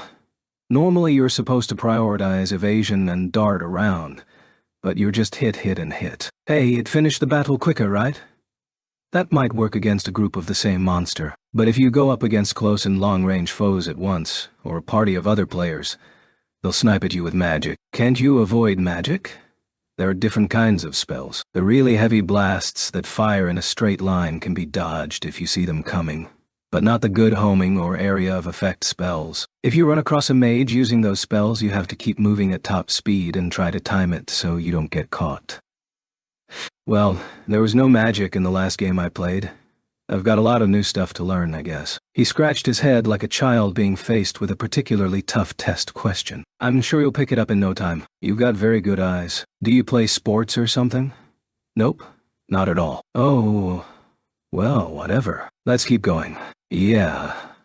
They nodded and flapped their wings. Beyond the edge of the forest, the golden green of the plains beckoned them, reflecting the light of the sun in its descent. There were no more monsters after that. They emerged from the ancient forest and headed into a rocky hillscape. The mountains were designed so that they loomed well above the flight altitude limit, so the pair had to land in a corner of the plain that served as the foot of the range. Leafa skidded to a landing, boots sliding on the grass, her arms outstretched. Oddly enough, even though it wasn't a real part of her body, she couldn't shake the sensation that the base of her wings was tired. A few seconds later, Kirito landed and used the opportunity to stretch out his back. Tired? Nope, not a bit. Good to hear, but as a matter of fact, we're done flying for a while. Kirito's eyebrows rose at Leafa's words. Oh? Why? See these mountains? She pointed at the series of peaks capped in white, looming over the plains. They're taller than the altitude limit for flying, so you have to go through a cave to get past them. It's the trickiest part of the journey from Sylphlands to Alni. Or so I hear. I've never been past this point. All right then. Is the cave long? Very. There's a neutral mining town inside where you can rest, though. How are you for time, Kirito? He waved his left hand to check the clock in his menu and nodded. 7 o'clock outside. I'm fine for now. Let's keep going then. Wanna rotate out here? Rotate out? It means taking turns logging out to rest. This is neutral territory, so you can't just log out immediately. Instead, by taking turns, the person online can protect the Eater's empty avatar. Ah, got it. You can go first, Leafa. Alright. See you in 20 minutes then. She opened her window and hit the log out button. Next came a confirmation warning, which she accepted, and the scenery around her flowed far, far away, until it became a single point and disappeared. Sugiha popped awake on her bed and leaped up, almost too impatient to remove her atmosphere. She left the room and snuck down the stairs. Midori's magazine deadline was coming up, so she was still at work, and Kazuto was in his room. It was silent downstairs. She opened the refrigerator and pulled out 2 bagels, sliced ham, mustard, and a few vegetables. She sliced the bagels quickly, spread a thin layer of mustard, and topped it with the ham and veggies. Each bagel sandwich went on its own plate. She then poured some milk into a pan and set it on the induction stove before heading back up the stairs. Big brother, what do you want for dinner? There was no response. She shrugged and returned to the kitchen, assuming he was asleep. The gently steaming milk went into a big mug, which she carried to the living room table with the plates of food. After a brief grace, she ate her simple dinner in barely 90 seconds and dumped the dish into the sink before rushing to the bathroom. Even in the virtual world, the rigors of battle made her sweat, so she always needed to clean up and change clothes after a long dive. She stripped off her clothes at light speed and leaped into the shower room, spraying the hot water directly on her head. Midori would scold Sugiha if she let the VMMO take a tention away from meals or bathing, so she made sure to schedule any group activities before the evening. But this case was different. This journey with Kirito would last all of tomorrow, if not the day after. Normally, Sugiha was not a big fan of long-term party play, and she balked at multi-day activities, but this was different somehow. In fact, I'm excited about it, she told herself, shower water running over her closed eyelids. When she opened her eyes, they stared back at her in the mirror directly in front of her. In those black pupils, she saw eagerness and just a bit of apprehension. Sugiha's stature was far from large for a kendo athlete, but compared to Leafa the Sylph, she was rather big-boned. When she moved her shoulders, stomach, or thighs, the muscles rose to the surface of the skin. She thought her breasts had grown quite a bit recently, too. She couldn't help but feel that the inescapable reality of that body reflected her own inner conflict. So Suguha shut her eyes tight again. Well, it's not like I'm in love with him. I'm excited about the new world I'm about to venture into. Not the person it happens to be with. That's all. Those words weren't just something she tried to tell herself. They were the honest truth. Looking back, every day used to be that way. The stronger she grew, the wider her range of activities. Just flying through the sky over unfamiliar territory was a thrill. But as she became one of the strongest sylphs in the game, along with her knowledge came hassles. In time, she felt she was just going through the motions. The obligation to fight for her race became an invisible chain shackled to her wings. The term renegade, used to refer to those who abandoned their homeland, was an English word that could also mean heretic. People who gave up on the duty placed on their shoulders and were exiled in response. Shed thought of them as simple traitors, but now she wondered if those renegades were actually just guilty of nothing more than a sense of pride. Her mind wandered over this topic while her hands kept busy, scrubbing her hair and body, and washing off the suds. She grabbed a dry towel off the wall and fiddled with the wall panel next to it. A slit on the ceiling started blustering hot air down on her. Once her hair was mostly dry, she wrapped herself in the large towel and ran back into the living room. She checked the clock. 17 of the allotted 20 minutes had already passed. Suguha wrapped the other sandwich in plastic and ripped a note off the pad. She scrawled, "Eat this if you get hungry, big brother," and stuck it under the plate. She flew up the stairs and slipped into a fresh outfit, crawling onto her bed and putting on the Emisphere, still in suspended mode. The connection test crawled by with agonizing slowness. Through the rainbow ring she went at last, and the gentle breeze of the plains tickled Lifa's nose. "Thanks for waiting. Any monsters?" Lifa asked, rising from the one-legged crouch that the game always started in. Kirito was lying on the grass nearby, and he removed a green straw-like object from his mouth to speak. "Nope. All quiet here." "What's that?" "I bought a bunch of them at a general store before we left. The NPC said they were a specialty unique to Swilvane." "I've never heard of that." Kirito tossed the pipe to her. She caught it and put it in her mouth, hoping the blank face would hide her fluster. The drag of air she took tasted of sweet peppermint. "Now it's my turn to log out. Thanks for standing guard." "Yep. See you soon." When he logged out, his body automatically assumed the standby crouch. Lifa sat down next to him and gazed up at the sky, puffing on the minty pipe, until she was startled by the tiny fairy who wriggled her way out of the shirt pocket of Kirito's still form. "Puh. Why, you can move without your master." Yui nodded, hands on her little waist, as though this was obvious to anyone. "Of course. I'm me. And he's not my master. He's my papa. Speaking of which, why do you call him Papa? Is that what he set your relationship to be?" "Papa saved me. He said I was his child, which makes him my papa." "I see." Lifa lied. "Do you love your papa?" She intended it as an innocent question, but Yui fixed her with a deadly serious gaze. "Lifa, what does love mean?" It means..." She trailed off and had to stop and think. "You want to be with someone at all times. Your heart races when you're around them. Stuff like that, I guess." Kazuto's smile crossed her mind, and for some reason it overlapped with the face of the avatar kneeling next to her, eyes closed. Lifa held her breath. When she realized that the affection for Kazuto she'd kept hidden in her heart for so long might be happening with Kirito as well, she had to shake her head to clear it. Yui was puzzled. "What's the matter, Lifa?" And nothing at all," she yelped. The next instant, "What's nothing?" "Ah." Lifa literally leaped up into the air when she noticed Kirito had raised his head. "Well, here I am. Did anything happen?" He nonchalantly asked the panicked Lifa, rising to his feet from the standby position. Still perched on his shoulder, Yui squeaked, "Welcome back, Papa. I was just talking with Lifa about what it means to be in low." "I said it was in nothing." Lifa hurriedly cut her off. "Ah, you're back fast. Did you actually eat?" she asked Kirito to change the subject. "Yep. My family left some food out for me." "That's nice. Well, let's get going. If we don't get to the mining town before too late, It'll be a pain to log out. Come we're almost to the mouth of the cave, she jabbered hastily, to Kirito's and Wii's surprise. When they didn't react, she spread her wings and beat them a few times. Okay. Yeah. Let's go, he agreed, looking hesitant. He spread his wings, but then turned back toward the forest they'd come from. Is something wrong? I feel like... He scanned the line of trees with a scowl and a squint. Someone was watching us. Are there any players nearby, Yui? No, I don't detect any signals, the pixie reported, shaking her head. Rather than being reassured, Kirito looked even more suspicious. You felt it? Is there a sixth sense inside this game? Leafa asked. Kirito rubbed his chin. It's not worth just writing off.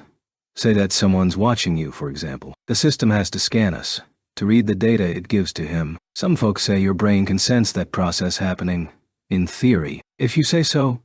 But if Yui doesn't see anyone, I guess I must have imagined it. Well, it could have been a tracer, she muttered. Kirito raised his eyebrows. What's that? It's a tracking spell. It takes the form of a tiny familiar and tells the caster the location of the spell's target. Sounds convenient. You can't get rid of them.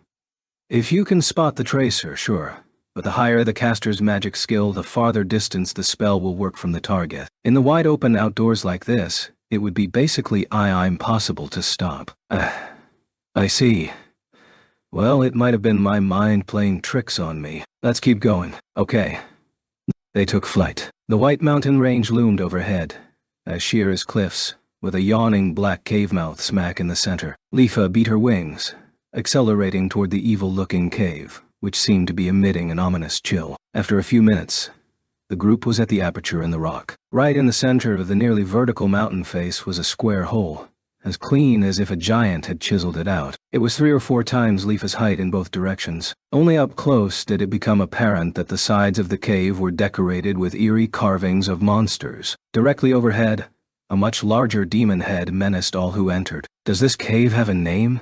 Kirito asked. I think it's called the Lugru Corridor. Lugru being the name of the city down here. This really reminds me of an old fantasy movie. He grinned. Leafa looked at him sidelong. She bet he was talking about that really famous trilogy, based on an even older set of books. Kazuto had the complete collector's edition box set, and she'd snuck it out of his room once to watch the series. I know the one. They go through the mountains and into an old underground mine, where a giant demon of fire attacks them. Right? Well, you won't find any demons here. That's a shame. There are orcs, however. If you're that eager for them, I can let you handle the fighting. Leafa turned her head and started marching into the cave. It was chilly inside the passage, and the light from the outside did not penetrate far into its depths. Darkness closed in around them. She was about to raise a hand and cast a light spell when a thought occurred to her. Have you been pumping up your magic skills? She asked Kirito. If it's the starter magic I got from this race, at least, yeah. Haven't used it much, though. Spriggans are good with magic for caves and dungeons and the like. You've got to have a better light spell than my wind magic. Do you know what I should use, Yui? He asked, scratching his head. Yui popped her head out of his pocket and took on her best educator's tone. You should at least read the manual, Papa. The light spell is... She enunciated the syllables of the spell clearly, one at a time. Kirito repeated them awkwardly with his hand in the air. Soon a pulse of pale light spread from his hand, and when it enveloped Leafa's body, she could see much better than before. Apparently this was not a simple source of light, but a kind of night vision spell that enhanced their sight in the dark. Wow, that's useful. You Spriggans aren't half bad after all. Hey, that kinda hurts. Eehee. But you really should memorize the spells you have. Even crappy Spriggan magic might actually mean the difference between life and death. Once in a blue moon. Wow. Hurts even worse. They traded jabs as they descended down the twisting passage. In time, the light from the entrance was gone from sight. Ray.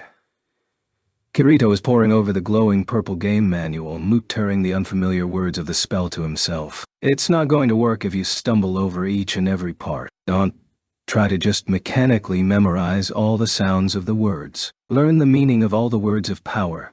Then it's easy to figure out the spells based on the combinations and their effects. Instead of inspiring the Black Swordsman to learn further, This suggestion sent his head slumping with a deep sigh. I thought I was playing games to get away from learning Forain vocabulary words.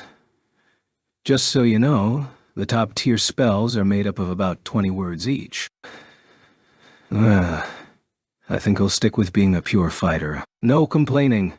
Now start over from the top. They'd been in the cave for 2 hours. The 10 or so battles against orcs had been a breeze, and they had no fear of getting lost, thanks to the map Lifa bought in Sylvain. According to that map, they were nearly to a bridge that spanned a massive UN Dareground reservoir. On the other side of that bridge was the mining city of Lugru. Lugru was not as large as the mammoth underground fortress that was the capital of Gnome territory, but the ores and veins were rich here, and many merchants and crafters gravitated to it. Yet, despite that, they ran across no other players on their trip. The cave was not the best hunting ground, and most sylphs would avoid a place where their advantage in flight was of little use. There was enough space to the corridors to fly, but without any sunlight or moonlight to refuel wing power, there was no way to regain the charge. Most sylphs who wanted to visit Alni for trading or tourist purposes chose the much longer detour north to Kate Sith territory, thus avoiding the mountains. The Kate Siths, recognized by their feline ears and tails,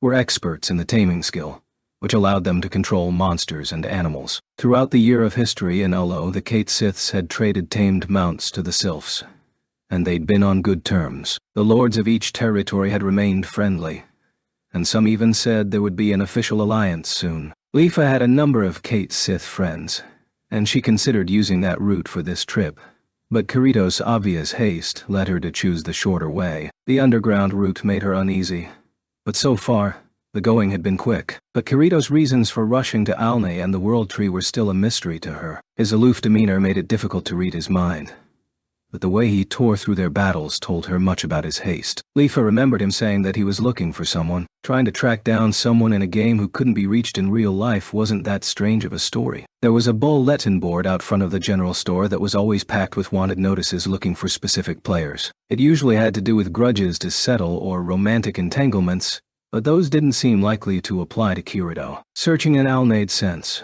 but why the World Tree? It was unconquered territory at this point. They might reach the foot of the tree, but they couldn't make it to the top. She continued mulling over this mystery as Kirito stumbled over his spell words. Being lost in thought out in neutral territory was a great way to get killed, but Yui alerted them to the presence of nearby monsters with frightful precision, so there was no danger of ambush. Several minutes later, when they were nearly at the lake, Lifa was snapped out of her haze of thought. Not by Yui, but by a sound effect very much like the ringing of an old phone. She looked up with a start and called out to Kirito. "Ak. I got a message. Sorry. Hang on. Sure." She stopped and touched the floating icon just below her chest. A window opened at once and, sadly, Lifa knew exactly who it would be from. Her only registered friend in the game was Recon. She scanned the message quickly, expecting it to be something pointless. But, just like we thought. "Be careful. Assess." It ended abruptly, mid-message. "What is this?" she muttered. It made no sense. What did he think? What was she supposed to be careful about? And what was that, at the end, supposed to mean? If he were signing the message, it would have been an R. Did he accidentally send the message before he was done? Or did he hit the extra letter by mistake? Shishu? What's wrong? Kirito asked. Just as she was about to describe the message, Yui popped her head out of his shirt pocket. "Papa, I'm detecting something approaching. Monsters?" He put a hand on the hilt of the giant sword slung over his back, but Yui waved her head. "No. Players. Any of them. 12. 12?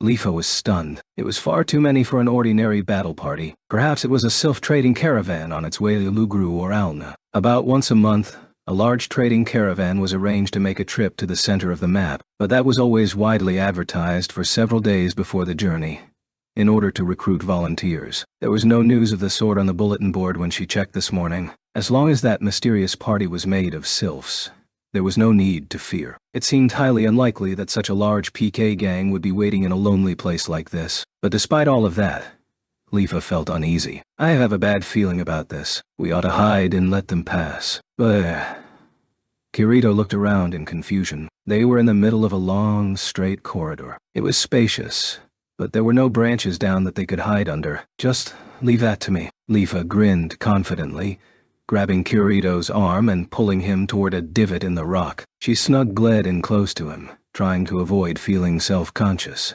and raised a hand for a magic spell. A swirling vortex of shining green air sprang up from her feet and enveloped both of them. Their vision was colored just a slight shade of green, but it did mean they'd be virtually invisible from the outside. She turned to Kirito next to her and whispered, "Speak as quietly as possible. Make too much noise, and the spell will break." Got it. Real handy spell to have. Kirito scanned the space outside the veil of wind. Yui whispered from his pocket, "They'll come into view in 2 minutes." Leafa and Kirito pressed themselves against the rock wall. After several tense seconds, Leafa heard the sound of approaching footsteps. She thought she heard the scrape of heavy metal armor, which gave her pause. Kirito stretched out his neck and peered in the direction of the unidentified party. "What is that? What is what?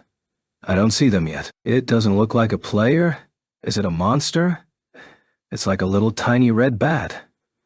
Leafa's breath caught in her throat. She squinted into the darkness and saw that a small red shadow was indeed fluttering toward them. Crap!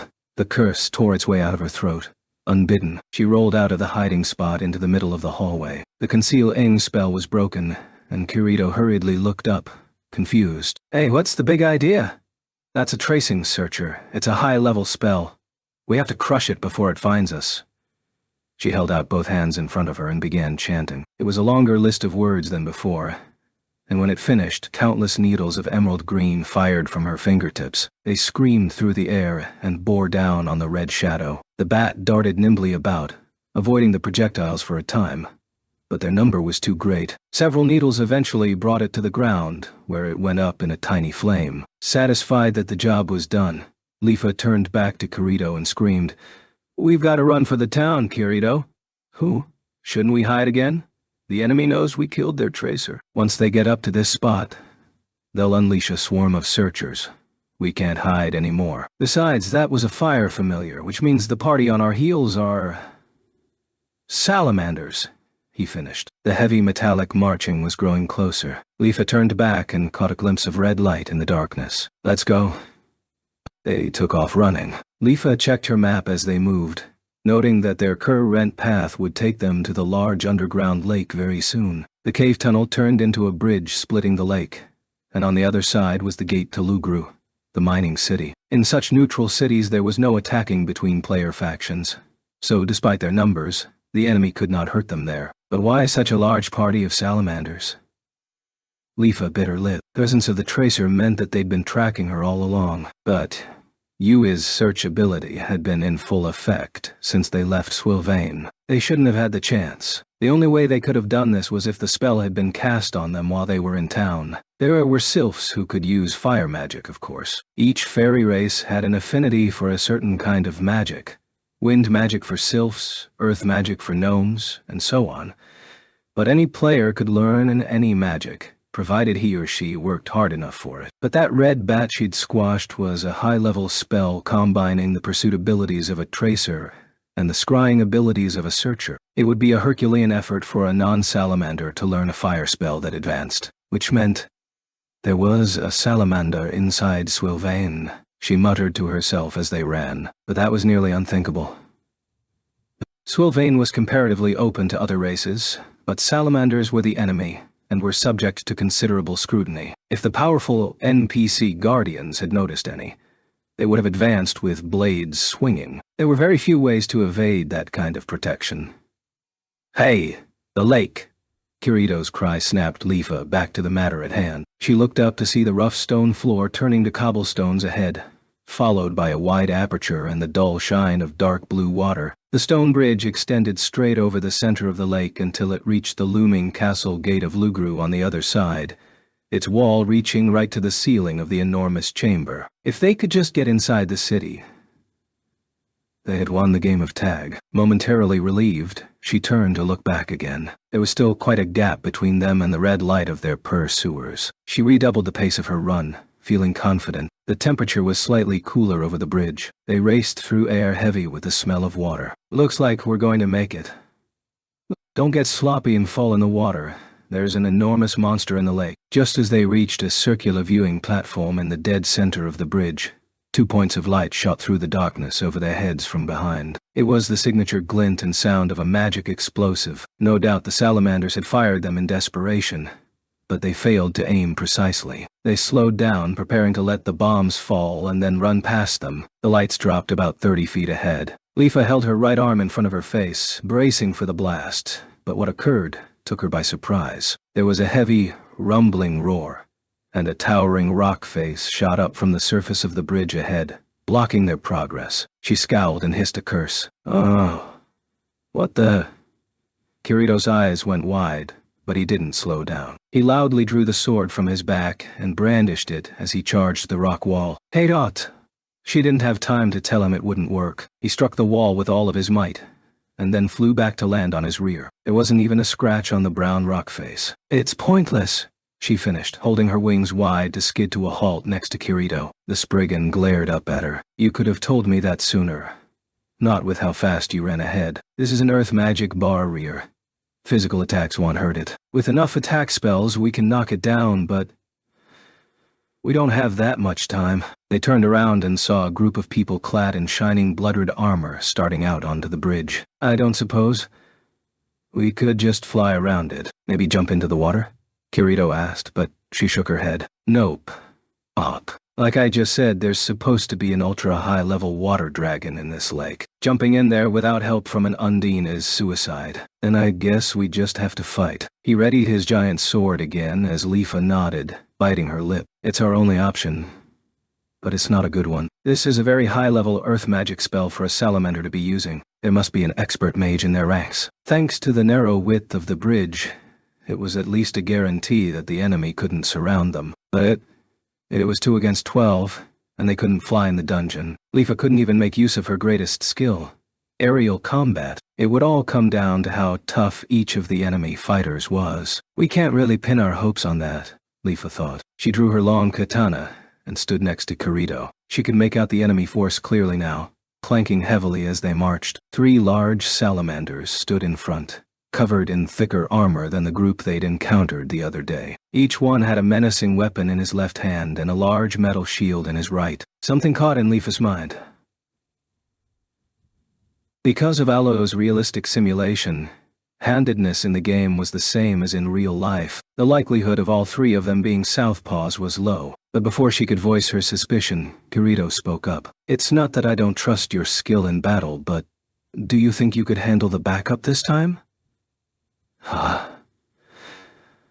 "I want you to hang back and focus on healing. It'll make it easier for me to fight." She looked at the double-edged sword in his hands again. He had a point. It would be very difficult to use such a weapon in a small space while keeping an eye out not to hit his ally. Being a healer wasn't Leafa's style, but she nodded to him and retreated until her back was nearly against the magic wall. They didn't have time to argue over who did what. Kirito crouched and twisted, pulling the sword as far behind him as it would go. The 3 lead salamanders bore down with the force of a tsunami. Kirito's small body twisted until she could almost hear it creaking. Leafa could practically see the pent-up energy billowing around him. The distance closed until... "Say!" With a shout, Kirito stomped his left foot forward and swung his glowing blue sword in a flat arc at the trio of crimson warriors. The air screamed as it was split, and the bridge shook with his force. It was the most powerful blow Leafa had seen Kirito unleash yet. However, she looked on in shock. The 3 salamanders didn't raise their weapons. Instead, they crowded close together, raising their heavy shields to form a protective barrier. There was a deafening clang as Kirito's sword hit the line of shields. The shock turned the air electric, and waves rippled out along the lake surface. But the soldiers had stood firm against his attack and only been pushed back inches. Leafa hurriedly checked their HP tie-up. The warriors had each lost more than 10%, but soon the sound of spells echoed forth from behind them, and their bodies began glowing a light blue. Multiple healing spells refilled their health to maximum instantly. The next moment, numerous orange balls of fire shot up from behind the fortress of steel. That was the line of shields, arching up toward the ceiling of the great cave chamber, before plunging down on Kirito's location. A great explosion turned the surface of the lake a deep red, swallowing the tiny black-clad figure. "Kirito!" Leafa screamed. His HP bar plummeted all the way down to the yellow zone. In fact, given the extremely small variation in player HP values in Elo, it was a miracle it hadn't killed him outright. She'd never seen such a precise, concentrated magical attack. With a shiver, she suddenly understood the enemy's strategy. They clearly knew that Kirito possessed an overwhelming physical attack, and they had concocted this tactic to counteract it. The three heavies in the front made no move to attack. They simply held the line with their thick shields. No matter how powerful Kirito's sword was, it could not inflict a fatal blow if he never reached their bodies. The remaining 9 behind them were probably all mages. Some of them focused on healing the guards, and the others rained down their projectile flames. It was the kind of formation players assumed to tackle a powerful boss monster. But why? Why would such a large group assemble just to go after Kirito and Leafa? Leafa put that question on the back burner as she queued up a healing spell. Kirito reappeared out of the dying flames, and she cast the best healing spell she knew. His HP bar started refilling immediately, but it was clear that this would not do much in the long run. Kirito understood the enemy's strategy as well. Perhaps sensing that a protracted battle was unwinnable, he immediately swung back toward the shield bearers, sword at the ready. Rah! The gleaming black sword collided with the shields, sending out a blinding shower of sparks, but the battle had already turned into a fatalistic numbers game. The damage Kirito inflicted with each swing was recovered by the mages in the rear line, and their healing spells. The next moment, the other mages cast their long-range attack spells, raining fire down upon him. It was Leafa's least favorite kind of battle, locked in a pattern, with no room for personal ability to sway the outcome. The only factor that would determine this fight was whether the mage's mana or Kirito's health would run out first. The outcome was clear. Yet another hail of fireballs enveloped Kirito. The deluge of orange light picked him up and threw him backward against the ground. Elo did not recreate any kind of pain in its sensory feedback, but out of the sensations it did feature, a direct hit from explosive magic was one of the most unpleasant. A roar rocked the brain. The skin burned and prickled, and the sense of balance was hit with a shockwave. The effects could sometimes carry over to the real body, causing headaches and dizziness that lasted for several hours. But every time Kirito was hit, he got back to his feet and swung his sword again. Even as she helplessly chanted recovery spells, Leafa could feel his pain vicariously. It was just a game. Anyone would give up facing these odds. It hurt to lose, but given the mathematical systems underlying the game, there would just be times when it was numerically impossible to win. So why? Leafa couldn't stand to watch this keep happening to Kirito. She ran a few steps closer and shrieked, "It's all right, Kirito. It's only a few more hours of flight from Sylvain to start over, and we can buy again the items we lost." This is pointless. But Kirito barely turned his head, his voice low. No. His eyes were red with the reflection of the fire surrounding them. As long as I'm alive, I won't stand to see a party member killed. It's the one thing I refuse to allow. She was stunned into silence. Different players had different reactions to an unwinnable situation. Some tried to awkwardly laugh it off. Some shut their eyes and tensed up when the moment came.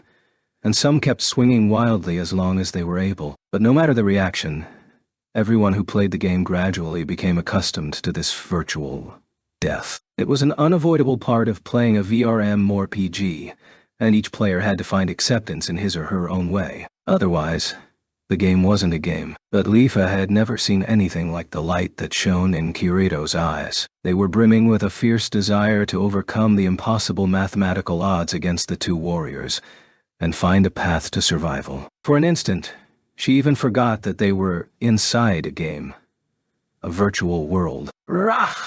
Kirito bellowed, setting the very air to rattling. In the instant that the enemy's fire relented, he made another reckless charge at the wall of shields. He dropped the sword to his right hand and made a fierce attempt with his left to grab the corner of a shield and pry it away. The salamander line broke at this unexpected move. He jammed his sword into the tiny space that opened in their defense. Leafa had been playing the game since the start, and she'd never seen anything like this. He'd broken the line of shield defense at point-blank range without using any magic. It wasn't even a proper attack. It wouldn't do any real damage. But this act of apparent madness caused shouts of alarm from behind the wall. Damn, what does he think he's... Suddenly, a quiet voice sounded in Leafa's ear. Now's our only chance. She looked over to see Yui perched on her shoulder. Chance. The only uncertain variable is the enemy's mental state. Use all of your remaining mana to protect against the next attack. Any way you can. But that would be like spitting into the ocean. She couldn't finish. But Yui, supposedly just a rudimentary AI, was looking straight into her eyes with the same force of will she'd just seen from Kirito. Leafa nodded in understanding and thrust her arms overhead. The enemy mages were already chanting the next fireball spell, but it was slower than usual. Perhaps because they were trying to time their release. She rattled off spell words as fast as she could. One slip of the tongue and the entire spell would fizzle, but she didn't have a choice. Her lips and tongue moved as nimbly as they possibly could. She was just an instant quicker to finish her cast.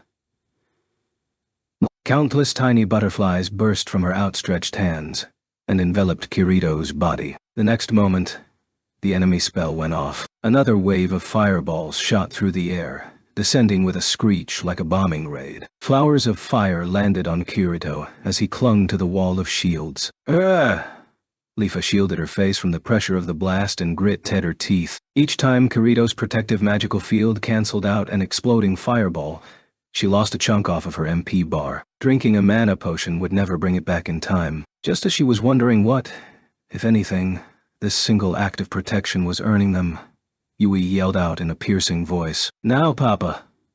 Leafa trained her eyes forward with a start. Amid the crimson flames, Kirito stood up straight, sword at the ready. She could hear bits of spell chanting and consulted her memory to identify the words she caught. But wasn't that illusion magic?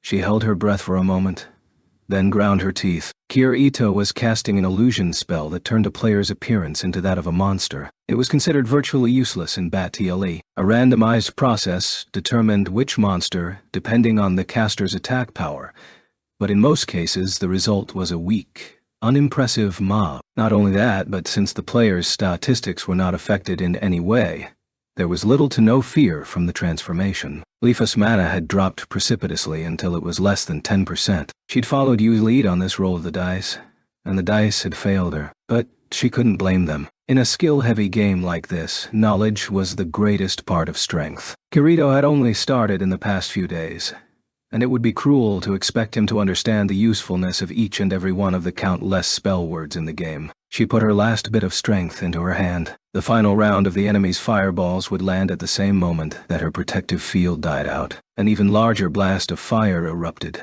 and slowly dissipated. A wavering black shadow emerged from the wall of fire. For an instant she thought her eyes were playing tricks on her. It was just too large to be right. It was at least twice the height of the imposing salamanders. On a closer look, it appeared to be a giant, its back stooped. "Is that you, Kirito?" she mumbled. It was the only possible idea. Clearly, this was Kirito's transformed figure after his illusion spell. But the size. As Leafa stood transfixed, the black shadow slowly raised its head. It wasn't a giant. The head was elongated like a goat's, and two long, malevolent horns curved from the back. The round eyes glowed red, and flame breath licked between its fangs. The pitch-black skin of its upper body was knotted with muscle, and its brawny arms were long enough to touch the floor. A sinewy, whip-like tail extended from its waist. The only word to describe its appearance was demonic. The salamanders froze still, as though their souls had all been removed. The black demon slowly turned its head to the ceiling and roared. "Groa!" This time it wasn't hyperbole. The earth really did shake. Primal fear rose from the pit of their beings. "Ea!" One of the salamanders on the front line fell back a few steps, shrieking in terror. The monster darted forward with terrifying speed. A clawed hand slipped into the space between the shields, and a finger pierced the heavily armed warrior. And in the next instant, the salamander was gone, with only a red-end flame left in his place. "What?" The other two front salamanders uttered identical cries of alarm at seeing their partner felled in one blow. They lowered their shields and brandished their weapons left-handed, inching backward. A furious shout arose from the mages in the rear, most likely from the group's leader. "Don't break formation, you fools. It's only his appearance and reach. He can't damage us if you stay turtled up."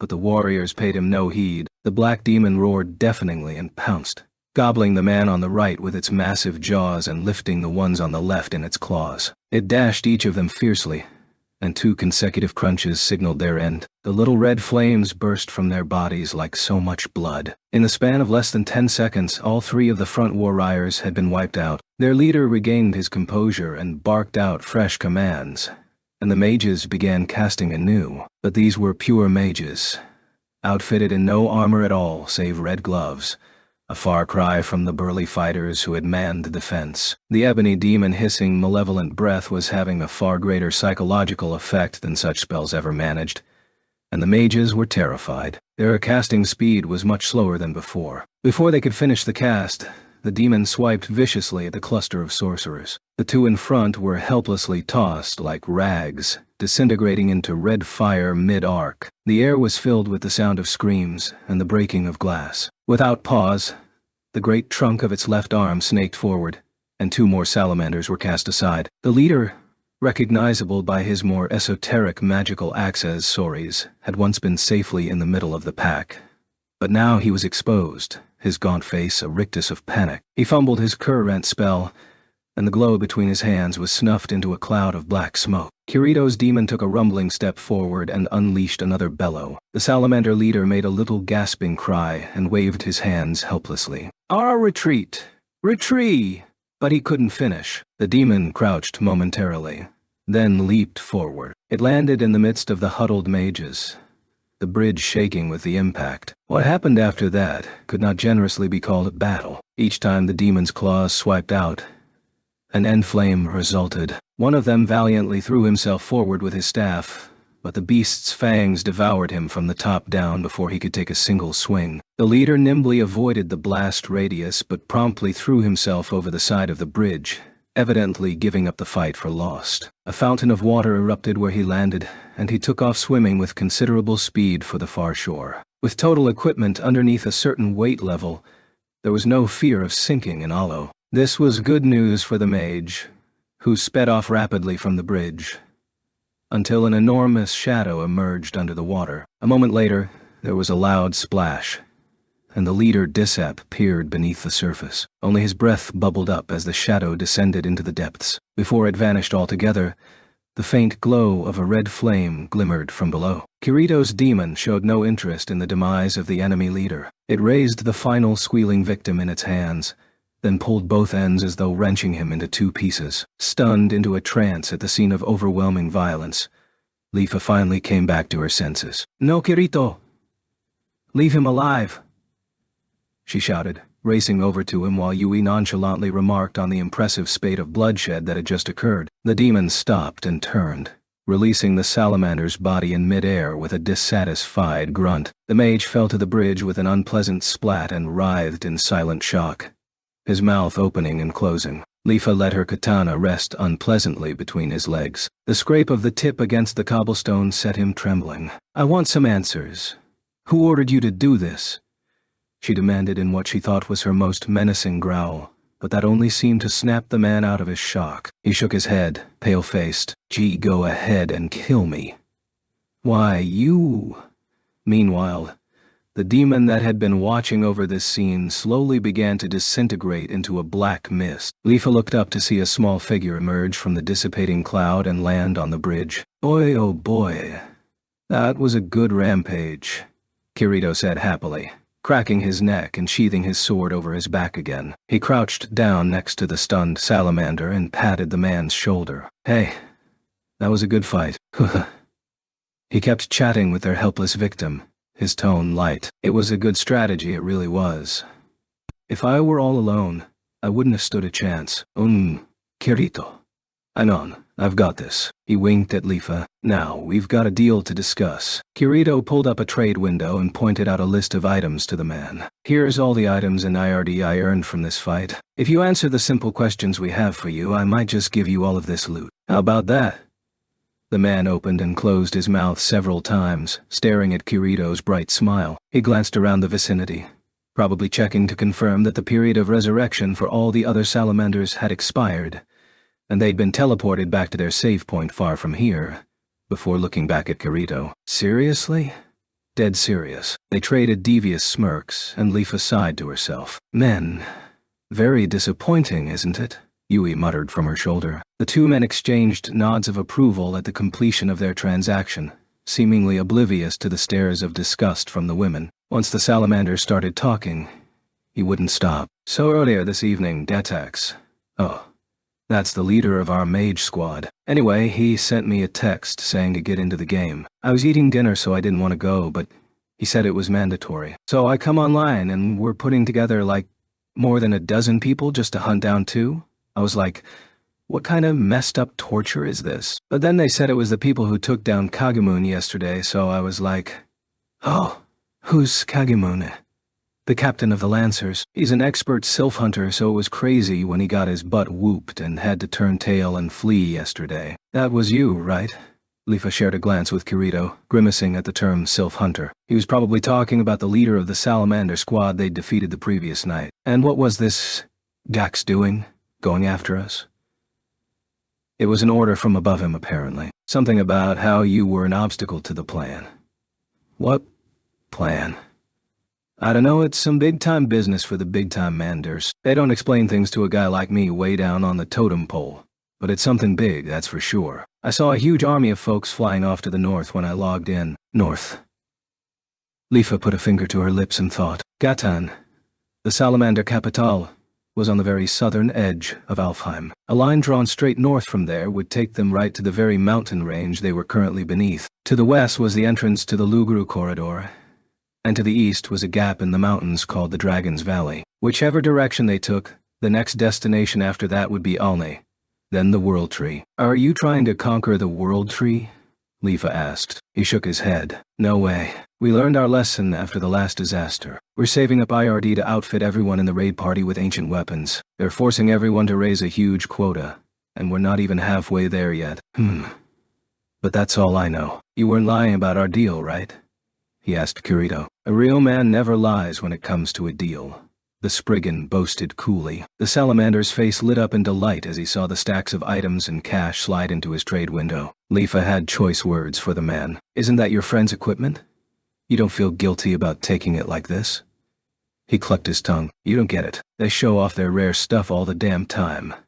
That's what makes this even sweeter. I'm not going to wear it, of course. I'll sell it all off and buy myself a house or something. The salamander announced that he'd take a few days on the return trip, just to let the excitement cool down a bit, and took off in the direction they'd come. Leafa stared at Kirito, who was back to his normal self, marveling at how the desperate battle they'd undergone not 10 minutes before seemed to have never happened.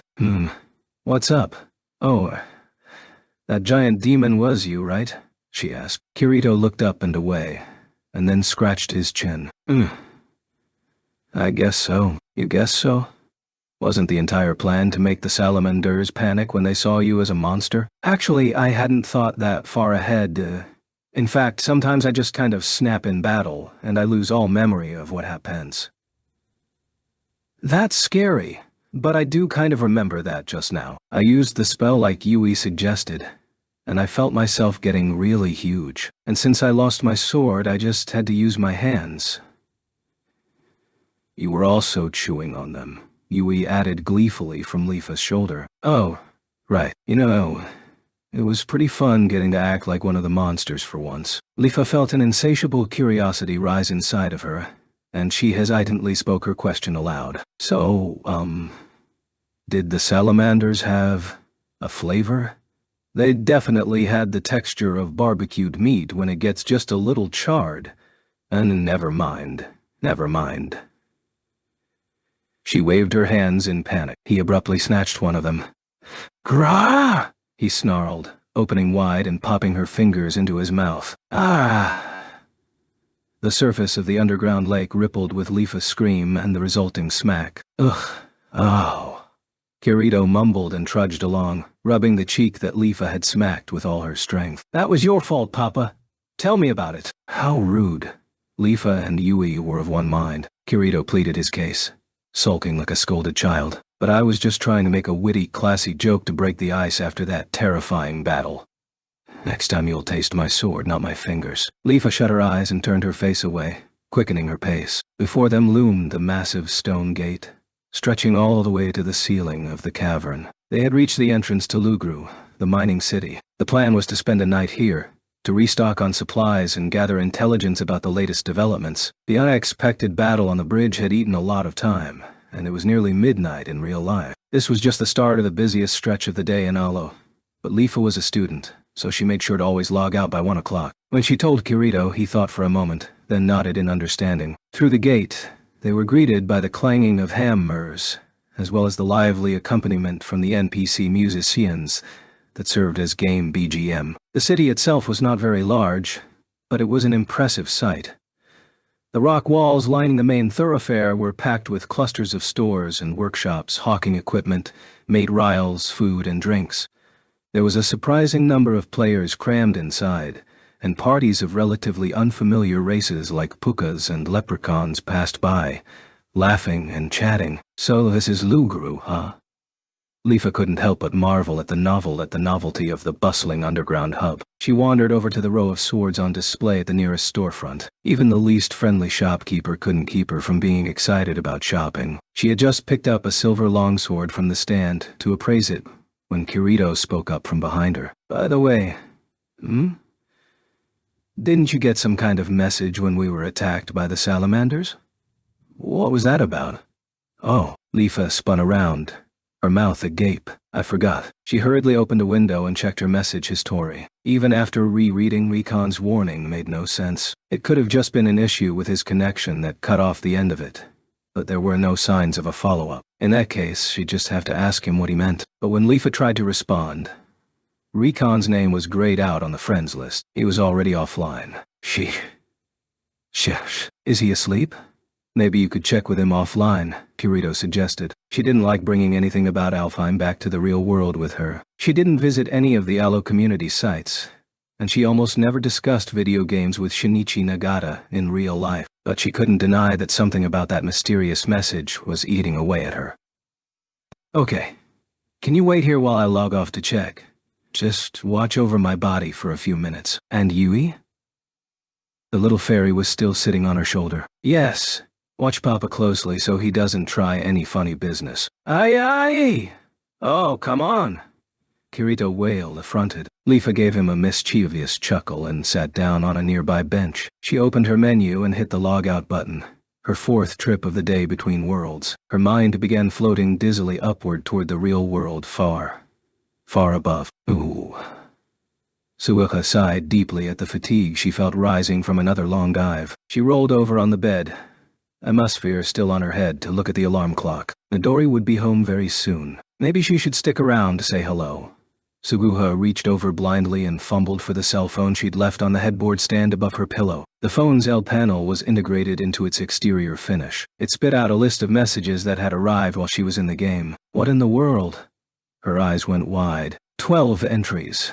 All voice calls from Shinichi Nagata. The atmosphere was configured so that calls of a certain priority, family, police, hospital, would automatically log out the player. Since Nagata didn't fall under that category, she'd missed all of these calls. But what was he calling about at this time of night? She popped the phone open, preparing to call him back, when his 13th call of the evening flashed the shell of the phone bright blue. She hit a button and put the device to her ear. "Hi, Nagata. What's going on?" "Ah, finally. What took you so long, Subiha?"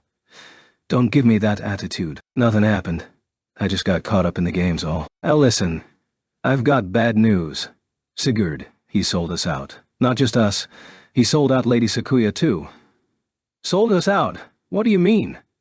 "Start from the beginning." "Ugh. There's no time. Okay, remember when the salamanders attacked us in the ancient forest yesterday? Didn't anything strike you as weird?" Despite his apparent haste, Nagata had returned to his typical dragging speech. When he called her by her first name like that in person, she always convinced him to stop via a physical attack or two. But over the phone, she didn't have that option and had to put up with it. The fact that the incident had only happened a day ago was somewhat of a shock to Suguha. It felt like she had met Kirito years and years ago. Huh? Weird? What happened? Kirito's entrance to the scene had left such an impression on her that the details of the air battle were fuzzy. When the group of 8 salamanders set onto us, Sigurd said he would be a decoy, and he lured away 3 of them on his own, right? Oh, Now that you mention it, he didn't get away, did he? He didn't. He didn't. But thinking back on it, that wasn't the way Sigurd usually acts. Whenever he would split up the party, the decoy had to be someone else. He never let anyone else remain to lead the group. Ever. Good point. Sigurd's leadership skill in battle was unquestionable, but he was also tyrannical and controlling. He always had to be on top. It was utterly unlike him to sacrifice himself for the sake of his party members. But then, why would he do that? That's the thing, Nagata said sourly. He's working with the salamanders. Has been for a while, I suspect. Who? Now Sugiha was well and truly shocked. She clenched the phone in her hand. The power game conducted among the various races of Alo meant that spoof accounts for the purpose of spying were an everyday occurrence. There was no doubt that several of the sylphs who called Sylvain home were actually fake accounts run by players whose main avatar was a different race. Particularly salamanders. Because of this, natural barriers arose. Low skill, low contribution, low activity players were never admitted to the center of power, due to the high likelihood of espionage. It wasn't that long ago that even Lifa wasn't allowed into the Lord's mansion behind the Tower of Wind. But since the dawning of Alo, Sigurd had been heavily active in sylph politics. He had been a nominee in all 4 of the Lord elections to this point. He was always a runner-up due to the overwhelming popularity of the current leader. But even after losing, he played the role of a valuable advisor. In short, he was an irreplaceable piece of sylph power. It was almost impossible to believe that he could be spying for the salamanders. Oh, come on. Do you have any proof of that? She asked, her voice low. I had a hunch, so I went hollow this morning and shadowed Sigurd all day long. You really have nothing better to do you? He was referring to Hollow Body, an invisibility trick of Rikon's. Only those who had mastered both high-level concealment magic and the sneaking skill could use it. Rikon took his player handle from the American military shorthand for reconnaissance, although he pronounced it reckon rather than recon. He designed his character for the purpose of scouting during hunts, which made him suited to tracking as well. He once made use of those skills to follow Lifa back into the inn room where she was staying, claiming that he was only going to leave her a surprise birthday present and leave without drawing any attention. He was beaten half to death for that crime. Nagata continued, ignoring the exasperation in her voice. After the horrible stuff he said to you in the Tower of Wind, I was looking for a chance to poison him dead. And what did I see? Oh my God, you're crazy. But Sigurd and his pals putting on invisibility cloaks and vanishing. I knew they were up to something. They can try to sneak off, but mere items can't fool me. Enough of the bragging. What happened next? They went into the sewers. After about 5 minutes of walking, there were these 2 fishy-looking folks waiting for them. They had invisibility cloaks too, and when they took them off, would you believe it? They were salamanders. What? But those cloaks don't fool the NPC guardians, right? They would have been cut down the moment they walked into town. Unless... Exactly. Unless they had pass medallions. Pass medallions were special items given to individual visitors of another race when entering a home territory, and only after a stringent security check. They were only issued by the highest of Ficers of each race and once given were non-transferable. Who had the ability to give them out?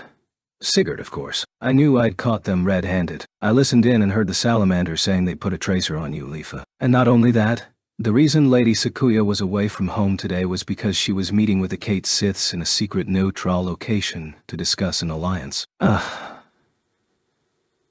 So that's why the flag at the mansion was down. Nagata shouted over her murmur of understanding. Sigurd's going to have a battalion of salamanders. Act the signing ceremony. What? Sugiya's breath caught in her throat. She was prepared to leave it behind forever, but the sylph territory was still her home. And Sakuya was a benevolent leader. She unleashed her rising panic into the speaker. You should have said so earlier. This is bad news. That's exactly what I said when you finally picked up phone, Nagata sulked. She cut him off before he kept whining. Well, did you tell Sakuya? There's still time, right? I knew it was big trouble, so I turned around to leave the sewer and I accidentally kicked a rock. You klutz! You idiot! You know, these days it kind of feels good when you yell at me, Sugiha. Sicko. What then? Did you get in touch with her? The Salamander's searcher stripped away my hiding spell. I wasn't that worried because I figured if they killed me I'd just revive at the tower and run right into the Lord's mansion. But then they hit me with poison darts. Isn't that messed up? This didn't fly with what he'd said earlier, but she didn't have time to bother with that. So, where are you now? The Salamanders have me held prisoner in the sewer, paralyzed. There was nothing else I could do, so I logged out and tried to call you. But you wouldn't pick up, and I don't know how to contact anyone else in real life. Oh, yeah. And they said the meeting with the Kate Sith leader is at 1 o'clock. Man. When? We only have 40 minutes left. Double, what should we do, Suya? She sighed deeply and spoke quickly. Do you know where the meeting is? Not the precise coordinates, but it's apparently past the Poncle Valley on the other side of the mountains. Got it. I'll find a way to get there and warn them. I've got to hang up now to do that. Wait, Suya. Nagata's panicked voice stopped her finger at the button. What? So, what's going on with you and that Kirito guy?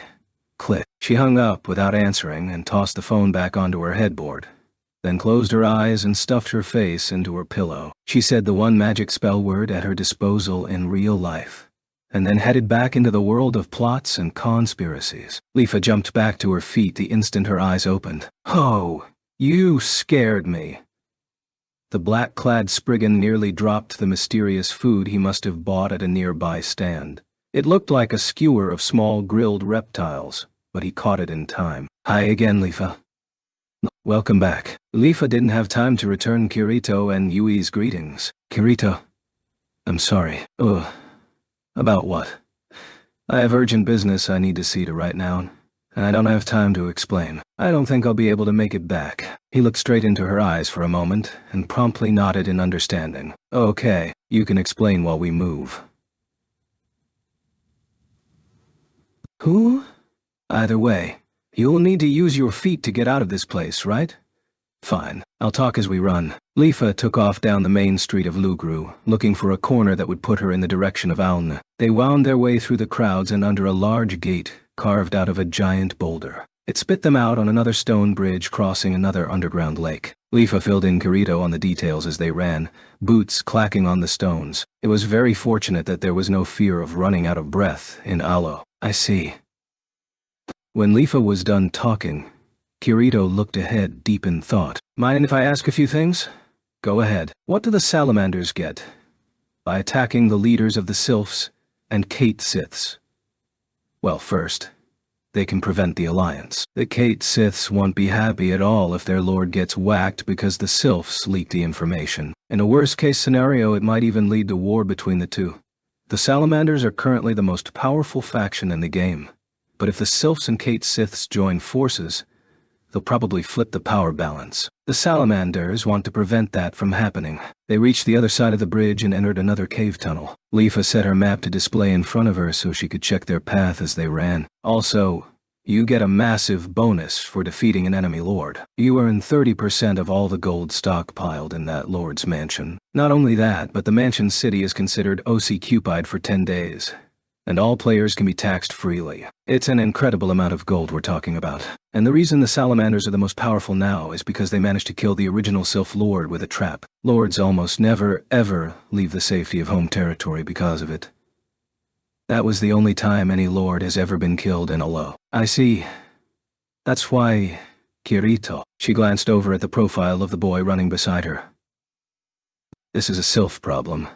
You don't have any reason to get further involved. Aln is just on the other side once we exit this cave. I'm guessing we wouldn't leave the meeting place alive, so we'd have to start over from Swilvan all over again, which is a waste of several more hours of gameplay. And in fact, Leafa had to shut something tight in her heart in order to say what came next. If you really need to get to the top of the world tree, your best bet might be working with the Salamanders. If their plot succeeds, they'll have more than enough money to make a solid attempt on the world tree. Maybe they'll hire a Spriggan as a mercenary. I'm not going to complain if you just kill me right here. I won't resist it if that happens, she thought. It was unfathomable under normal circumstances, but she knew she couldn't beat him, and she didn't want to fight him, even if they'd only known each other for a single day. If it comes to that, I might even quit Alo altogether. She looked over at Kirito again, who was still running, his expression unchanged. Anything goes. It's just a game. Kill what you want. Take what you want, he muttered, then paused. I've seen enough people who think that way to last a lifetime. In a way, it's true. I used to think that way myself, but it's not. There are things you have to protect and uphold, because it's a virtual world, even if it makes you look stupid. I learned that from someone very important to me. His voice suddenly turned warm and gentle. It might seem like a paradox, but I don't think you can fully isolate the player from the role-playing in this VMO thing. If you let your inner greed run wild in this world, that will come back to haunt your real-life personality. The player and character are one and the same. I like you, Leafa. I want to be your friend. I would never cut down someone I like for personal gain, no matter the reason. Kirito. Leafa stopped running, her breath suddenly trapped in her chest. A moment later, Kirito stopped as well. She clenched her hands together, trying to stay upright in the indescribable deluge of emotion engulfing her, and looked into his black eyes. Oh, I see, she thought. It was the reason she always kept a certain distance from every other player in this game. She couldn't tell if she was dealing with a flesh-and-blood human being or a character in a game. Behind every word, she couldn't help but wonder what people were really thinking. She didn't know how to respond to others, and every outstretched hand became a weight on her shoulders, something she could only escape with the beat of her wings. But there was no need for her to bother with that. Let her heart feel as it felt. That was all she needed, and that was the only truth. Thank you.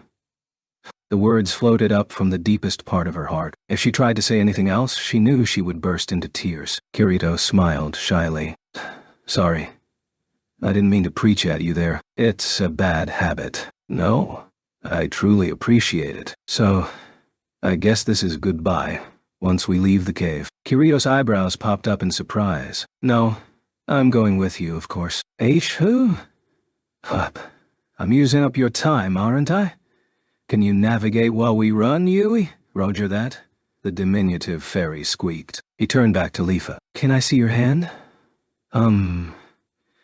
Kirito reached out with his left hand and squeezed Leafa's right. Even in her confusion, Leafa's heart leaped when she realized it was the first time they'd held hands. In the next instant, Kirito took off at ferocious speed. A shock wave rattled her eardrums, as though they were breaking through a wall of air. She thought they'd been running fast before, but it was nothing like this. They were moving so fast, the texture of the rock walls melted into radial blurs. With Kirito dragging her by the hand, Leafa felt her body float nearly horizontal in the air.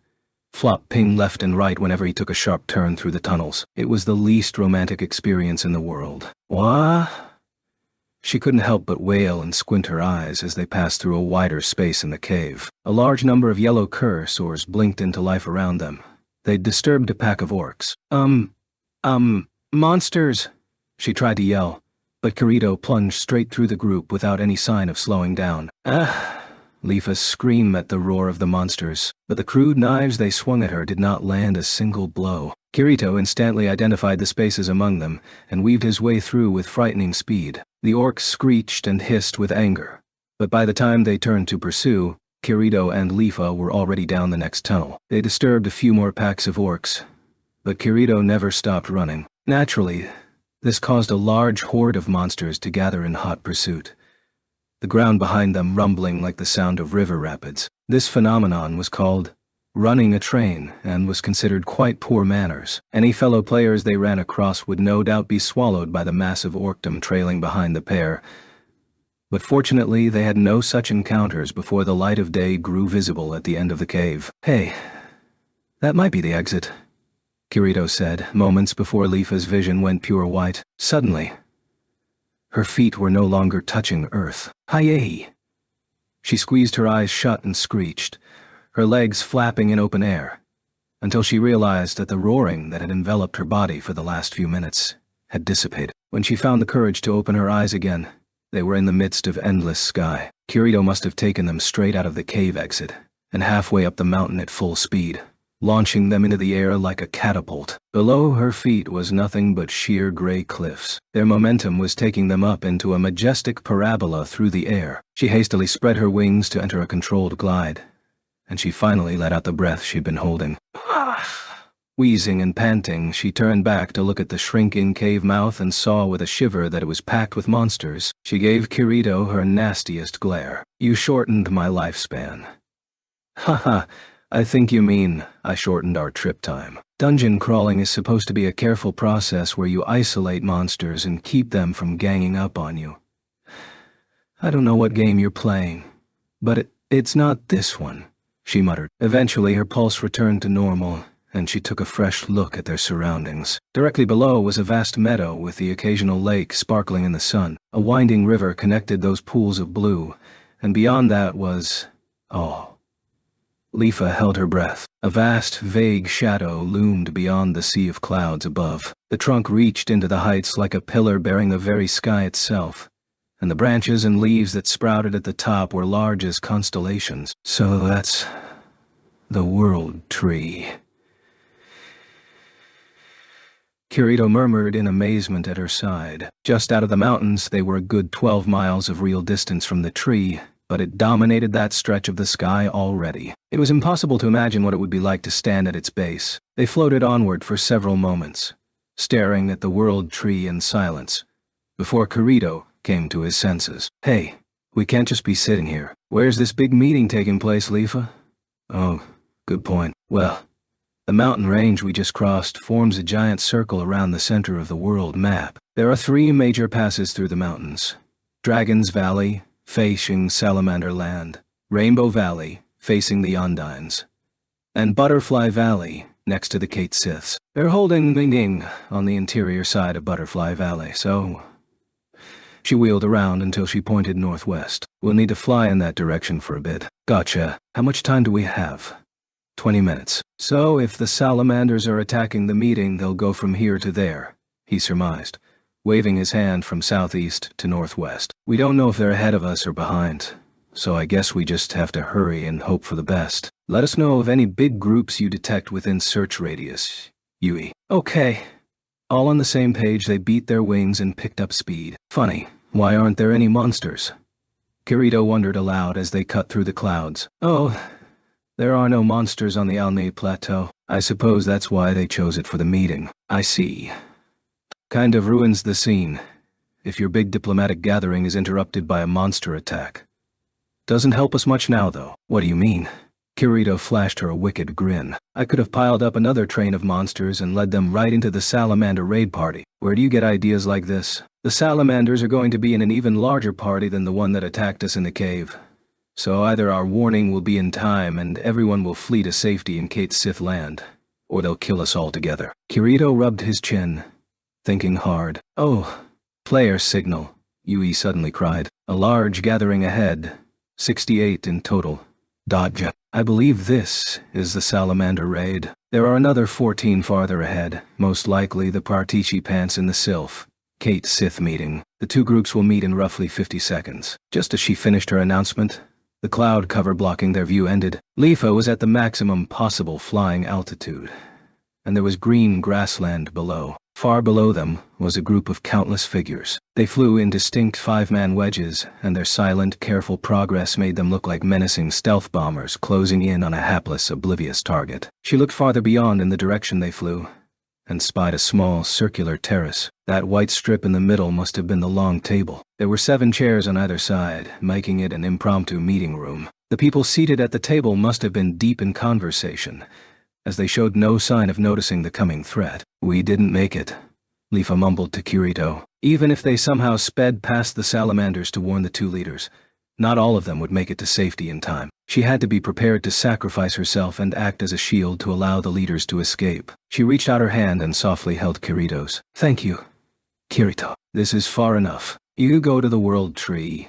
It wasn't that long, but it was certainly fun," she said with a smile. But just as she tucked her wings and prepared for a steep dive, Kirito squeezed back. She looked up with a start and saw his usual confident smile. "Running out isn't my style." He let go and plopped Yui back into his shirt pocket, then beat his wings hard and sped ahead. Leafa had to close her eyes for an instant, as a brief shock wave hit her full in the face. When she opened them again, Kirito was already in a dive, headed straight for the little terrace. "Wait, what are you doing?"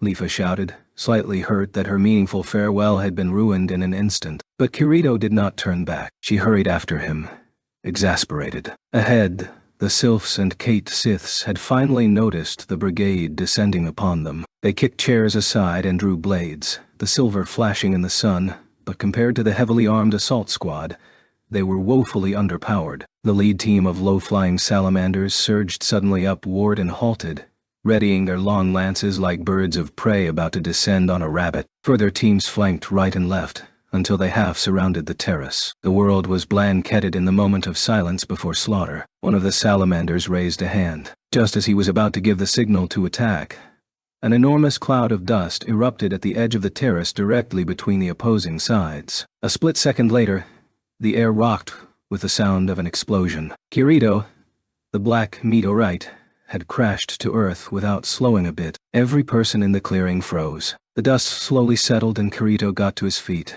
turning to stare imperiously at the salamanders, hands on his hips. He puffed out his chest, took a deep breath. "Stay your blades, all of you." "Oh!" Even in her dive, Leafa cringed. The shout was so deafening. The previous explosion might as well have been whisper quiet. She was a few dozen yards up in the air still, and her body was tingling with the force of it. The salamander formation shook as though suffering some kind of physical pressure, the members falling back on their heels. The volume of his voice was one thing, but his astonishing nerve was another. What in the world did he think he was going to accomplish here? Despite the trickle of sweat down her back, Leafa landed behind Kirito, next to the green-clad sylphs. She soon found one in a very recognizable outfit. "Sakuya!" she called out. The sylph turned at the sound and her dazed eyes went wide. "Leafa? What are you doing him? I mean, what's happening?"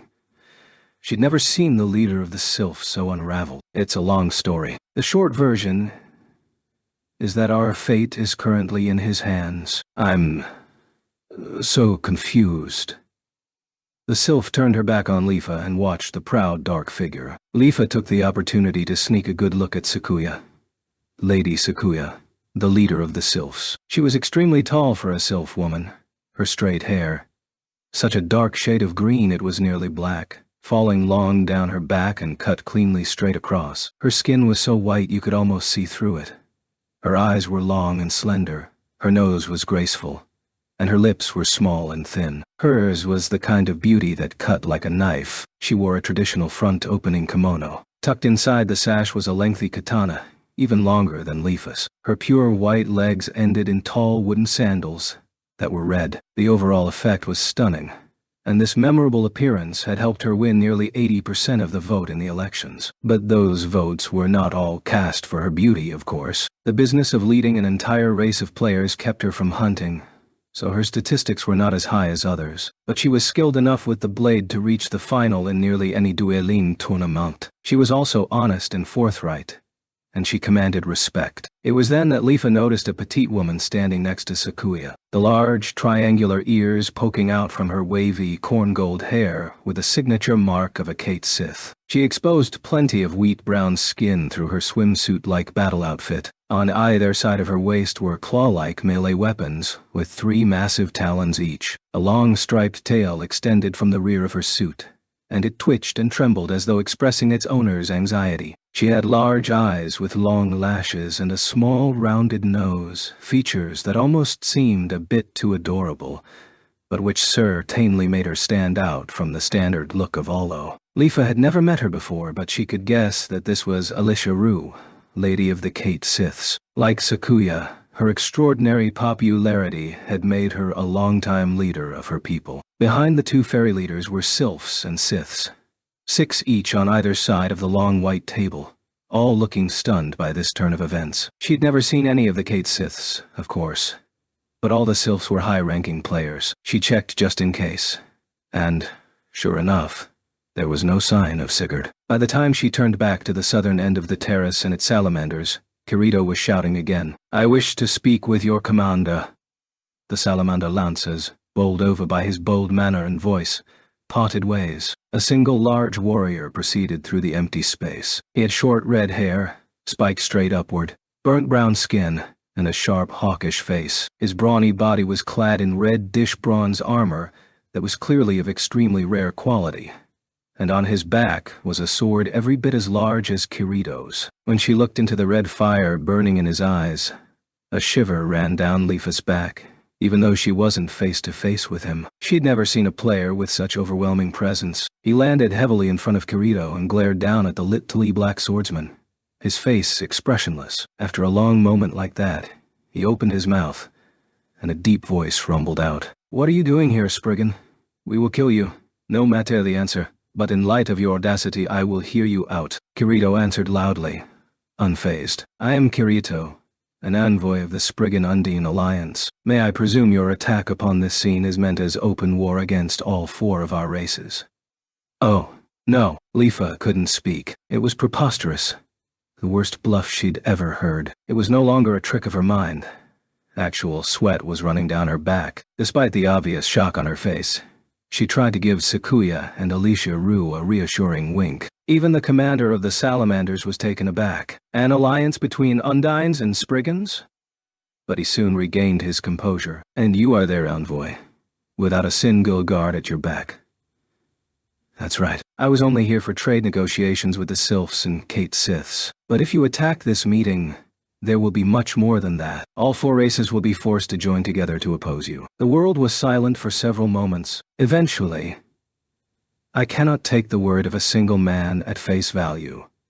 Especially one with no real equipment." The salamander reached behind his back and loudly drew his double-sided blade. The metal gleamed dark and red, 2 entwined dragons inlaid on the flat of the sword. "If you can withstand 30 seconds of my attacks, I will believe that you are an envoy." "Very generous of you," Kirito responded lightly, drawing his own giant sword. This one was a dull gray with no ornamentation. He vibrated his wings and rose to hover at the same height as the salamander. In an instant it seemed as though the space between them sparked hot and white with pure, murderous focus. 30 seconds passed.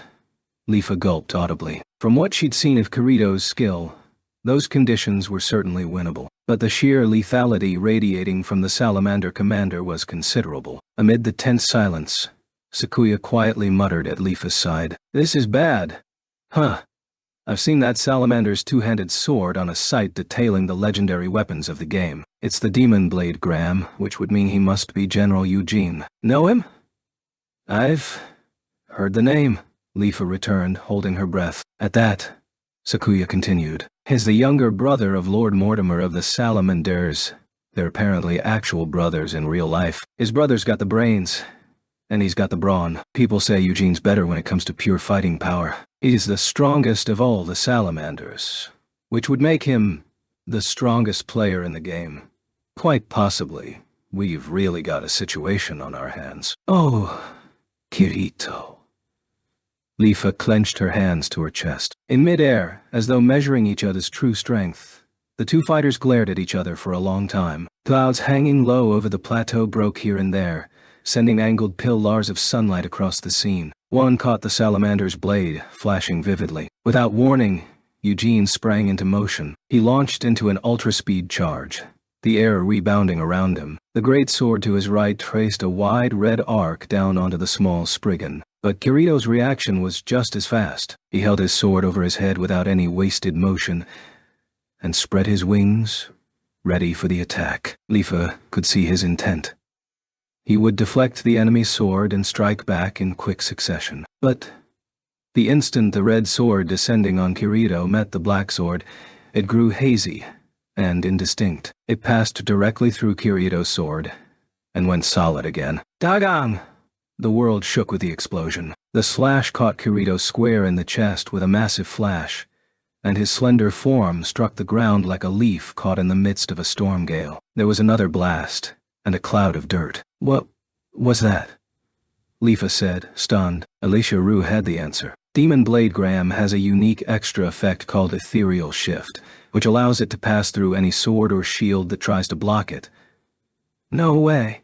She looked closer, hoping to call up Kirito's HP bar, but before the game could detect her line of sight and show a cursor, a shadow shot out of the dirt cloud like an arrow. It careered straight for the hovering Eugene. Well, you survived the hit," the salamander crowed, delighted. "What the hell was that?"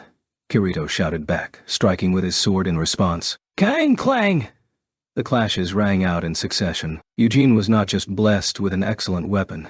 He used his bulky sword to deflect each and every one of those attacks of Kirito's that Leafa herself had never been able to follow. Once that combination finally abated for an instant, it happened again. The demon blade gram exposed its fangs. Kirito instinctually tried to block the sideways swipe with his own sword, and once again, it blurred and struck him deep in the gut. Tsha! It sounded like all of the air in his lungs had been expelled outward. Spinning, he flew up into the air and only stopped his momentum with his wings at full brake. That stings... Hasn't it been 30 seconds already? Kirito wailed. Eugene smiled confidently. Sorry. Now I want to kill you. This lasts until I've made you my trophy. Son of a bitch. Can't wait to see the tears in your eyes. Kirito hoisted his massive sword again, but the fight seemed as good as over. Parrying was not an option to defend against Graham's extra effect. The only way was to avoid it entirely, but that was nearly impossible with the lightning-fast blows in the battle. Sakuya must have come to the same conclusion. It'll be tough. Their skill as players seems about equal, but the weapons are hardly so. The only weapon that can counteract a unique-level demon blade would be another legendary weapon, the Holy Blade Excalibur. But no one even knows where to get it, she said. If anyone could do it, Kirito could. He's barely played this game for a day, and yet he's used his unfathomable skill to overturn impossible odds over and over, Leafa told herself. Clutching her hands to her chest, Eugene thrust sharply, red light streaming from his wings. Kirito swung wide at a random angle and just barely dodged. The two fairies wound through the air in complicated patterns, occasionally colliding in vivid bursts of visual effects, then separating again. Kirito's HP bar was under the halfway point after the two direct hits he'd taken. Not too long ago, she'd seen Kirito defend himself against a withering magic assault, and yet Eugene had pierced that stout defense easily. He was the real deal. Kirito suddenly spun and stuck out his right hand. He must have been chanting spell words, because his hand flashed black. Boom, boom, boom. Clouds of smoke erupted around them. The area of Effect Illusion spell expanded until it covered a wide radius. The black clouds hovered over the heads of everyone on the ground, plunging the area into a sudden darkness. Leafa squinted to try to make out Kirito's figure, even as her field of vision grew dim. Leafa, I need this for a moment. Wah! She yelped as a voice whispered in her ear. She could sense her beloved katana being removed from its sheath. Kei Kirito. Leafa spun around, but no one was there. Her sheath, however, was empty. Is this your idea of buying time? Eugene's shout emerged from the midst of the thick smoke. It was followed by the sound of spell chanting. A wave of red light flicked outward through the black. The dispel effect worked quickly, removing the smoke and returning light to the vicinity. Leafa looked up hastily to the sky above. But it was gone. Only the lone salamander general floated in the air. No matter where she looked, she saw no short, nimble Spriggan. You don't think he took off to save his own skin? A Kate Sith mumbled behind her. Leafa spun and shouted before the sentence had finished. He wouldn't. He would never. Even in this situation, when almost any player would turn and run for his life, he wouldn't. The boy named Kirito wasn't just playing this RMLO. He was living it. He saw this virtual world as another reality of its own, and he believed in the truth of the trust, bonds, and love that grew out of it. Can you hear it? There, a beautiful high-pitched flight tone, almost like a flute. It grew closer, louder. Louder. When Leafa finally caught sight of him, tears blurred the sight. He was in the sun, the brightest source of game light in Alfheim. In a rapid line, one small shadow descended, through the brilliant rays pouring down from above. A few moments later than Leafa, Eugene looked straight up, but the effect of the sunlight caused him to grimace and raise his hand to block it. A normal player might have tried to move later ally to avoid the sun and been battered from directly above. But Eugene was no normal player. His broad mouth grimaced, then gaped wide. Ah!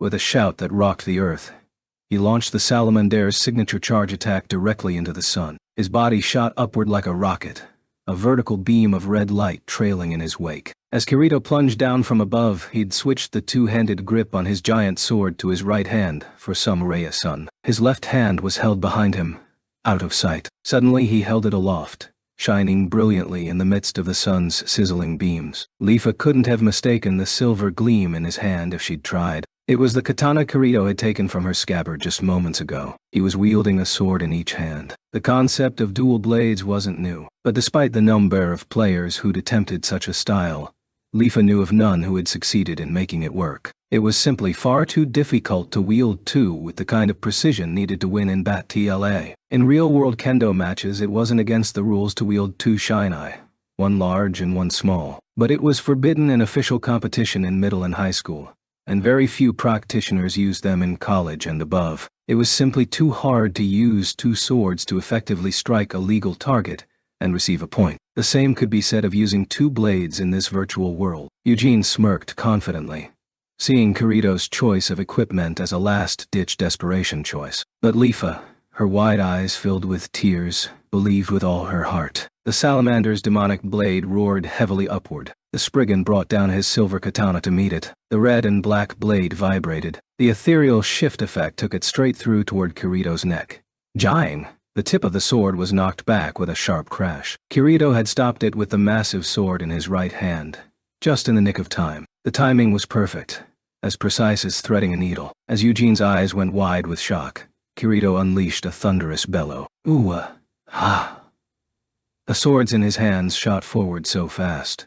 They were nothing but a blur. The katana sliced smoothly. The great sword thrust forward, the two exchanging like pistons. He pulled back and went in again, the katana flying forward from the lower left. As though drawn to the same trajectory, the great sword pounded heavily after it. Silver and black melted together. The consecutive blows were like shooting stars in the night sky. Leafa couldn't imagine the length of training required to wield two swords with such speed and precision. Even as he was pushed back, Eugene tried valiantly to use his sword's shifting attacks to counter, but it did not seem to work in succession against multiple blades, and he was rebuffed by the double parry every time. "Nra!"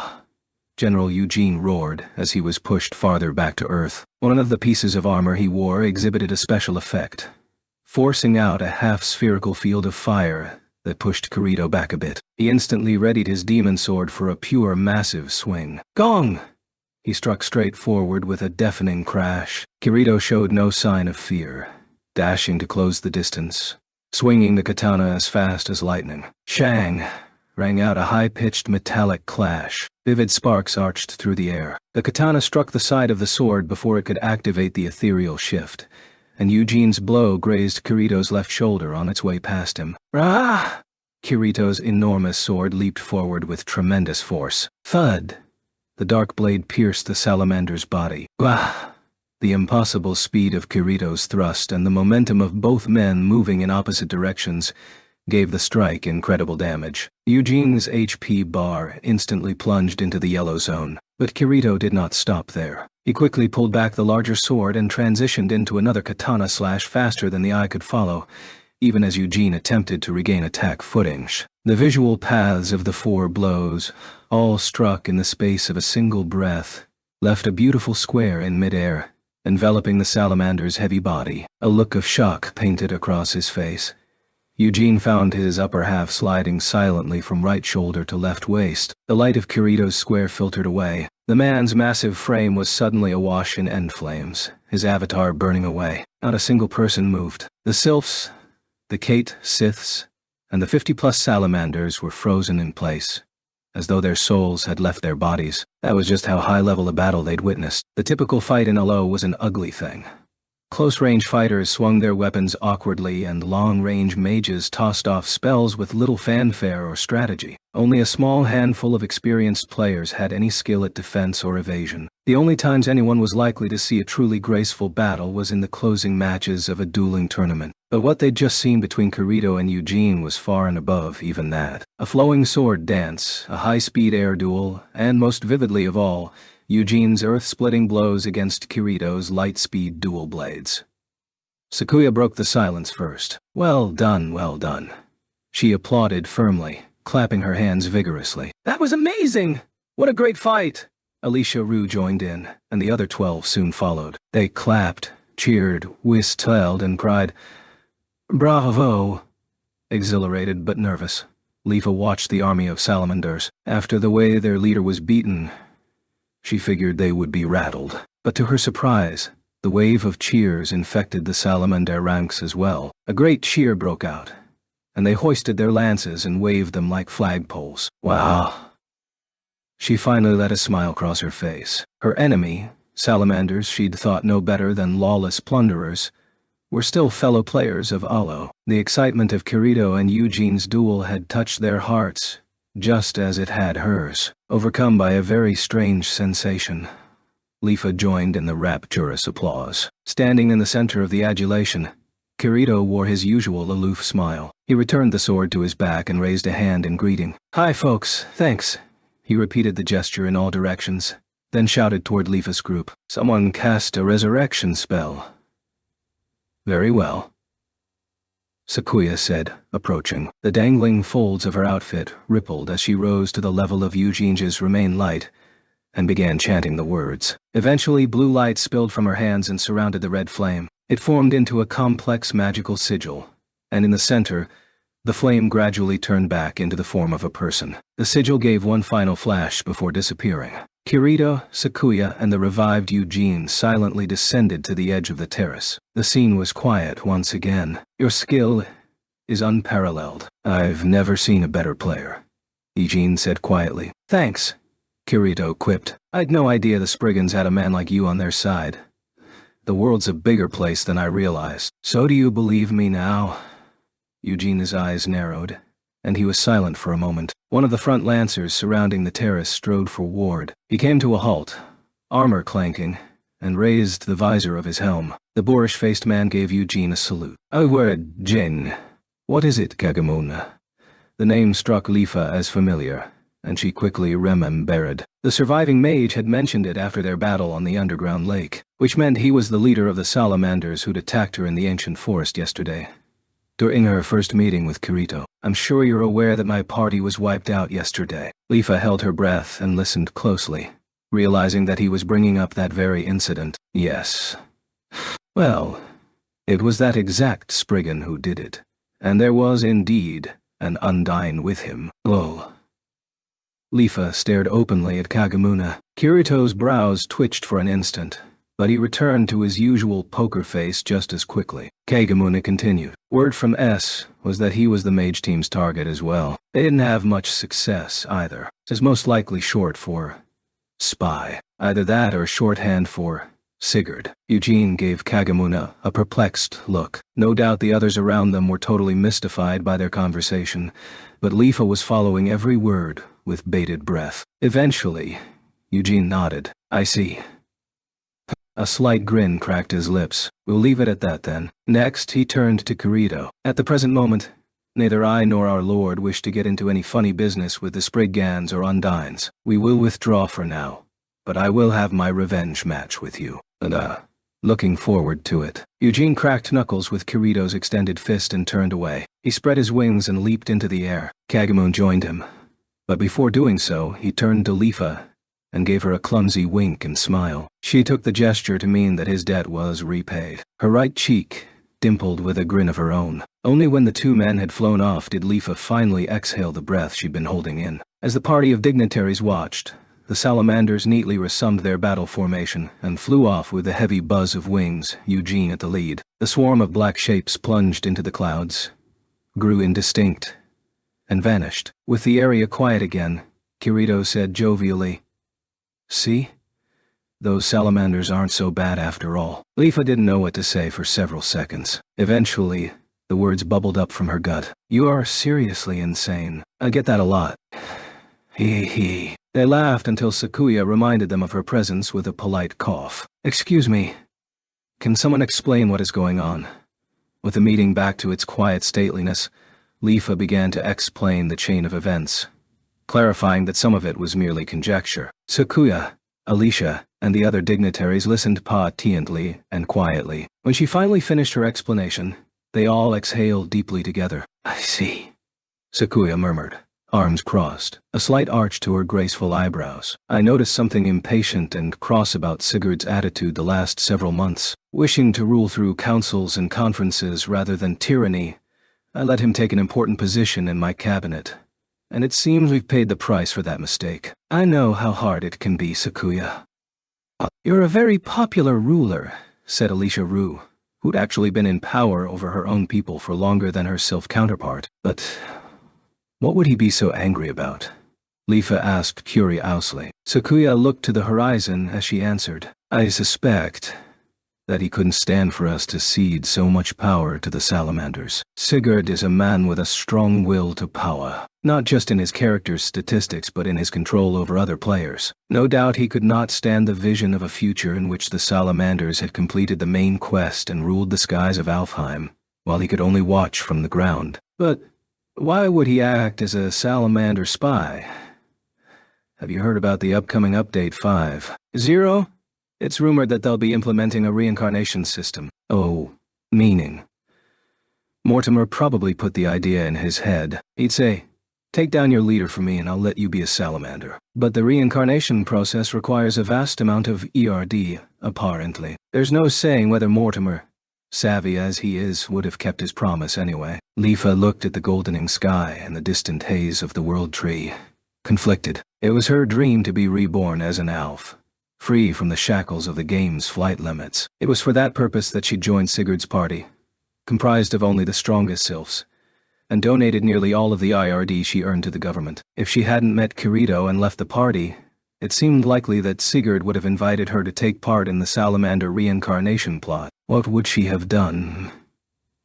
Alo's a nasty game, testing its players' greed like this, Kirito murmured forlornly at her side. I'm guessing its designer is a real piece of work. Ha.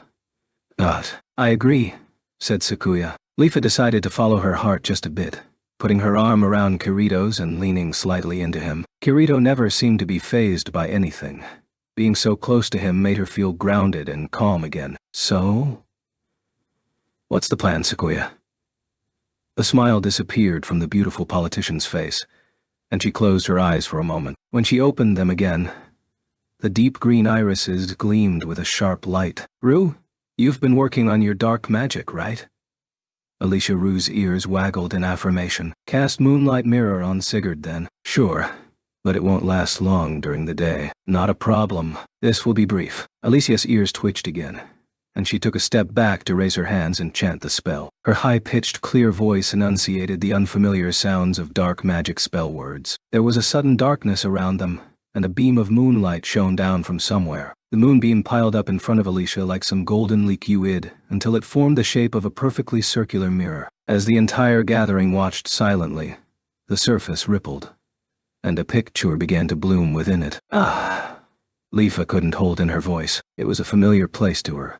The meeting room of Sakuya's mansion where official buzziness transpired. There was a large jade-green table in front. Behind it, someone was seated in the Lord's chair, his feet propped up on top of the table, his eyes closed and hands clasped behind his head. It was Sigurd. Sakuya approached the mirror and spoke, her voice as clear as a harp. Sigurd.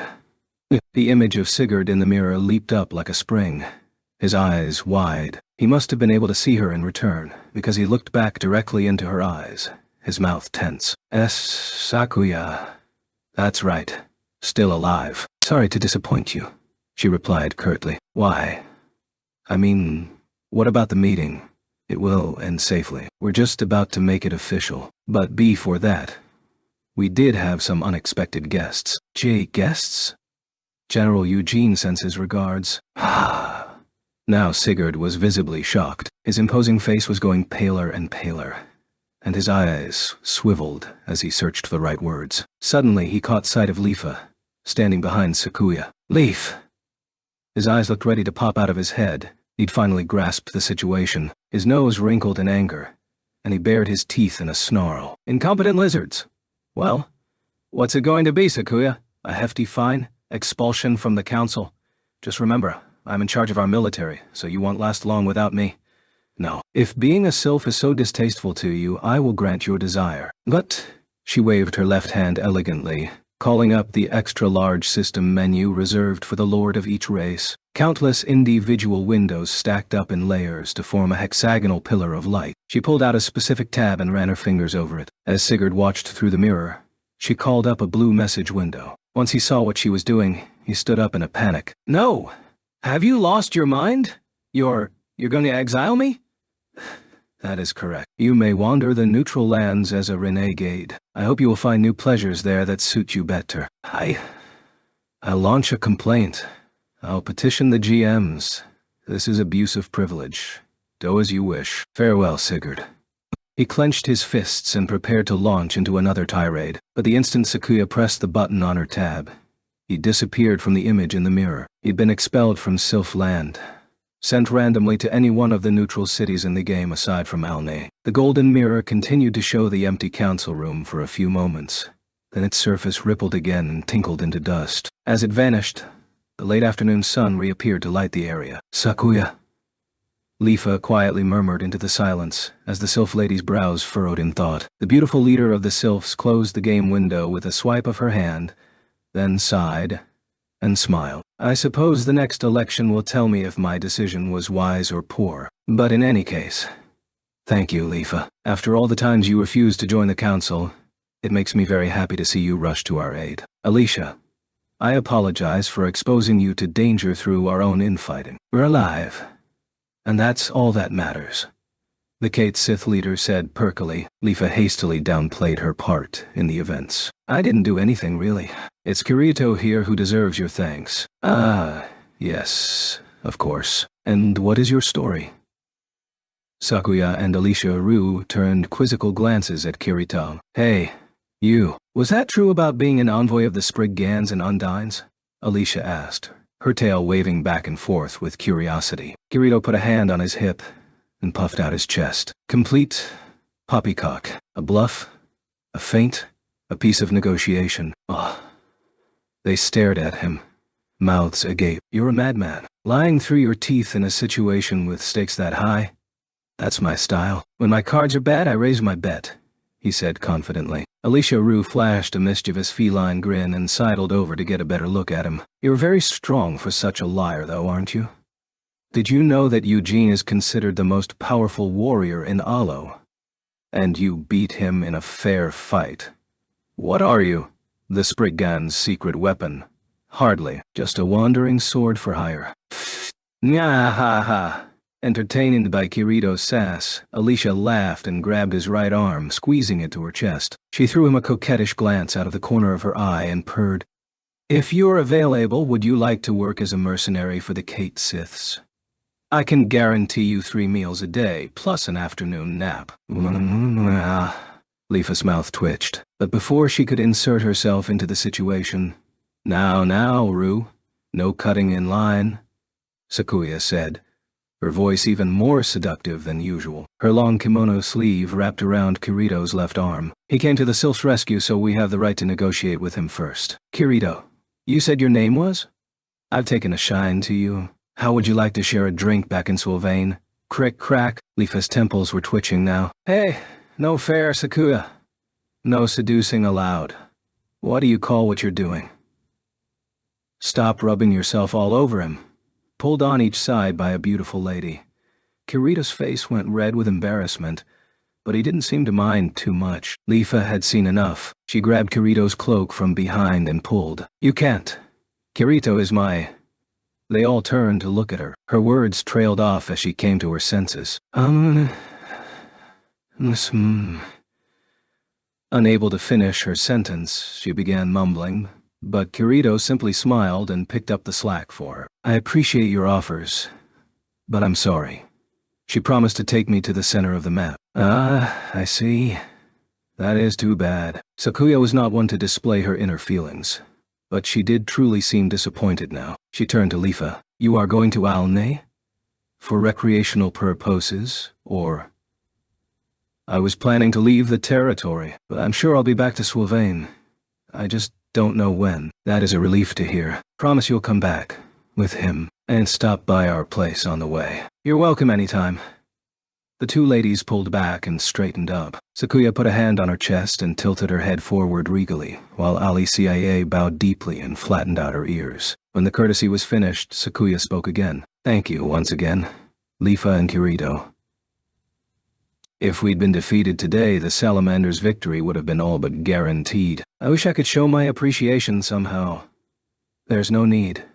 Kirito said awkwardly. Leafa suddenly realized something. She took a step forward. Sakuya, Alicia. This alliance is for the purpose of conquering the World Tree. Isn't it?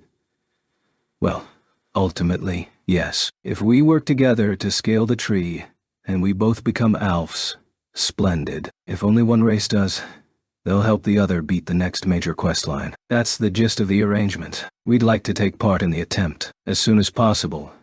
A.C. Chuli. Sakuya and Alicia shared a look. We don't have a problem with that. In fact, we'd like you to join us. I can't make any guarantees as to a time frame, however. Why? Leafa glanced at Kirito. The enigmatic Spriggan boy looked down and spoke. I came to this world because I wanted to reach the top of the World Tree. I need to meet someone who might be up there. Someone? The Fairy King Oberon. No, I don't think so. It's someone I can't reach in real life, but I have to find. So, if he or she is on top of the World Tree, does that mean it's an admin? Wow. Kinda mysterious, huh?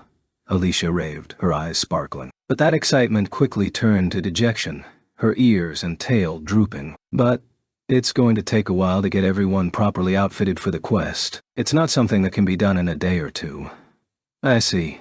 Good point. Then again, I just wanted to get to the foot of the tree, that's all. I'll figure out the rest on my own. He smiled and, as though just remembering something, abruptly waved his hand to call up the menu. When he was done fiddling with his inventory, a large leather sack appeared. Go ahead and use this to help pay for stuff. The sack clanked heavily.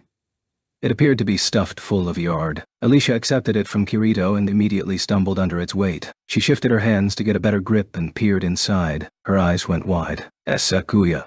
Look. Sakuya followed Alicia's finger and peered inside. She pulled out a large pale blue coin that sparkled in the light. Wow! Leafa couldn't contain herself. The two leaders were frozen with their mouths open, and the 12 dignitaries who'd been dutifully watching the scene began to murmur excitedly. 100,000 IRD mithril coins. Are these all? Even Sakuya was hoarse with astonishment as she examined the coin closely. She eventually put it back into the sack, shaking her head in disbelief. You can't make this kind of money without camping out to hunt deviant gods in Jotunheim. Are you sure about this? You could build yourself a castle in a prime location with a sum like this. It's fine. I don't need it anymore, he said, unconcerned. Sakuya and Alicia looked back into the bag and sighed deeply. This will put us much closer to the total we need. We'll procure equipment on the double and inform you when the preparations are complete. I'll be waiting. Alicia put the leather sack into Sakuya's open inventory window. I won't feel safe ferrying her on a gold mine like this out in the open. Let's head back to Kate Sithland before the Manders change their minds. Good idea. We can finish the negotiations once we're safe. The two women gave orders to their subordinates. In moments, the large table and 14 chairs were all stowed away. You've helped us in every way imaginable. I promise we'll do everything we can to assist you, Kirito and Leafa. I'm just happy to be of service. We'll be awaiting your word. Sakuya, Alicia, Kirito, and Leafa all exchanged firm handshakes. Thanks. See you later. Alicia chirped with another naughty grin and pulled Kirito closer with her tail. She brushed his cheek lightly with her lips, much to his embarrassment, and flashed the twitching Leafa an enigmatic wink before spreading her pale golden wings. The two noble ladies rose straight into the air, waving goodbye, and headed west into the reddening sky. Each was soon full load by her 6 compatriots in elegant formation. Like flocks of geese, Kirito and Leafa watched them go silently until they disappeared into the sunset. The area was so quiet that the incredible duel, and the standoff in which the fate of 3 races hung in the balance, might as well have never happened. Only the whistling of the wind and the rustling of leaves could be heard. Leafa felt a bit chilly and leaned close to Kirito. They're gone. Yep, tot. It's over now. The schism with Sigurd that had kicked the entire string of events into motion seemed like ancient history now. She could hardly believe that it had all happened in the last 7 or 8 hours. Somehow, being here with Kirito made this world feel real, as though the version of herself with wings was her real body, Leafa Suguha thought. But she couldn't put it into words to speak aloud. Instead, she leaned against Kirito's chest, hoping to hear his heartbeat. I told you not to cheat on her, Papa. Ah. Leafa leaped away as a furious Yui shot out of Kirito's chest pocket. What's the big idea? Kirito moaned, as Yui circled around his head. She landed on his shoulder and puffed out her cheeks adorably. Your heart was racing when the royal ladies were touching you. I can't help that. I'm a guy. Leafa was momentarily relieved when she realized she wasn't the root of the problem, but a new question popped into her head, which she asked Yui. Yui, am I allowed to? You seem to be safe, Leafa. Why is that? I don't know, you just don't seem all that girly to me, Kirito admitted. What? What's that supposed to mean? Leafa put her hand on her sword hilt at this unforgivable affront. I just meant you're easy to get along with. In a good way. Kirito laughed awkwardly, rising into the air. See, Simon. Let's get flying to Alni. The sun's almost down.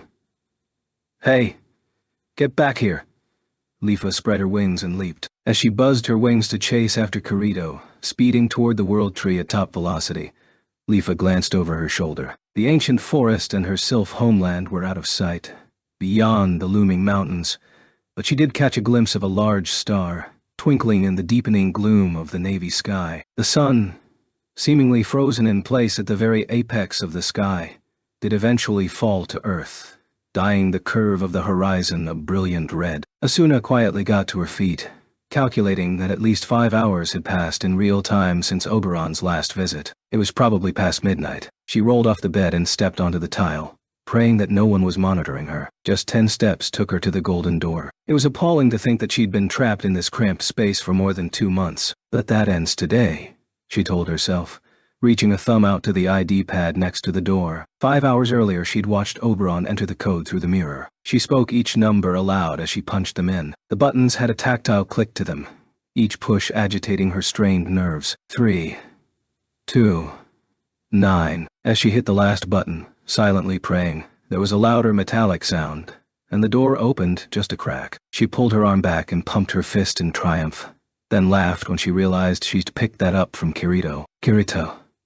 I'll do my best, she murmured, and then pushed open the door. On the other side was a winding walkway carved into the branch, which connected to the enormous trunk of the tree in the far distance. She took a step outside the cage, then another, and heard the door close automatically behind her. Asuna shook her hair back, puffed out her chest in resolution, and strode forward purposefully, the way she had once done in a diff-thrown world. A few minutes later, she turned back and saw that the golden birdcage was already lost behind the thick green foliage of the tree's branches. She stopped about halfway down the enormous branch and caught her breath. She'd walked at least a few hundred yards by now. Its size eclipsed her imagination. Asuna had figured, knowing Oberon's punctual, impatient nature, that he'd have set up a system console not far from the cage for the purpose of logging out. But this was not the case. If he was using an SAO-style hollow window or voice operations, her escape would be much more difficult. She wasn't turning back, of course. She just had to go as far as she could. I won't stop. I'm getting back to the real world alive.